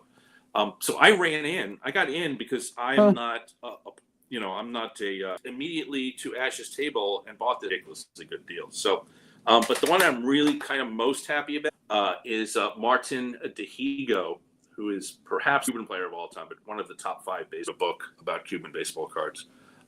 His name is Philip Gary, and he's a wonderful man. And this is a card that I'm really happy I got. So you can take me off solo. Very nice. Very nice. I think it's pretty fine work by you. So that kind of leads to kind of a follow-up question on that. So based on that, like, that's pretty successful. Right there, that'd be a pretty successful show in general. It is. Is there much left for you to look out there for? Like, either budget-wise or in terms of what you're looking for? Is there more, or you just kind of go with the flow? What's happening for you? I'm tapped out at this point. Okay. And I did scour the room for 2 cards that I came up empty. The 1949 Bowman Roy Campanella rookie card. I could not find one in the sweet spot. The 1953 Topps Mickey Mantle, which is the only Mantle that I have left. I mean, I'm never going to own the 51 or the 52 Topps, so I don't really count them. Okay. But that's the last one I need for the Never whole. say never. And I scoured the room for that. There's probably 50 of them in there, but they're all either beat to shit or and also way overpriced. That's one of the cards where overpricing was because these dealers they're not looking for me to come up and buy. They're looking for an uneducated buyer. They're looking for somebody to pay $3,000 for a $2,000 card. Dan, time I will tell you, I have the 53 Topps, and the time to buy it was like 15 years ago, and I think I paid like $650 for it already graded. Yeah. 20 years that would have been ago, the time. You can find if you can find it. For sure. Like the 3 or even a 2 with some pretty solid eye appeal that you can live with, a little honest corners or whatever. You can get them for, $2 to $3 grand. But they just weren't there. The ones that were $2 to $3 grand had issues that I couldn't unsee, holes or whatever the fuck it was. But sorry about that. But what it boils down to, Eric, you see what's going on with Dan over here?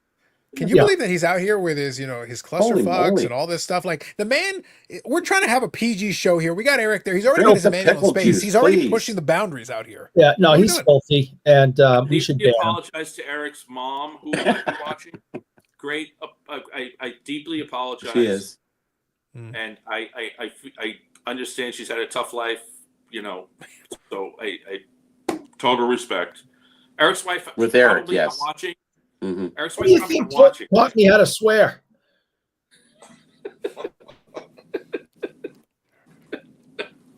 Okay. I think you just picked it up. I heard. Yeah, from I her. heard. I think I heard a couple of things. I heard a couple of things already.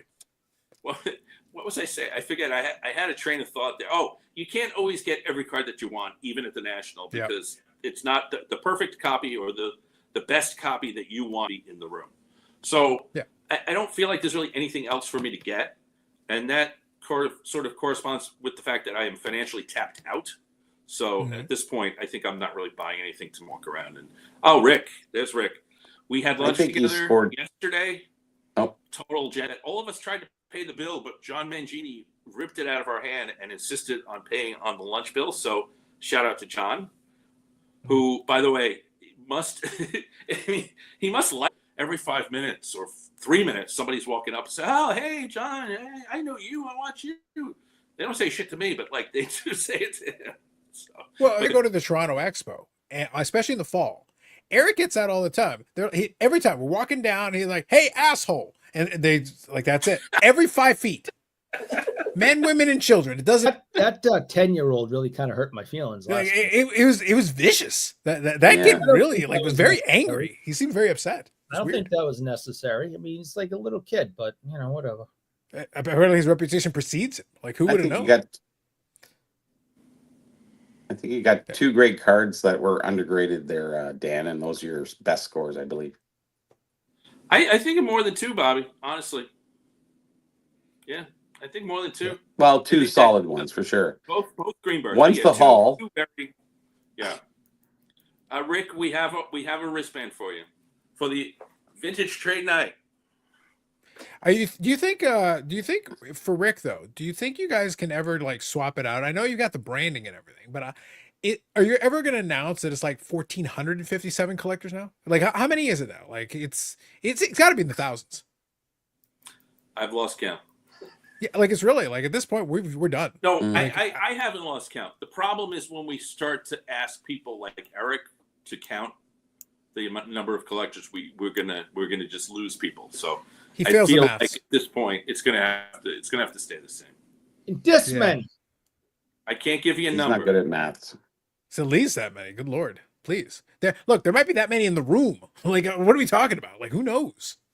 There are I heard three. Onyx Cat just became one. Steve is right. Generally speaking, vintage is overpriced. But that's your job as a buyer is to find the ones who aren't overpriced and negotiate with them. Again, I should say this: dealers have told me this specifically. Almost every card, if they know what they're doing, almost every card is 10% over what they want to pay for it. So every card they expect you to negotiate. So negotiate. The guys that are they not adjusting willing to for negotiate, comps. walk away. Yeah, 10% over comps. Sometimes if they miss it, like that Greenberg was not 10% over comps. It was in fact at comps, and I got 20% off. No, wait, 200 out of 2. No, I got 10% off. So we're back to the maths. Eric's confused again. Oh, this is bad. I don't like it. Make him stop. So the reality of it is no, like what you're saying is accurate because at those shows it never hurts to like pitch a number. You can throw a number out there at them. Worst they can say, unless you're being ridiculous and you're lowballing the hell out of them and that's it, then that's fine. But if you're somewhere in the ballpark of a reasonable offer, then yeah, go for it. So I did that today. So there's a thing in the vintage world that if a modern dealer has a little bit of vintage in their case, you can generally get it for pretty cheap because and the eye appeal is good. You can generally get them for pretty cheap because they don't know what they're looking at and they're only judging it on the number. Because someone in the world of the internet is tough. So I actually did that today. I kind of felt bad. I didn't get the cards because the kid wouldn't. He faked like he was looking at comps for cards that you really can't comp because they're so rare. But I gave him like I think if I had given that number to an experienced vintage dealer, they would have started yelling at me. But I came close, but didn't do it. But that's what we call the. Well, at least you have some scruples. Oh, the Wounded Buffalo. It's a vintage card that's in a modern dealer's case, like a Wounded Buffalo that sort of, fades away from the pack and then ultimately gets taken away. So you just described Eric at every show we've ever had him at. Like that's basically what he is. We keep trying to send him off into the wilderness, and he keeps coming back. I'm a Wounded Buffalo. And that's on a good day. On a good day, that's like not my phrase, by the way. On a bicycle in the forest. Mookie Chilson came up with that one. That is a Mookie Chilson special. Has he ever been? He's been in the chat here, right? Mookie Chilson. I think he's been there, yeah, once or twice. He's been for sure.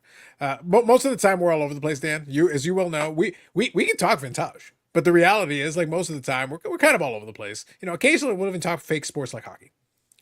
We'll stick to non-sport hockey, and wrestling and other things. But then occasionally we'll do vintage, we'll do modern. We're all over the place. It depends on what. And then we'll talk about sandwiches, favorite cereals. Like it can go anywhere, Dan. We have no idea.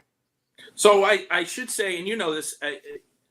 I did get a chance to meet with Michael Hamm today, and he's a wonderful man. And on we had purpose? a conversation. Did you do it on purpose? I can understand why Eric doesn't like him because he's a nice man and very open. Talked about everything. Just we talked about him cheating. We had a great time. We even took a nice selfie to send to Carlos. You did. It's true. Yeah. Look, one thing we've learned about Ham is that Ham likes to be Switzerland. He will ride all the hobby waters and all of it. One of my favorite things, Dad. So obviously we had fun with it tonight. But one of my favorite things is that I enjoy. That's the reason I made the video on the rage bait thing that you're familiar with. I get a kick out of it. Jeff Wilson amuses me. There's nothing he can say that will bother me because I don't take him seriously. I never did.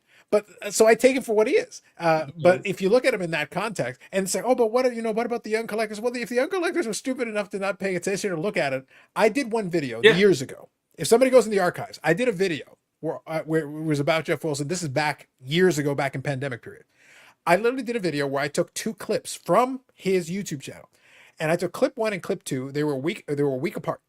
And he was using his market movers data tool, the one he's got, and he was trying to make a point in video 1 and then make a different point in video 2.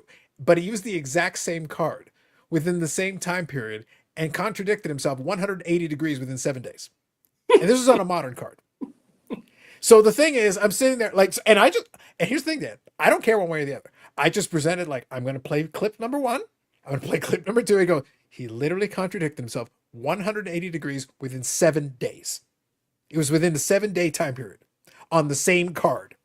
So I'm sitting there the people that are doing the editing know they're paying. So here's the thing. I don't think they care. I don't think it matters.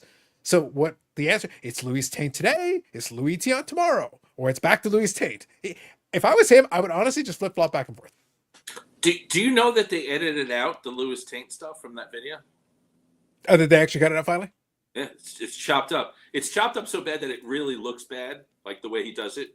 He says, "Oh, I'm going to do the last pack now," and then it cuts to him talking the end of the show. It's like they really.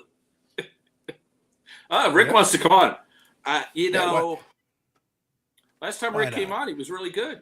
Yeah, I'm trying to remember. I think I'll just put it in the chat for you, Rick. If you want to come on, just use it in the chat. I'll put the link there for you.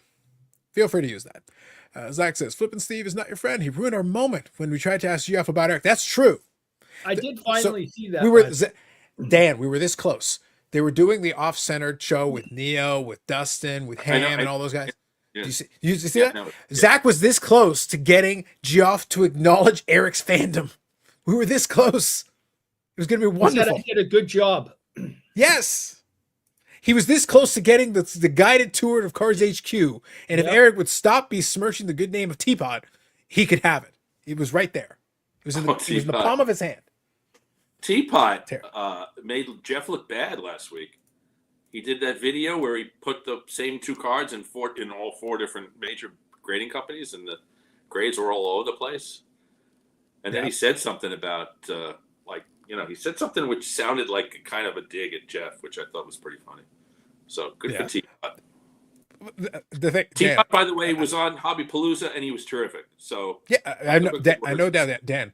I guarantee you, like honestly, I will bet you as much money as you want. Teapot knows exactly what Jeff Wilson is saying. He doesn't care. he can do that. And here's the thing: Jeff doesn't care if he contradicts him in the video because it's good TV. It's actually better for the brand. Well, the good TV about that video was that like it was an interesting little case study. Yeah, and but the thing, Dan, it made air because they don't care. It's good TV. It's actually good. It's actually so Teapot can be good cop. Jeff Wilson can be bad cop. They've got their built-in roles, so it's perfect. But Teapot was not doing favors for the big companies in the hobby. I mean, he made Beckett look like idiots because Beckett essentially are idiots. we spent every show making Beckett look like idiots. What they are, because they are. You've never seen the show, have you, Dan? No, I know, Eric. I know. Beckett is embarrassingly bad. I know the story. Yeah. Yeah. But I'm just saying, in terms of, like absolute proof that they're idiots. That Pele card was, I mean, it was a 2 or a 3. It was not a 5. Yeah. So if you're grading something like that a 5, you really shouldn't be grading cards anymore. Oh, I should say this: Beckett is present at the National, and there was a very long line to the Beckett. I looked at these people on the line. I'm like, do you know what you're waiting online for? I didn't say that, but I'm thinking it. No, but Dan, that's been the running joke on this show. The reason we poke so much fun out of it, I'll just reiterate for you because I know some people in the chat may not have heard this. I did a BVG submission years ago. This is well before the pandemic period. So well before, obviously, a lot of the channels and everything built up a lot more. And I actually submitted, amongst the cards that I did, a 55 Bowman Mantle, 55 Topps Koufax that I had there, a couple of different cards, a bunch of Mantles and a couple of Koufaxes and all that. And obviously it all goes through all the BVG. That was the section that Beckett does with their stuff. And not only did they, so what happened was the grades themselves were probably okay, obviously high because BVG is always high. But the real issue wasn't the grades. The issue was that when I got my cards back, so they charged me and I got my cards back. And when I got the cards back, I had the 55 Koufax had the 55 Bowman Mantle label. They couldn't tell the difference between a Mantle and a Koufax. They literally flipped my entire order. All the cards, almost all the cards in the order were wrong. Almost all the cards had the wrong label on them. So I had 67 Topps Mantle that was in a 64 card in the holder, and vice versa. And the 55s, so Koufax is apparently Mickey Mantle. Mickey Mantle is Koufax. Who knew? Beckett knows better than we do. And so they couldn't even get the label right, Dan. You don't need to be a grading expert. You just need to read the label. You literally just need to read what the label says. What is the name on the label? What's the name on the front of the card? And you're good to go. And when you still couldn't get that one done. And when you complained, they said resend it and pay for it. And pay for it. Yeah, that was their answer to me. That was their answer to me. Not resend it with so send it back to us with a check and we'll fix it. Now, Dan, the truth is, because it's not my style, I could literally have made 47,000 videos destroying them and literally showing the same cards over and over again and the idiocy that they managed in this entire order for the entire thing. I could have milked that for eternity. I'm just like, my answer to it was like, okay, I'm going to show it. I'll give the story, but obviously I'm not going to do business with them because they're idiots. Like, if you cannot read the front of the card with the label, you can't manage that piece. I don't care if you can grade, Dan. Even if the grade was correct, you got the wrong card with the wrong label. You still got it wrong, even if the grade was right. I've seen a bunch of PSA examples of that, by the way. Rick, if you're good, just give me a thumbs up. Proletariats are everywhere. Rick's out Rick's out amongst the people. Oh. How's it going, What's going on, guys? Rick? It's going all right. How you doing? We can hear you. All right. I'm at the Filmington's having a get together here at the it's at a tiki bar of all things outdoors here, and I don't know if you can see in the background. Woo! Sparta! Now, has Filmington drank enough that he's going to fight a bear yet? I'm not sure. I have. It's kind of hard to hear, so I apologize. But I don't know what Dan said about the week so far, but it's so busy here. It's incredible I'd say, I'm just guessing, 25% busier than last year. It just seems like it. Wednesday was really busy. Long lines for general admission, which is crazy. It goes out the door 2 blocks around the corner. They're really tight on, trading cards, flipping cards at the hotels. I'm staying at the Lowell's Hotel, and there's signs that say no trading.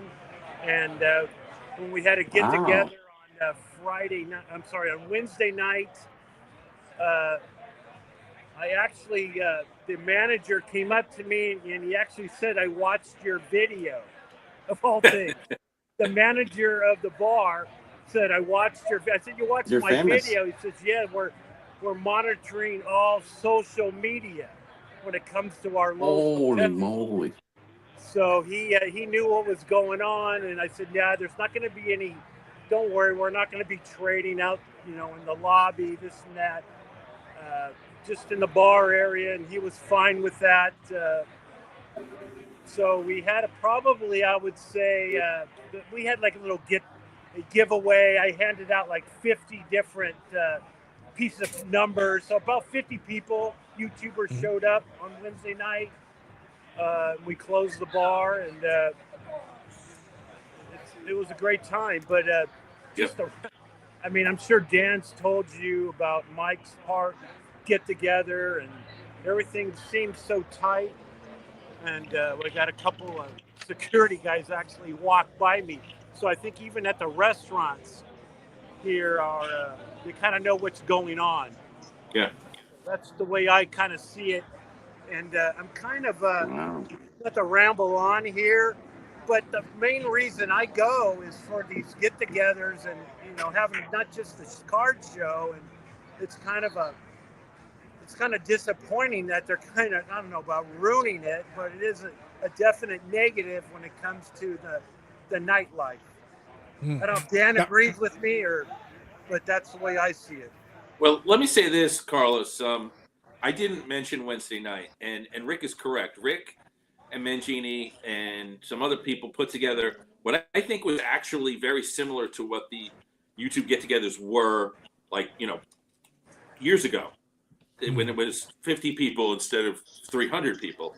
And in that sense, that Wednesday night really worked for everyone, and it was a great time.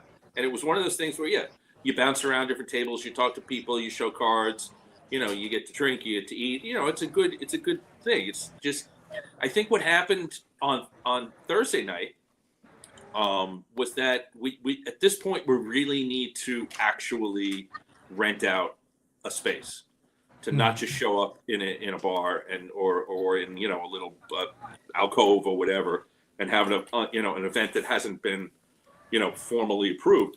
I didn't go to Filmington tonight. I went to Ash's dinner. It was twice as big as last year, but it was in a place that we had reserved and paid for and everything. So that was really, really a good experience. And I should say this, I sacrificed time at that dinner to come to do this show, whereas Rick apparently is just going to do it right from the freaking party with his iPhone. Rick right now, Dan. Rick right now is living his best life. He is basically him. All that's going to happen is as soon as he gets off of this, he's going to the rave. So that's what's going to happen next. Like Rick is already ready with like glow sticks, and he's got all the stuff is happening. I do have a question. I do have a question for you, Rick. So you're talking about the Misfits Wednesday. So you said you closed down the bar. What is last call over there in those parts? I will judge you. I need answers. You know what? It's early. I think they told me like it was supposed to be like 12 or something like that, but they closed it down. Last call was at 11:30. Well, 11:30. So it's early. Dan, I'm morally offended by this. Burn it to the ground. Eric, send the nukes. Burn it to the ground.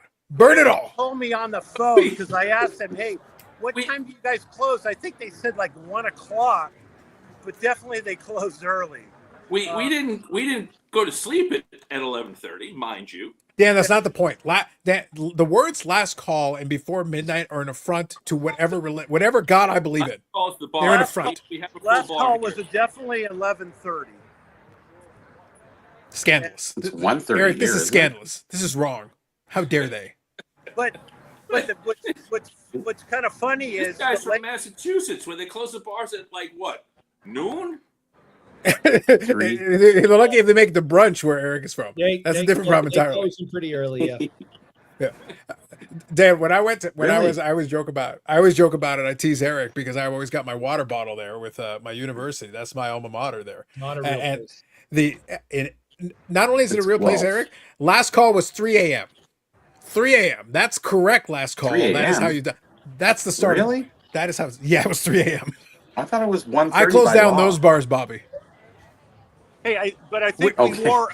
we wore out the bartenders and the servers. I felt bad for the waitresses because they had to kind of find everyone ordered something. They started walking around, you know, and they're asking me, "Hey, is this guy? Where's this guy?" You know, they're moving from seat to seat, and I felt really bad for her. But they said that the manager said, "Hey, you guys coming back tomorrow night?" Because last night when we didn't have the party, it was totally dead at the bar.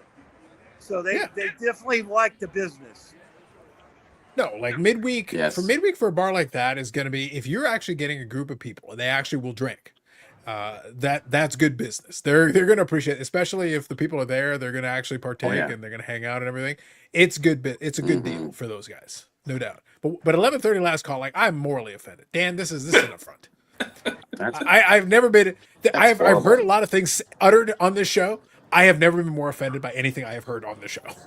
And Eric said a lot of scandalous things. Oh yeah, But- I have.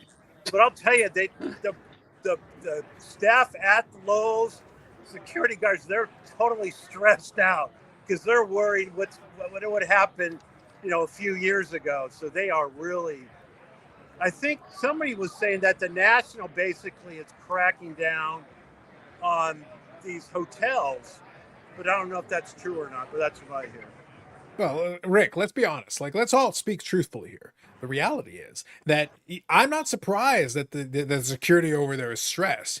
You got a wild vintage oddball cars running around. You got a Mangini running out there wild in the streets. You got you raving till like 4 or 5 in the morning. Lord knows how long you're out there gallivanting in the streets. Filming We don't need security. We don't need security. You need the National Guard out there to keep order, to keep all of you online. That's what you need out there. Gave one to Scott to go. But I don't know what he said. I mean, just I'm sorry, it's kind of hard to hear, but prices for me, I haven't actually picked up anything yet. Nothing. Zero. Literally, I have not picked up anything. That's on you, man. And everyone Other than a drink. Rick, are you literally out there to just rave? Is that all this is about for you? I think it is, yeah. Bobby will appreciate this. The Bobby will cards, appreciate this. actually, Yeah. Bobby will appreciate this. I almost picked up a Honey Boy roof that was canceled. It had the cancel, the thing mark on it. The stamp or the The punch? cancellation, Yeah. the cancellation stamp. And, Yeah. Actually, one YouTuber actually was going to let me borrow some money to purchase it, but I decided against it. But you don't see a Honey Boy roof all the time. But price. How much was it? It probably was going to be about 13,000. And So- Yeah, that's up there. Must have been a 3. we're, Four. we're talking Mike that the hasn't bought rarity anything. factor is like, it's under 10 for these cards. So I saw the Maple Crispet Babe Ruth for like $14,000. So I took a picture of it and I showed it to Rick at lunch, and Rick said, "Yeah, I have that card already. Let me show it to you." And he pulls it up on his iPad and he shows it to me, and he says, "I bought this for $2,000." So I'm like, if you expect to get these man. cards, and for somebody who paid $2,000 for a card that's now $14,000, I know now why you're not buying anything, because prices have are insane. So yeah, there you go. Sell, Mortimer, sell. And I'm, to be what I'm Canadian issues are popular now. what I'm kind of looking for. The guy wants, like, say it's a let's say it's a $2,000 card, and he'll put 4,000 on it, sticker. So I don't even bother to ask the guy, you know, what are you going to come down? He doesn't want to sell it, because why would you put something that's twice the amount? So things like that I'm seeing, but Looking for the sucker.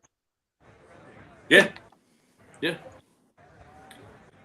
So anyway, So Dan was actually touching on something that I actually think is a real thing that a lot of people don't understand because of the run up that happened with the pandemic, and a lot of that stuff was a lot of us kind of used to. That's the reason why when Dan was talking about the 53 Topps Mantle, I bought mine. It was an SGC one, and it was $650, which was the going rate at the time that I bought it. That actually was the going rate.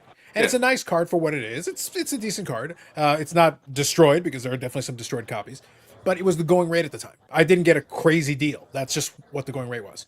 But obviously today, an equivalent card goes for many multiples of that now. Is what it goes for.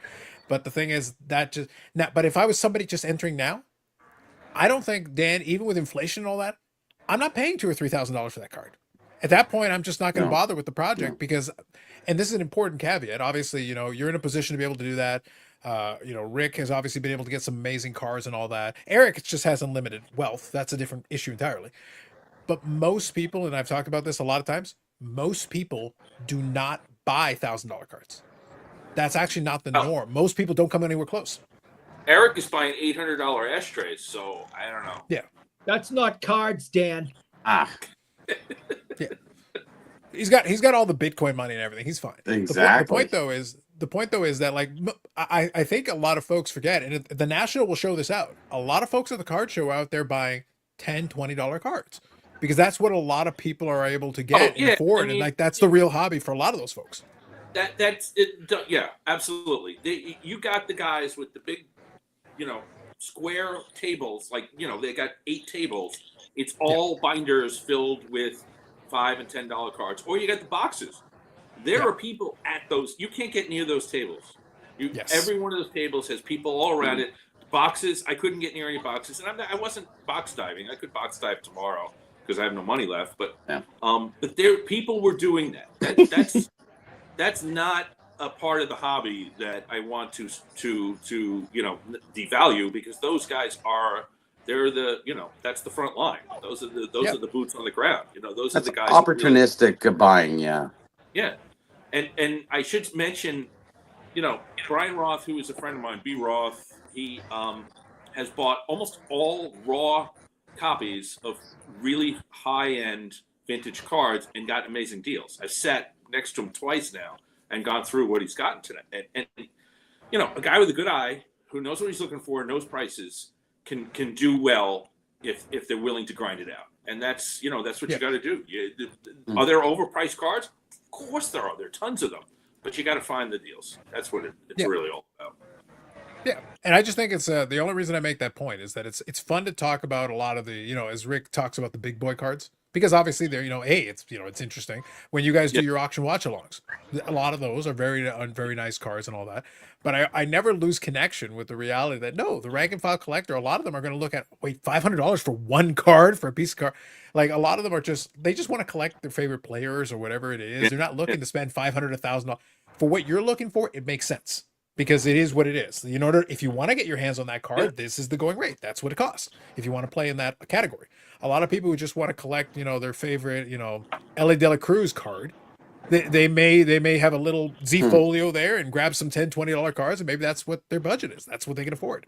You know, that's a lot more people than I think the hobby forgets. It's not all $1,000, $10,000 deals. It can't be because the hobby doesn't operate that way. The pre-war baseball has been very popular lately, so. Yeah. Sure. Yeah. Hey, Carlos, do you want Canadian? Me sorry.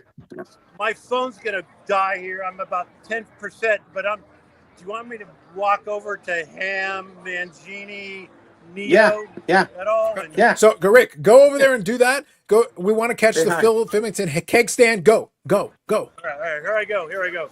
We're doing it for the content, Dan. We got to do it for the content. Okay. The gods have been nice to you tonight. That's right. That's all I'm saying. See, Dan, like, look, I don't even have to leave my house to get the content. Yeah. This is awesome. It's free. That's what I'm saying. Not in their regular home. Look at this guy. This Mancini. Hey, what's going on? Who is it? What's going on there? on, boys?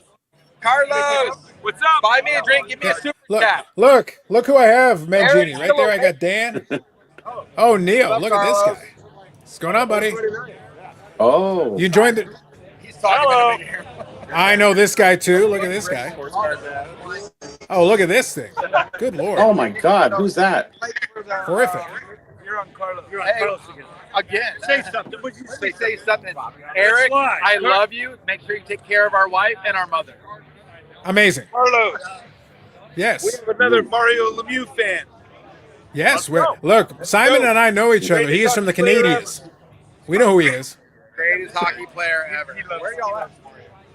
All right. Well, we're over here. We're having a good time. I'm low on beverages. Oh, no. My What? credit card is currently up Oh, at no. the station. I What? need to go back that direction. Well, go get another drink, Ham. Get on with it. Uh-oh. How are y'all doing? Are y'all doing okay? What are you drinking, More Ham? information that y'all need?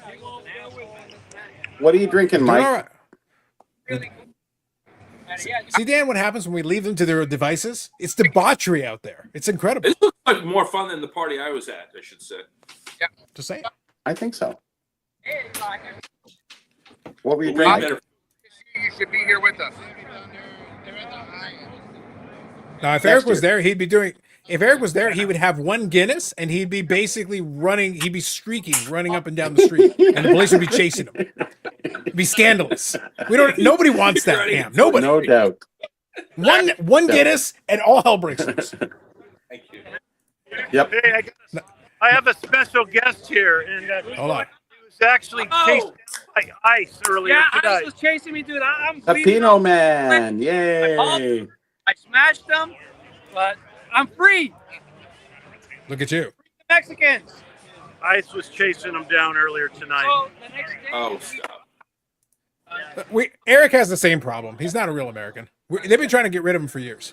No. Understandably so. Yep. Rick, fantastic job. If you want to keep walking, you can. I don't want your battery to completely run out.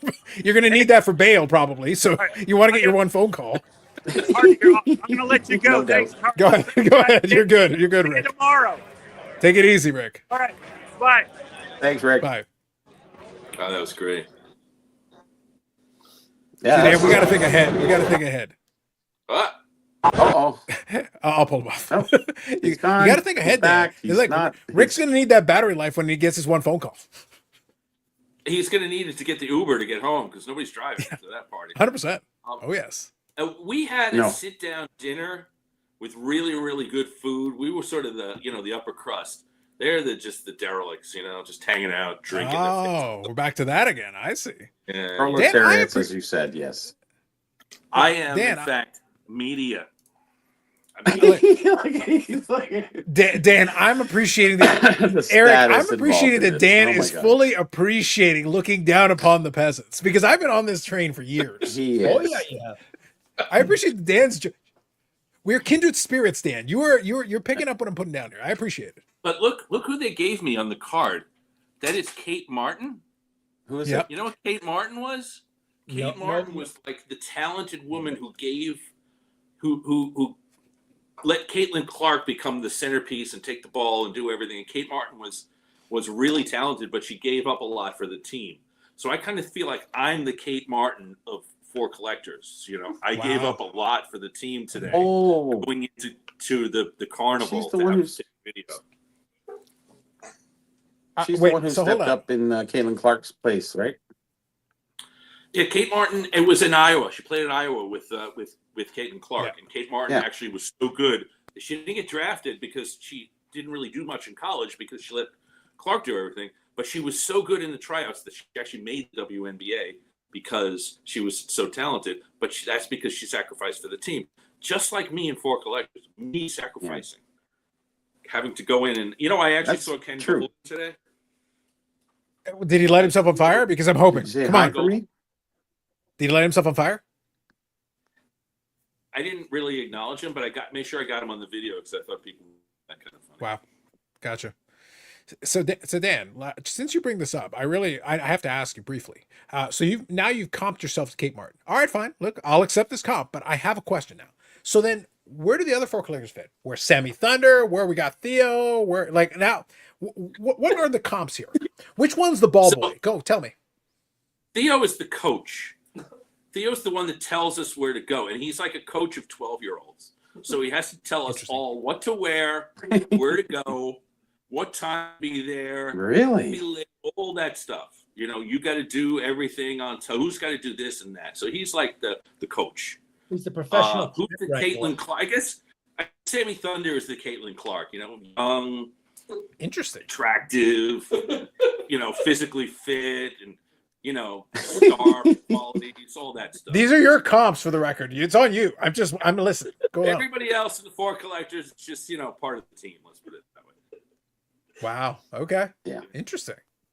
Eric, this is everything I could have hoped for and more. I'm getting the Gong Show. I didn't have anybody comparing themselves to WNBA players on my bingo card because that joke at the ESPYs is one of the funniest damn things I have ever heard. You guys know what I'm talking about? What they did about the WNBA? How the comedian that hosted said, "Hey, look who we have in the crowd tonight, and look, there's Jane Smith, WNBA legend. Let's all give her a round of applause." And everybody went crazy. And then he goes, "No, that's just my buddy's wife. I knew none of you knew anybody from the NBA." The whole place is like, woo! And because nobody knows anybody from the WNBA. It is one of the funniest things I have ever seen. And everyone who clapped had to sit there and say, he's absolutely right. We have no idea. Eric, this could have all been avoided if they had followed my tenet of no effort. Because you see, in that scenario, somebody says something like that, I'm sitting there going, I'm just staring forward. Yeah. I'm not acknowledging it. I don't care. Like, you could have said anybody. You could have said Caitlin Clark. I'm not clapping for that. I'm sorry. I don't care. They gave it to me on my pass. I had to do the joke. All right. Let me ask a question here. I do have a question, Dan. So obviously, like, look, there's different ways of going about it. I always joke about it here. Like, whenever I go to the expo here in Toronto, the local show to me, the big show we've got locally here. But I do know Steve Menzie and the people that run the show. Like, we've got connections that we can do that. I've never tried to get media credentials because one of my friends who, AMG, who is here, actually will be like, yeah, Carlos, we'll get you a pass. Don't worry about it. So I have multiple avenues to get a pass. But at the national now, is there a specific set process they use now for the media thing? Do you reach out to a specific person? Is it a form? What do they actually get you to do? The coach did it all. Is there a qualification? Oh, so they took care of it? Theo did it all. I should say, seriously, these guys work their asses off. Him and John are hobby heroes. And a lot of it is the work they do behind the scenes. And that's one of the things they did. I was there. I'm joking about it, but I was a beneficiary of their hard work. So seriously, I don't know how you do it. I think you just contact them. And, there was a lot of people behind the scenes doing a lot of work to try to get us the vintage trade night, which we will be doing. And that was a lot of work by a lot of people. And I did some, but far less than other people. Well, I think organization-wise, look, I'll give you guys, Eric, grab your stopwatch. I'll do a couple of seconds of seriousness. I will say that I think for the 457 collectors that there are, allegedly, there might be more. But I think for that, I think the amount of legwork that has been done on the channel to develop some of the things, the Hobbypalooza thing is a whole organizational thing. Everybody's got to have a role. Everybody fits into it. You guys all took turns hosting it, doing all these things. Sammy Thunder, I think, did the thumbnails, I believe. There's all this stuff. Yep. I think, 380's kid basically reached out to get the little form like, hey, what's the title? What's this? What's that? Getting all the information, collecting all that information to go into it. And then, we did the little thing of like have a live stream that may still be going to this very day. If you all check on the 4 Collectors live stream, the actual live stream might not have ended. Double check. It might not have ended, actually. I'm not sure I actually ended it. It's probably still you have going. to double check that. It might still be going. But so that's part of it though. But that's all organization. You're talking about 3 days of live streams. But then the rest of it, especially considering the size of the channel itself, having a regular live. I can speak from experience, and you guys know this. I've been doing a live stream every single week, basically going 5 years, every week without a week off. Christmas, New Year's, all of them have done it. It's actually very difficult. It's more difficult than people think because stuff happens. Scheduling things happen. But if you can develop the consistency, you can build up a channel that way. So yeah, getting the media credential, I think makes a lot of sense because at the end of the day, you're going to make videos about it. You're going to interview the dealers. You're going to you're actually promoting the product. So from a media perspective, that's literally what media should be in this space. Yeah, we've done a lot of it. I'm sort of the one who's done probably the least of it. But we've done a lot of video of parts of the national, and we're reporting it. We're not reporting it to promote the national. We're reporting it because people in our community want to know. And there are guys, and this happens all the time. We will have video of a showcase. Someone will reach out to me or one of the other guys and say, look, who was the dealer who had this card? And this has happened. And I personally have happened. I have the card for the dealer. I sent it to the friend. The friend then contacts the dealer and sell the card from 500 miles away. They aren't there, but they saw it in our video, and that happens. It happens a lot. Mm-hmm. And even today, with the thing that I told you about the theft, like we gave video to security to be able to start their investigation. So that I think it's useful for them to make it easy for us to report on an event that they need to be promoted. So I think it's a symbiotic relationship, and even though it makes me media, it doesn't mean that subtle. I'm, By the way, Dan, subtle. Subtle. Yeah, by the way, Dan, subtle like a sledgehammer to the face. Another example of why I think in the last year, Ford Collectors has really stepped up. So I've waited on a lot of lines in my life, so it's good that at my advanced age I finally get to walk in front of everybody else. I get to cut the line finally. Stage. Yeah, listen, it works out. But like I said, I think that there's been a lot of things. Obviously, like I said, the Hobby Palooza thing is a perfect example of that. All the sponsors that were lined up, a lot of those things that were related to it. It was for charity, but at the same time, there was a bunch of stuff lined up. Let me tell you. Keep the serious meter on for a few more minutes. All right, Eric, keep it going. We shot the video today for giving the check to Tim from Signatures for Soldiers, and he was, like he was on the live stream, really, really thankful, happy. Emotional. Told us that the first money that's going out to somebody, literally a veteran who needs help today, is getting money that we gave them today. And to me, that was like, that to me makes it all worthwhile. I will do 100 Hobby Paloozas to be able to have somebody say that to me, and to us, that what you did, the money you raised, went to a veteran today. And to me, that's special. And Dan, so, have you guys announced the total? it's a little over 9,000. 8,000? 9. Oh, it was 9,000. Okay. Excellent. Yeah.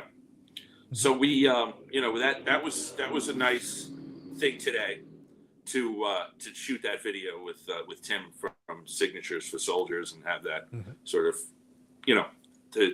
to have closure on that, and we'll move on to it next year. Yeah, no, I think that's a good result. Like I said, that's so again, keep staying in the serious side of it. That's the reason we play along, because Dan, as you were well aware, there is no sacred cows for me in this hobby. I will make fun of anything and everything. The YouTube Sports Car Hall of Fame, Lord knows I will make fun of it. All the other stuff in between. We don't do that anymore. Look, Eric's desperation of Hall of Fame adjacency. We got it. Yes, yes. The Hall of Fame is incredible. We all want to be in it, and we don't. Of course, Eric does. Yes. So, but my point that I'm getting at is that I actually have I actually had a couple of people that were like, "Oh, but you're participating in Hobby Paloozas. It's for charity." I have no. It's not even a charity that benefits me. I'm in the Canadians like Eric, but the thing is, it doesn't benefit me. But at the same time, like it's a good cause. I have no issue doing it. I like to set records that shattered previous records that shall not be broken, because Lord knows, somebody tries to break that record, Dan, they will die. You did leave out somebody. Did they post a list of the first 50 donors? Are you in it? I think they were in the, weren't they? Yes, weren't they? I should be. I think they're gonna get. I think they're gonna get the card, the signed card. I believe that. I think if you need the first 50 or whatever. The signed card, signed yeah. card. I think I was one of the first donors. I don't know. I thought I was, Oh, but I didn't know that was going on. But then I I heard just about it and I got went, hey, well, confirmation. you know, I donated. Just got confirmation that you are on the list, Bobby. But Carlos, you left out someone. Oh, wonderful. I really wanted one of those cards. I always like excluding people, Dan. But go ahead. All that discussion of all the people putting in time and effort and everything, you left out one person. Very special person who put a lot of work into Hobby Palooza. And that Thank is you. Dan from Saugus. Jeff Wilson. Oh, Dan. Dan from As you, Saugus. Yes, as you of well know, course. Dan, as you well aware, Dan from Saugus is a different category entirely. Hashtag fucking legend. Okay. He's Just got his as own long as it's clear. Legend. He's got his own hashtag, He is. Dan. He's got his own hashtag. I got him some cards. I helped. No, get Dan, you got him some You saw a cards. couple? You got him some cards. I don't speak in that. But I'm just telling you. If Eric actually spoke the language, No, you Dan know. does, not you. Yeah, I'm just telling you. So The he's Saugus Dan, not this anticipate Dan. he's going to want to show some of his hockey cards on this channel, and so I got him some hockey cards. And you know, at some point, I expect you'll reward him for his hard work and bring him back on. But you know, we'll see when that happens. I think it's very exciting. I'll see when he's available. I hate you all. Yep. Have his people call my people. We'll make There this you happen. go. Yeah. I'm happy to that's get facts. the card. I'm happy, really happy. Yeah. But like I said, bottom line is that I actually think for me it was perfectly it was easy enough because like I said, for me it's like, yeah, we'll just do a live stream. And it worked out great because then it's like, all right, I bring a bunch of people and they were willing to chat and we went in deeper waters than original. I just wanted to beat your original record. I would have been satisfied with that. I said, we blew past that. John is over here. John is the one who did the 2 hours and 45 minutes, which I actually participated in. And or as I like to call it, a warm up. Or I like to call it 2 warm up. hours and 45 minutes, no cramps. No cramps. Wow. Yeah, It's good the job, pickle Dan. juice. 6 hours and 11 minutes, no cramps. We stay properly hydrated, Dan. The hydration is on point. All I'm saying. Hydration is not the issue. Age is the issue. All right. Now, can I ask you this, Dan? Let me ask you this. I want some over-unders since I know you got some people there with you. All right, I want over-unders. Over-unders on the amount of people that will possibly end up with keg stands or arrested. Because Rick out there, like that seemed like a wild party, especially for the early last call. Good Lord. I don't know where that tiki bar is. I mean, you know, I had other plans, which I cut short to be able to do Rick's this. already arrested. Look, right now, Rick, Dan, considering the last call situation over there, you're probably better off. You at least have drinks in your room. Like, you're all right. I poured an extra one just in Rick's honor. You know, so he wasn't drinking by himself. He would have to. I should say in our lunch, 11:30. It's 1:30 here, average. it was a good lunch. It was Rick Mangini who picked up the check, as I said, Orlando and myself. No drinks were had. No alcohol. Because we were serious. We were going to go back into Not the at show lunch. get some work done. Although I should say Mm-hmm. Mangini did want to order the bottle of wine, but we didn't do it. Now here's the question though. You already said you tapped yourself out for a lot of your card budget. So given that, are you still going to be doing like full days at the card show, or are you going to hang out for a couple of hours and take off, or what's the plan for the next couple of days? The plan for tomorrow is we have a lot of prep for vintage trade night. I hadn't heard of this. Go on. And we do. Here's the thing. This is actually kind of cool. By being media, we have access from 2 o'clock to 3 o'clock to the studio that they set up, the Nationals' actual studio. And I'm told that we show up, we go in, we do our show, they record it, and then they give you a little disc, a thumb drive, whatever, with the recording, and then you can do whatever you want with it. So I think we're going to do a show from inside of the National studio because we are media, and we're going to actually put it up on the channel. So that's fun. And that happens from like 2 to 3, and then we start from like 4 or 4:30 to 6. We go upstairs to the trade night area, and we start to work on that. So from, I guess, maybe whenever I get into the show until 1:30 or so, I'll maybe go through some boxes and stuff, but that's about it. I think I'm pretty much tapped out, like I said. So we'll see. Got it. Fair knocking enough. at the door. Somebody's knocking at the door. Cops. People are. I was going to say, is it the cops? Yeah, the cops are here. They're trying to shut you down in the hotel room because that'd be appropriate. Some old guy has a glass of beer. We better bring the cops. No trading in the hotel. Shut this down. All right, there we go. I was going Coach to is say. back. All right, what kind of beer you got? It's local stuff. It's called Free Bird. I don't even know. It's like this. Freebird. It's a one of those craft beers. Leonard Skinner. American Pale Ale.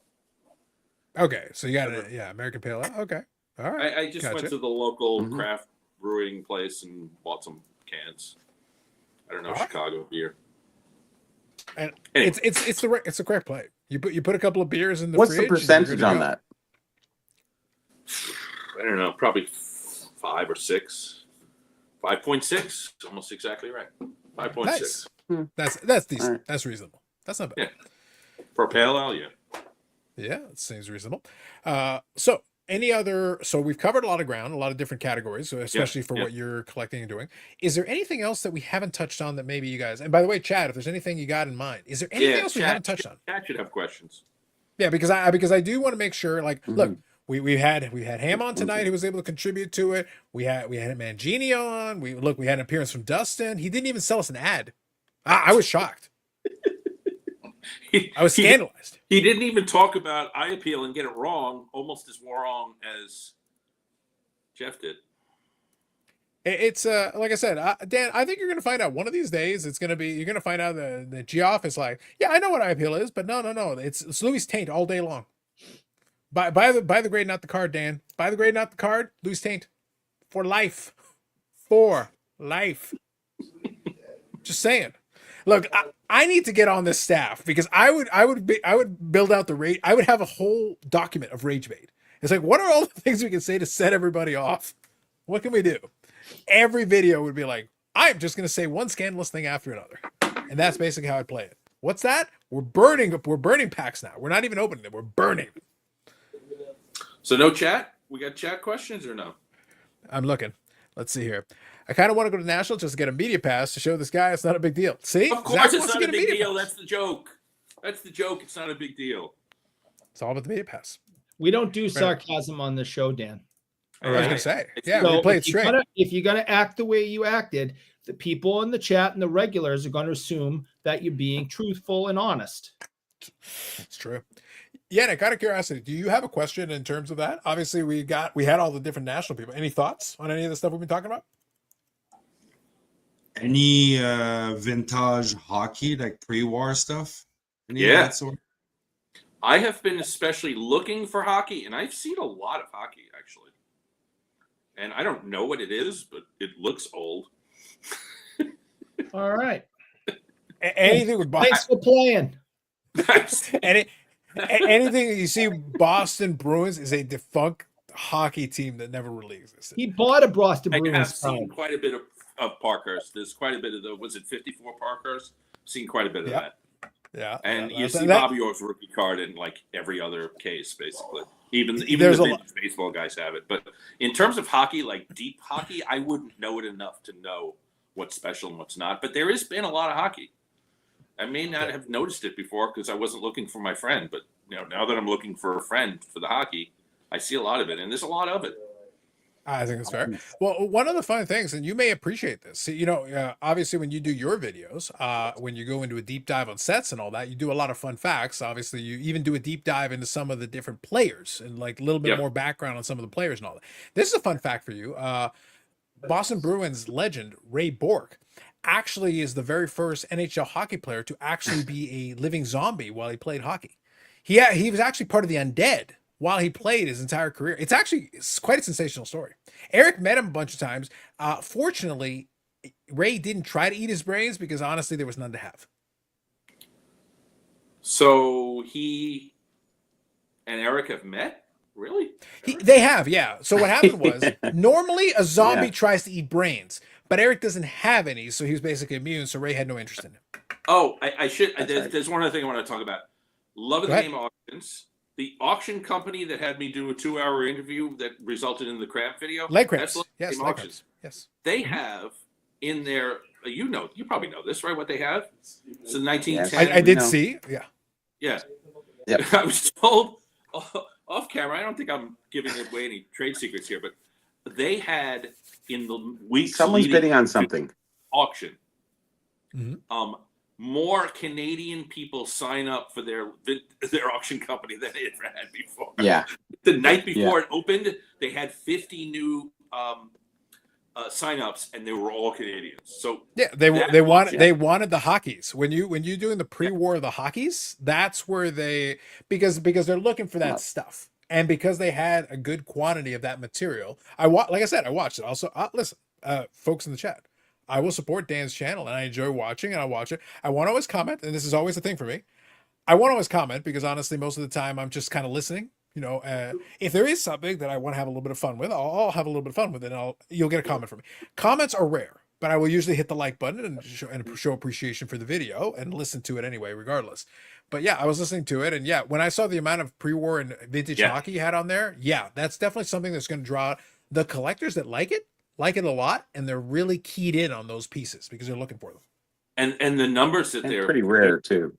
I mean, I don't remember which card it was, but it was like the starting bid was 2,500, and here we were like 4 hours into the auction starting, and the bids were in the 20,000s. I mean, they had 10x already, and it was a few hours after the auction opened. I don't know where they are now. I haven't checked them because I'm not home and checking the auction. But They'd be getting constant bids. They're gonna go. That hockey set is gonna go insane. I wonder, are any of your hockey guys in it for any of those particular cards?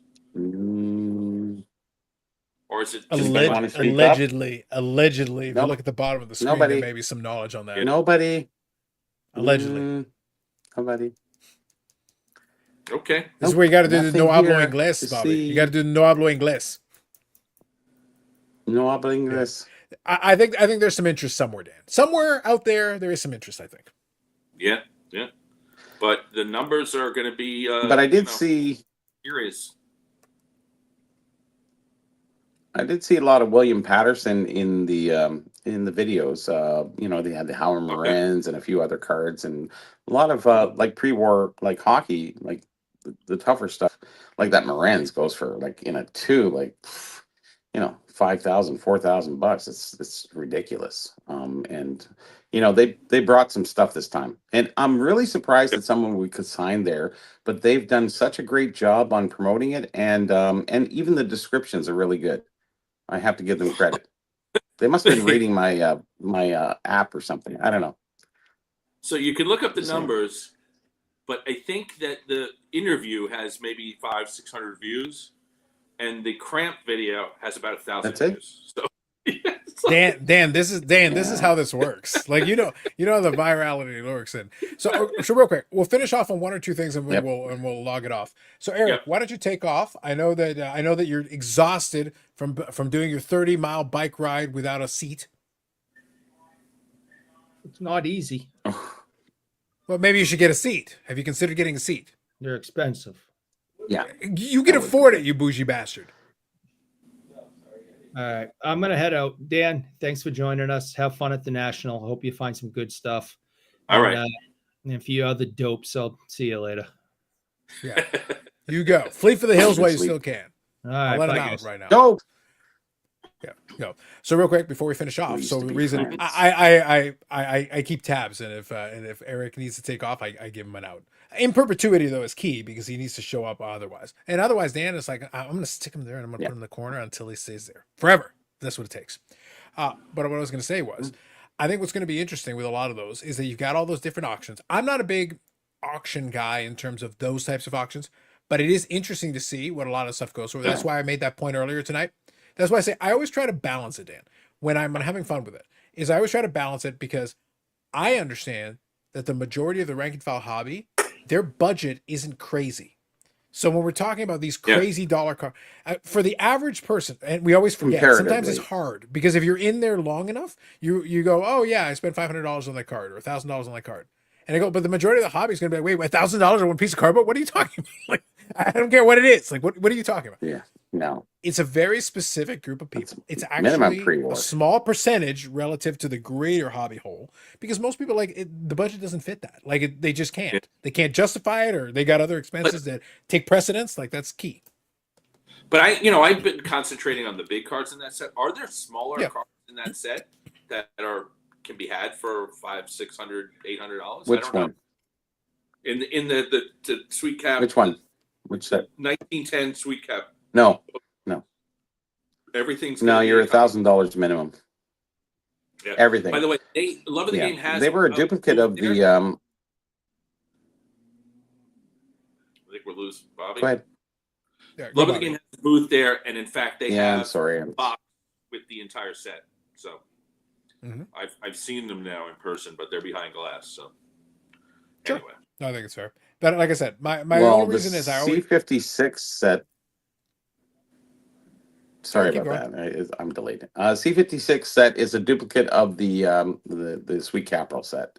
So the hockey cards, the main set is, or the first year, so to speak, is duplicated on the Sweet Capital. So those are the original photos used for the set, although they're kind of cartoon drawings. Actually, they're I guess they're what are they? I forget. A stone lithography. And these are real lithographs. photos. Lithographs. And those things are prized. they're beautiful cards. Yeah, they're lithograph of that. Yes. Seeing them like in person, Clarity is 3 feet, beautiful. Yeah.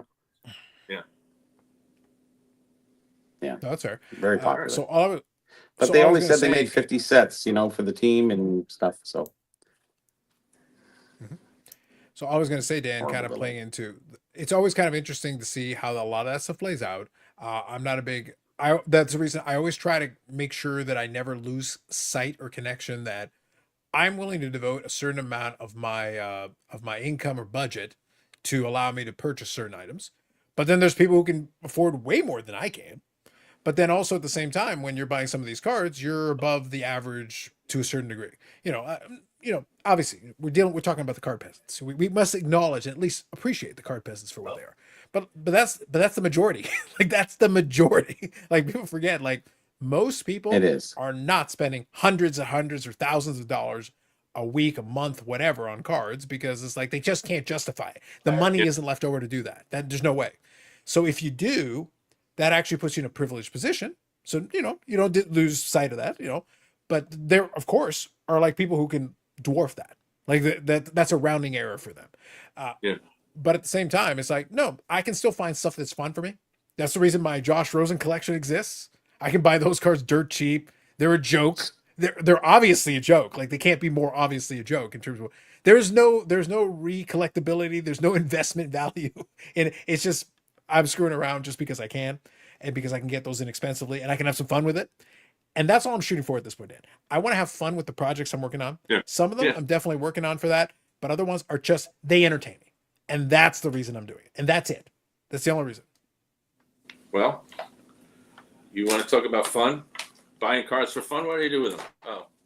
Yes. The $4 Boston Bruin goalie. It's fun. It's a fun project. And there is Toronto there Maple. is a space. I think he's a Leaf in there in that. Or as I phrased it offline, a commitment to a bit. So, gotta respect it. There is, I think, a lot of people now with a lot of the videos and everything, they've become so accustomed to these big numbers that they kind of forget. It's like, no, it's okay you can just buy some cards because you're screwing around and having some fun with it because it's entertaining. Who cares? Like, it's not that serious. I bought Eric one of those Chicago Blackhawks Bobby Orrs because I know it irks him, and I gifted it to him because I know he has to show it when I make him. And not only that, Dan, not only did I buy a Chicago Blackhawks Bobby Orr, I explained to the dealer that I was doing it to torment a Boston Bruins fan, and he gave me a discount. And then I went over to have it graded by KSA, who is about as legitimate a grader as some rando on the side of the road.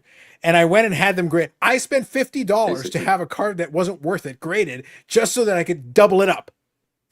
I respect the commitment to the bit. That's By just the it. way, is a stack of cheap cards that I bought. because I buy little cards too. Sure.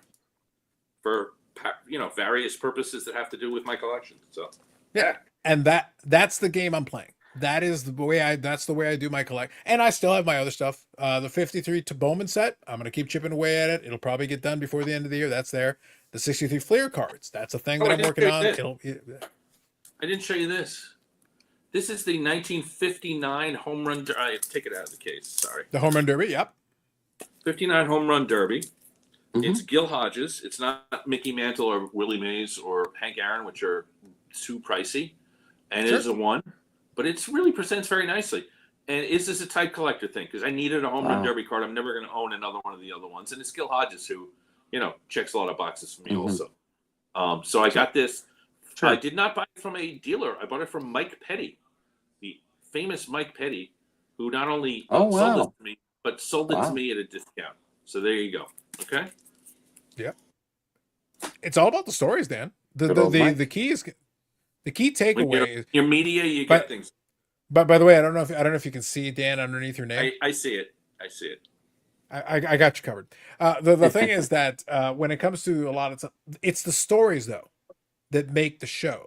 From my experience, when I do my stuff, when I do my expo, is my version of your national. When I do that, it's the stories. It's not just what card did you get. Why did you get it? What was the scenario or the situation or what led into it with getting it? And that is the story that I think is more entertaining and more interesting. And I think there is a place for that. So circling back around, I didn't forget. I wanted to quickly come back to it. You talked about how your leg cramp video did so well on the channel and everything. Because people are looking for something entertaining. People are looking for something a little bit more fun and all that. What's funny is it actually surprised me. I've done 2 iterations of a video where I call it Praising the Content Gods. It's 2 episodes. And I did one with Victor. Yep. Yeah, and the one with Victor was a great conversation, and I enjoyed talking to Victor. It was great. And I also enjoyed talking with Neo, and he's a good guy. Some people don't get that he actually understands the game very well. And hopefully if they listen, they're like, no, he thinks about these things. It's intentional, a lot of the stuff he does. It may not be for everybody.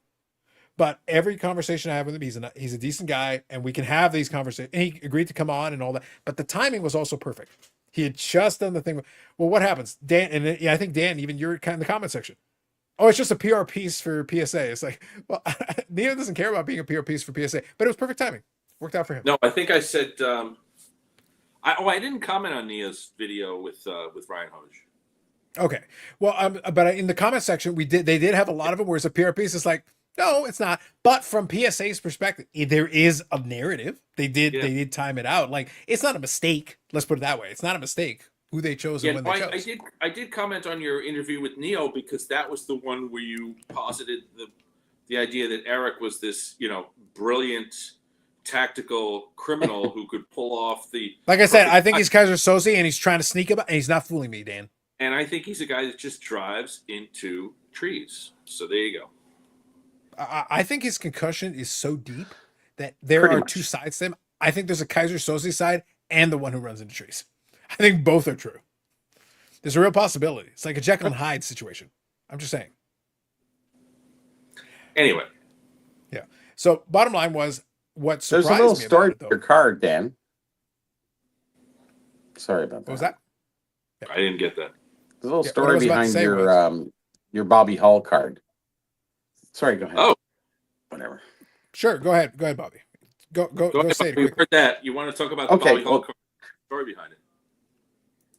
Yeah, and the reason why he's in that uniform is that the NHLPA actually had separated or had arguments with the NHL licensing at that time, and the NHLPA went on their own.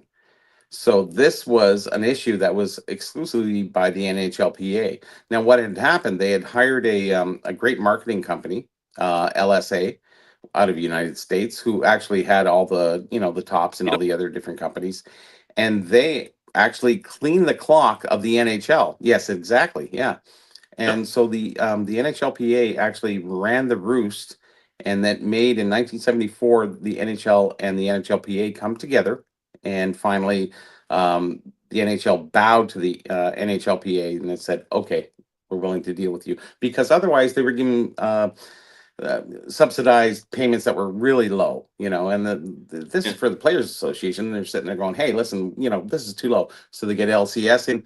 they slam it. They just kill it. And the NHL sitting there going, okay, well, I guess we got to bow down to them. So anyways, that was a very significant time, 69 to 74 for the NHLPA against the NHL. This was a battle, a fight, and they won. This is the kind of knowledge that I Go ahead. bought that card. I didn't know any of that, and now I do. So thank you, Bobby. Absolutely. Yep. Good There you go. times. Small stuff. But all I was trying to get at is a moment ago is that basically what made me amused is that in the course of that conversation with Neo is that one of the things that is often punished on YouTube is long form. And not only long form, we're talking about meta long form where all we're doing is talking about content. And that's what made me laugh. But it was funny is because Neo was there and all that, and I actually boosted up the video and actually did very well on the channel for a long form piece of content, just talking about content of all things.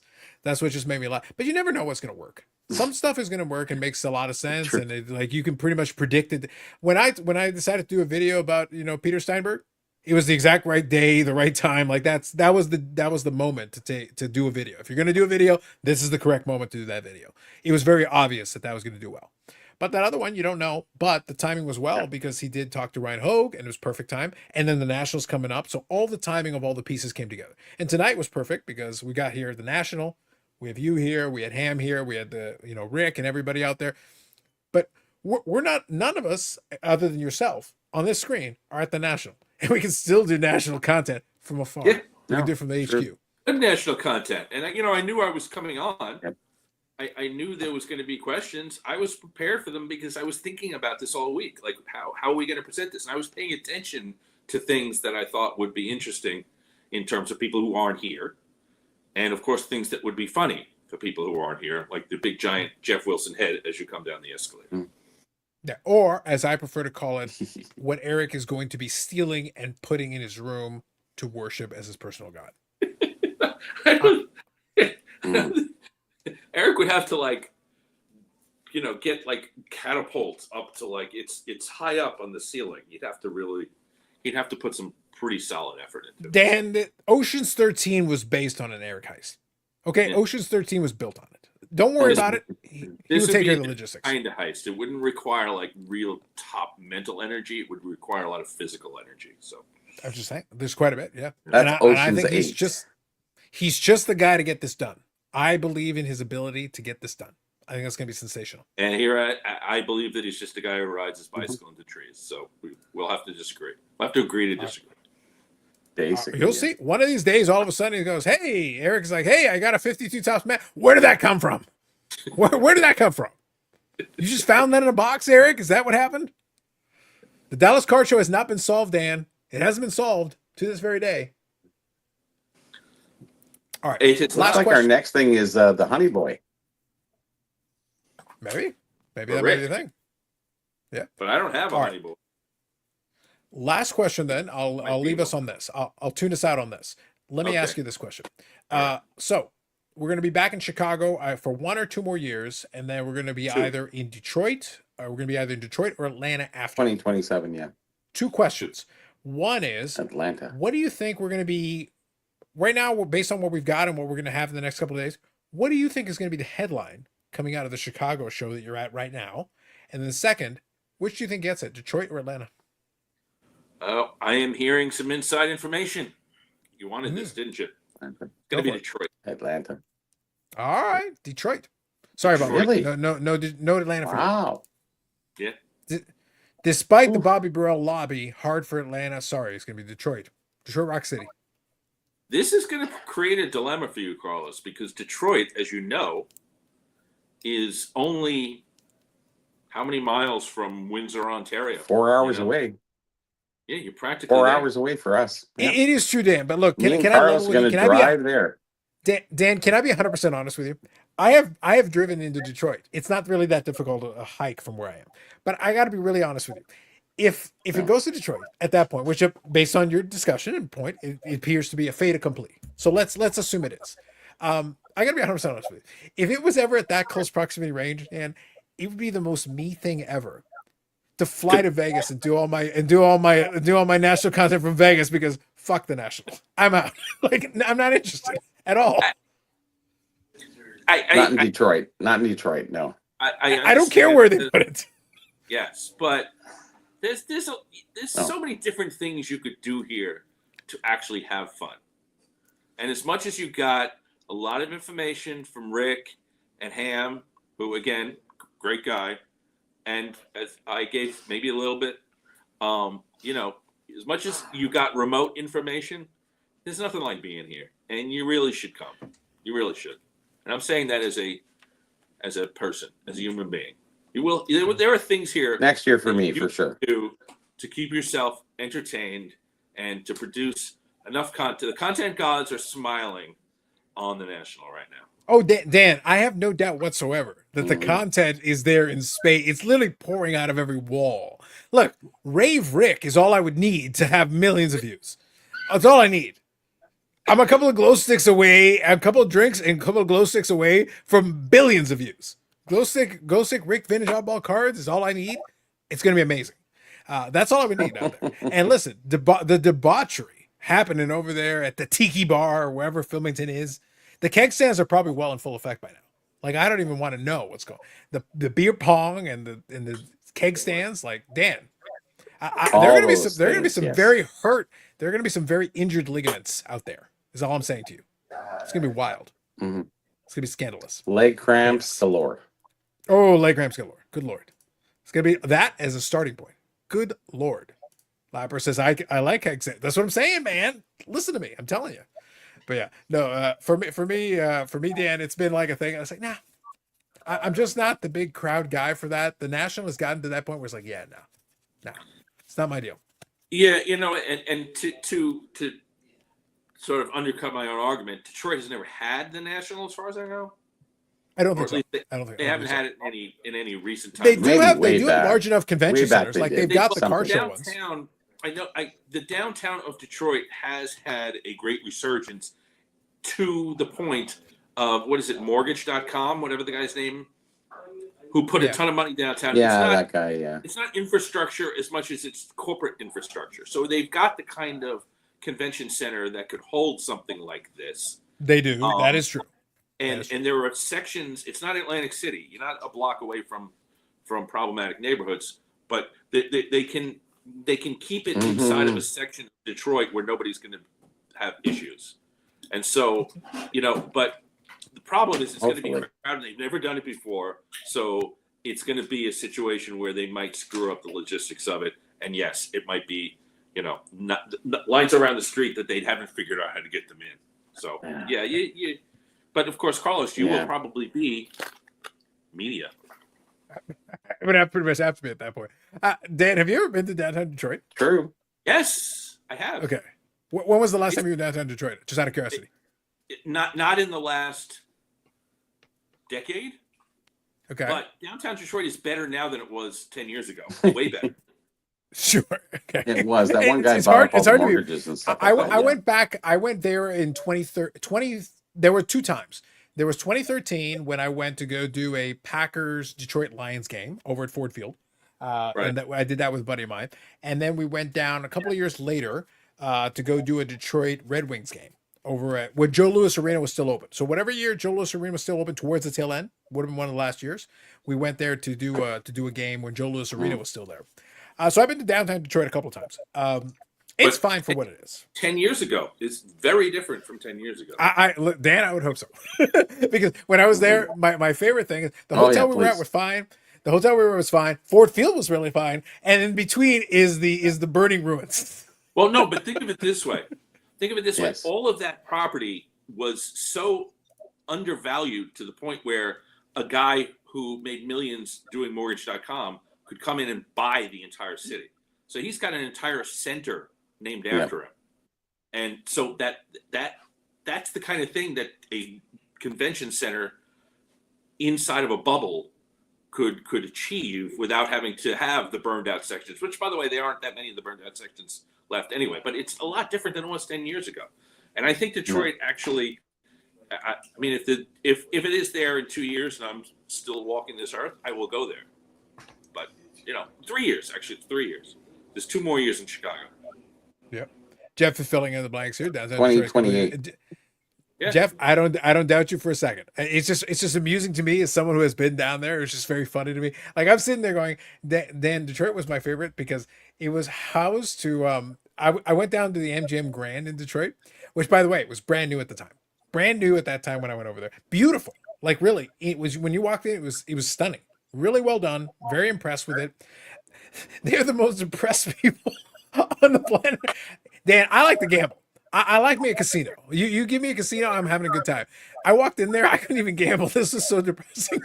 I was like, I walk in here and I want to blow my own brains out. Like this is the worst. Good Lord. I've been there. I once went to a casino in Monticello, New York, which used to have the racetrack, but now they have the casino also. And I walked in there and I left there. I was practically crying. It was the most depressing thing I'd ever seen. It was just a bunch of people who had no money, who just looked like they were about to die, throwing quarters into machines. And I was just like, just get me out of here. So, Yeah, like it would wreck the vibe, man. The vibe was bad. The vibe was real bad. It was the worst. I will say the restaurant that they had there was nice. The food was good. Like it was again, the facility was nice. But like as soon as you walk there, it's like you might as well be saying, I sense the stench of death. Like death everywhere around me. It's like, okay, I'm done here. You're done. There we go. Detroit area. Plymouth, 1981. You got to go back. That's early days though, because wasn't the first national 80? I want to say the first national was 80. So that had to be like literally one of the first couple national. That's a tough one. But yeah, I agree. They had, because they have the auto show, the International Auto Show. They definitely have facilities with the size. That shouldn't be an issue. If they renovated and updated it, then they should probably have the hotel capacity. That's going to be the key. Can you have the hotel capacity? There is stuff around it that you can make work. That's fine. Again, they got Ford Field. They got Comerica Park. They got those things literally right there. They're all downtown. They're right beside each other. Yeah. Literally right beside each other. I was there back then. And that area is nice, or at least it was, even back then. So if they fix up the rest of it, great. That's fine. But yeah, to me, like I said, it's just... I mean, think of it like where we are now. You have the Stevens Convention Center, which is humongous, but it's surrounded by chain restaurants or high-end restaurants that are connected to hotels, different types of hotels. It's a very it's a bubble. It's not a city that I'm in right now. First of all, it's not Chicago. It's Rosemont or Rosemount, yeah. Rosemont, whatever it is. I think it's Rosemont, yeah. But it's a bubble of a corporate city set up to run with a convention center, which is what downtown Detroit kind of is right now, because there was so much free land that all you had to do is get a .com guy in there to just buy it all and recreate the city in his own image. It's parts of it are named after him, so I mean it's a very different kind of thing. It's not a destination in terms of like you want to take your family to sightsee, but it's not Detroit of like 1995 or 2005 or even 2015. Yeah. No, I got you. Listen, we'll see how that one plays out. But yeah, it wouldn't surprise. To be honest, it wouldn't surprise me. Between the two destinations, it wouldn't surprise me. Detroit would probably make a lot of sense for them. That'd be interesting. That would be an interesting one to see how that one plays out. That'd be kind of fun. We'll see how that one. But anyway, so I'll say this. We'll log off now. I will say, Dan, thank you for joining us. Thank you for filling us in. I appreciate you. Also, give my regards to Dan from Saugus. Fucking legend. Also, media. Correct. So appreciation for that. And by the way, have fun. Right now we're entering into Saturday morning. So right now you guys still got. By the way, how many more days are you sticking out? Are you doing the Saturday and the Sunday, or just the Saturday? I'm leaving like Sunday afternoon. It's very unlikely that I actually go into the show on Sunday. It's probably just going to be me packing and taking off. But we'll see. I'm going to be at Vintage Trade Night on Saturday night from 6 to 10, 6 to 11, I forget. Whatever it is, 6 to whenever we feel like closing. But I don't have no cards to sell at Vintage Trade Night. So I'm not going to be like at Strongsville. I raised a lot of money for myself to refund my budget on Saturday night and went into Strongsville on Sunday and bought 2 big cards, and that was wonderful. But I don't have any cards for trade night, so it's not really a situation where I'm going to go in on Sunday. But at this point, it's all about tomorrow, and we've got a lot to do, and I'm excited for it. So thank you for the opportunity to come onto the show. Bobby, it's always a pleasure. Yannick, I wish we could have spoken more. Next time, Dan. And I really look forward to having my friend Dan from Saugus come onto the show whenever it happens. Absolutely, absolutely. Sounds good. So you guys have yourself some fun. Yep. Try not to cause too much trouble. Make sure you save some money to bail out Rick Vintage Oddball Cards after the rave. Please, yes. When the police raid kicks in, whoo. That's a rough scene, man. Mangini and Rick, like that. Good Lord. I'm thinking there's a couple Rambo Fillmington. movies that might be less of a Fillmington's gonna go disaster. crazy. There's a couple Rambo movies that are less of a disaster than that potential. Like, that's a powder keg waiting to happen, Dan. It's a powder keg. Listen, scandalousness, there is, ladies and gentlemen, there is your not national coverage. Once again, another year on this channel, the not national coverage. Yannick, we did it. We did it again. One more time. 250 live streams and counting of the longest running episodic, whatever this is. I still have no idea what this is. I can't classify it. I can't define it. I don't know what it is. And if, as far as Eric is concerned, all he knows is it's in perpetuity. His contract stipulates as such. He never gets to leave. Mm-hmm. It's like the Hotel California. It never ends. He never gets to leave. Yes. Anyway, that's You it. can check Enjoy out, but your you rest can of never your leave. Yes. Enjoy the rest of your National Week, like Shark Week, but much, much lamer. Oh, so much lamer. All right. Have yourselves a good night. We'll take it easy. Catch you next time.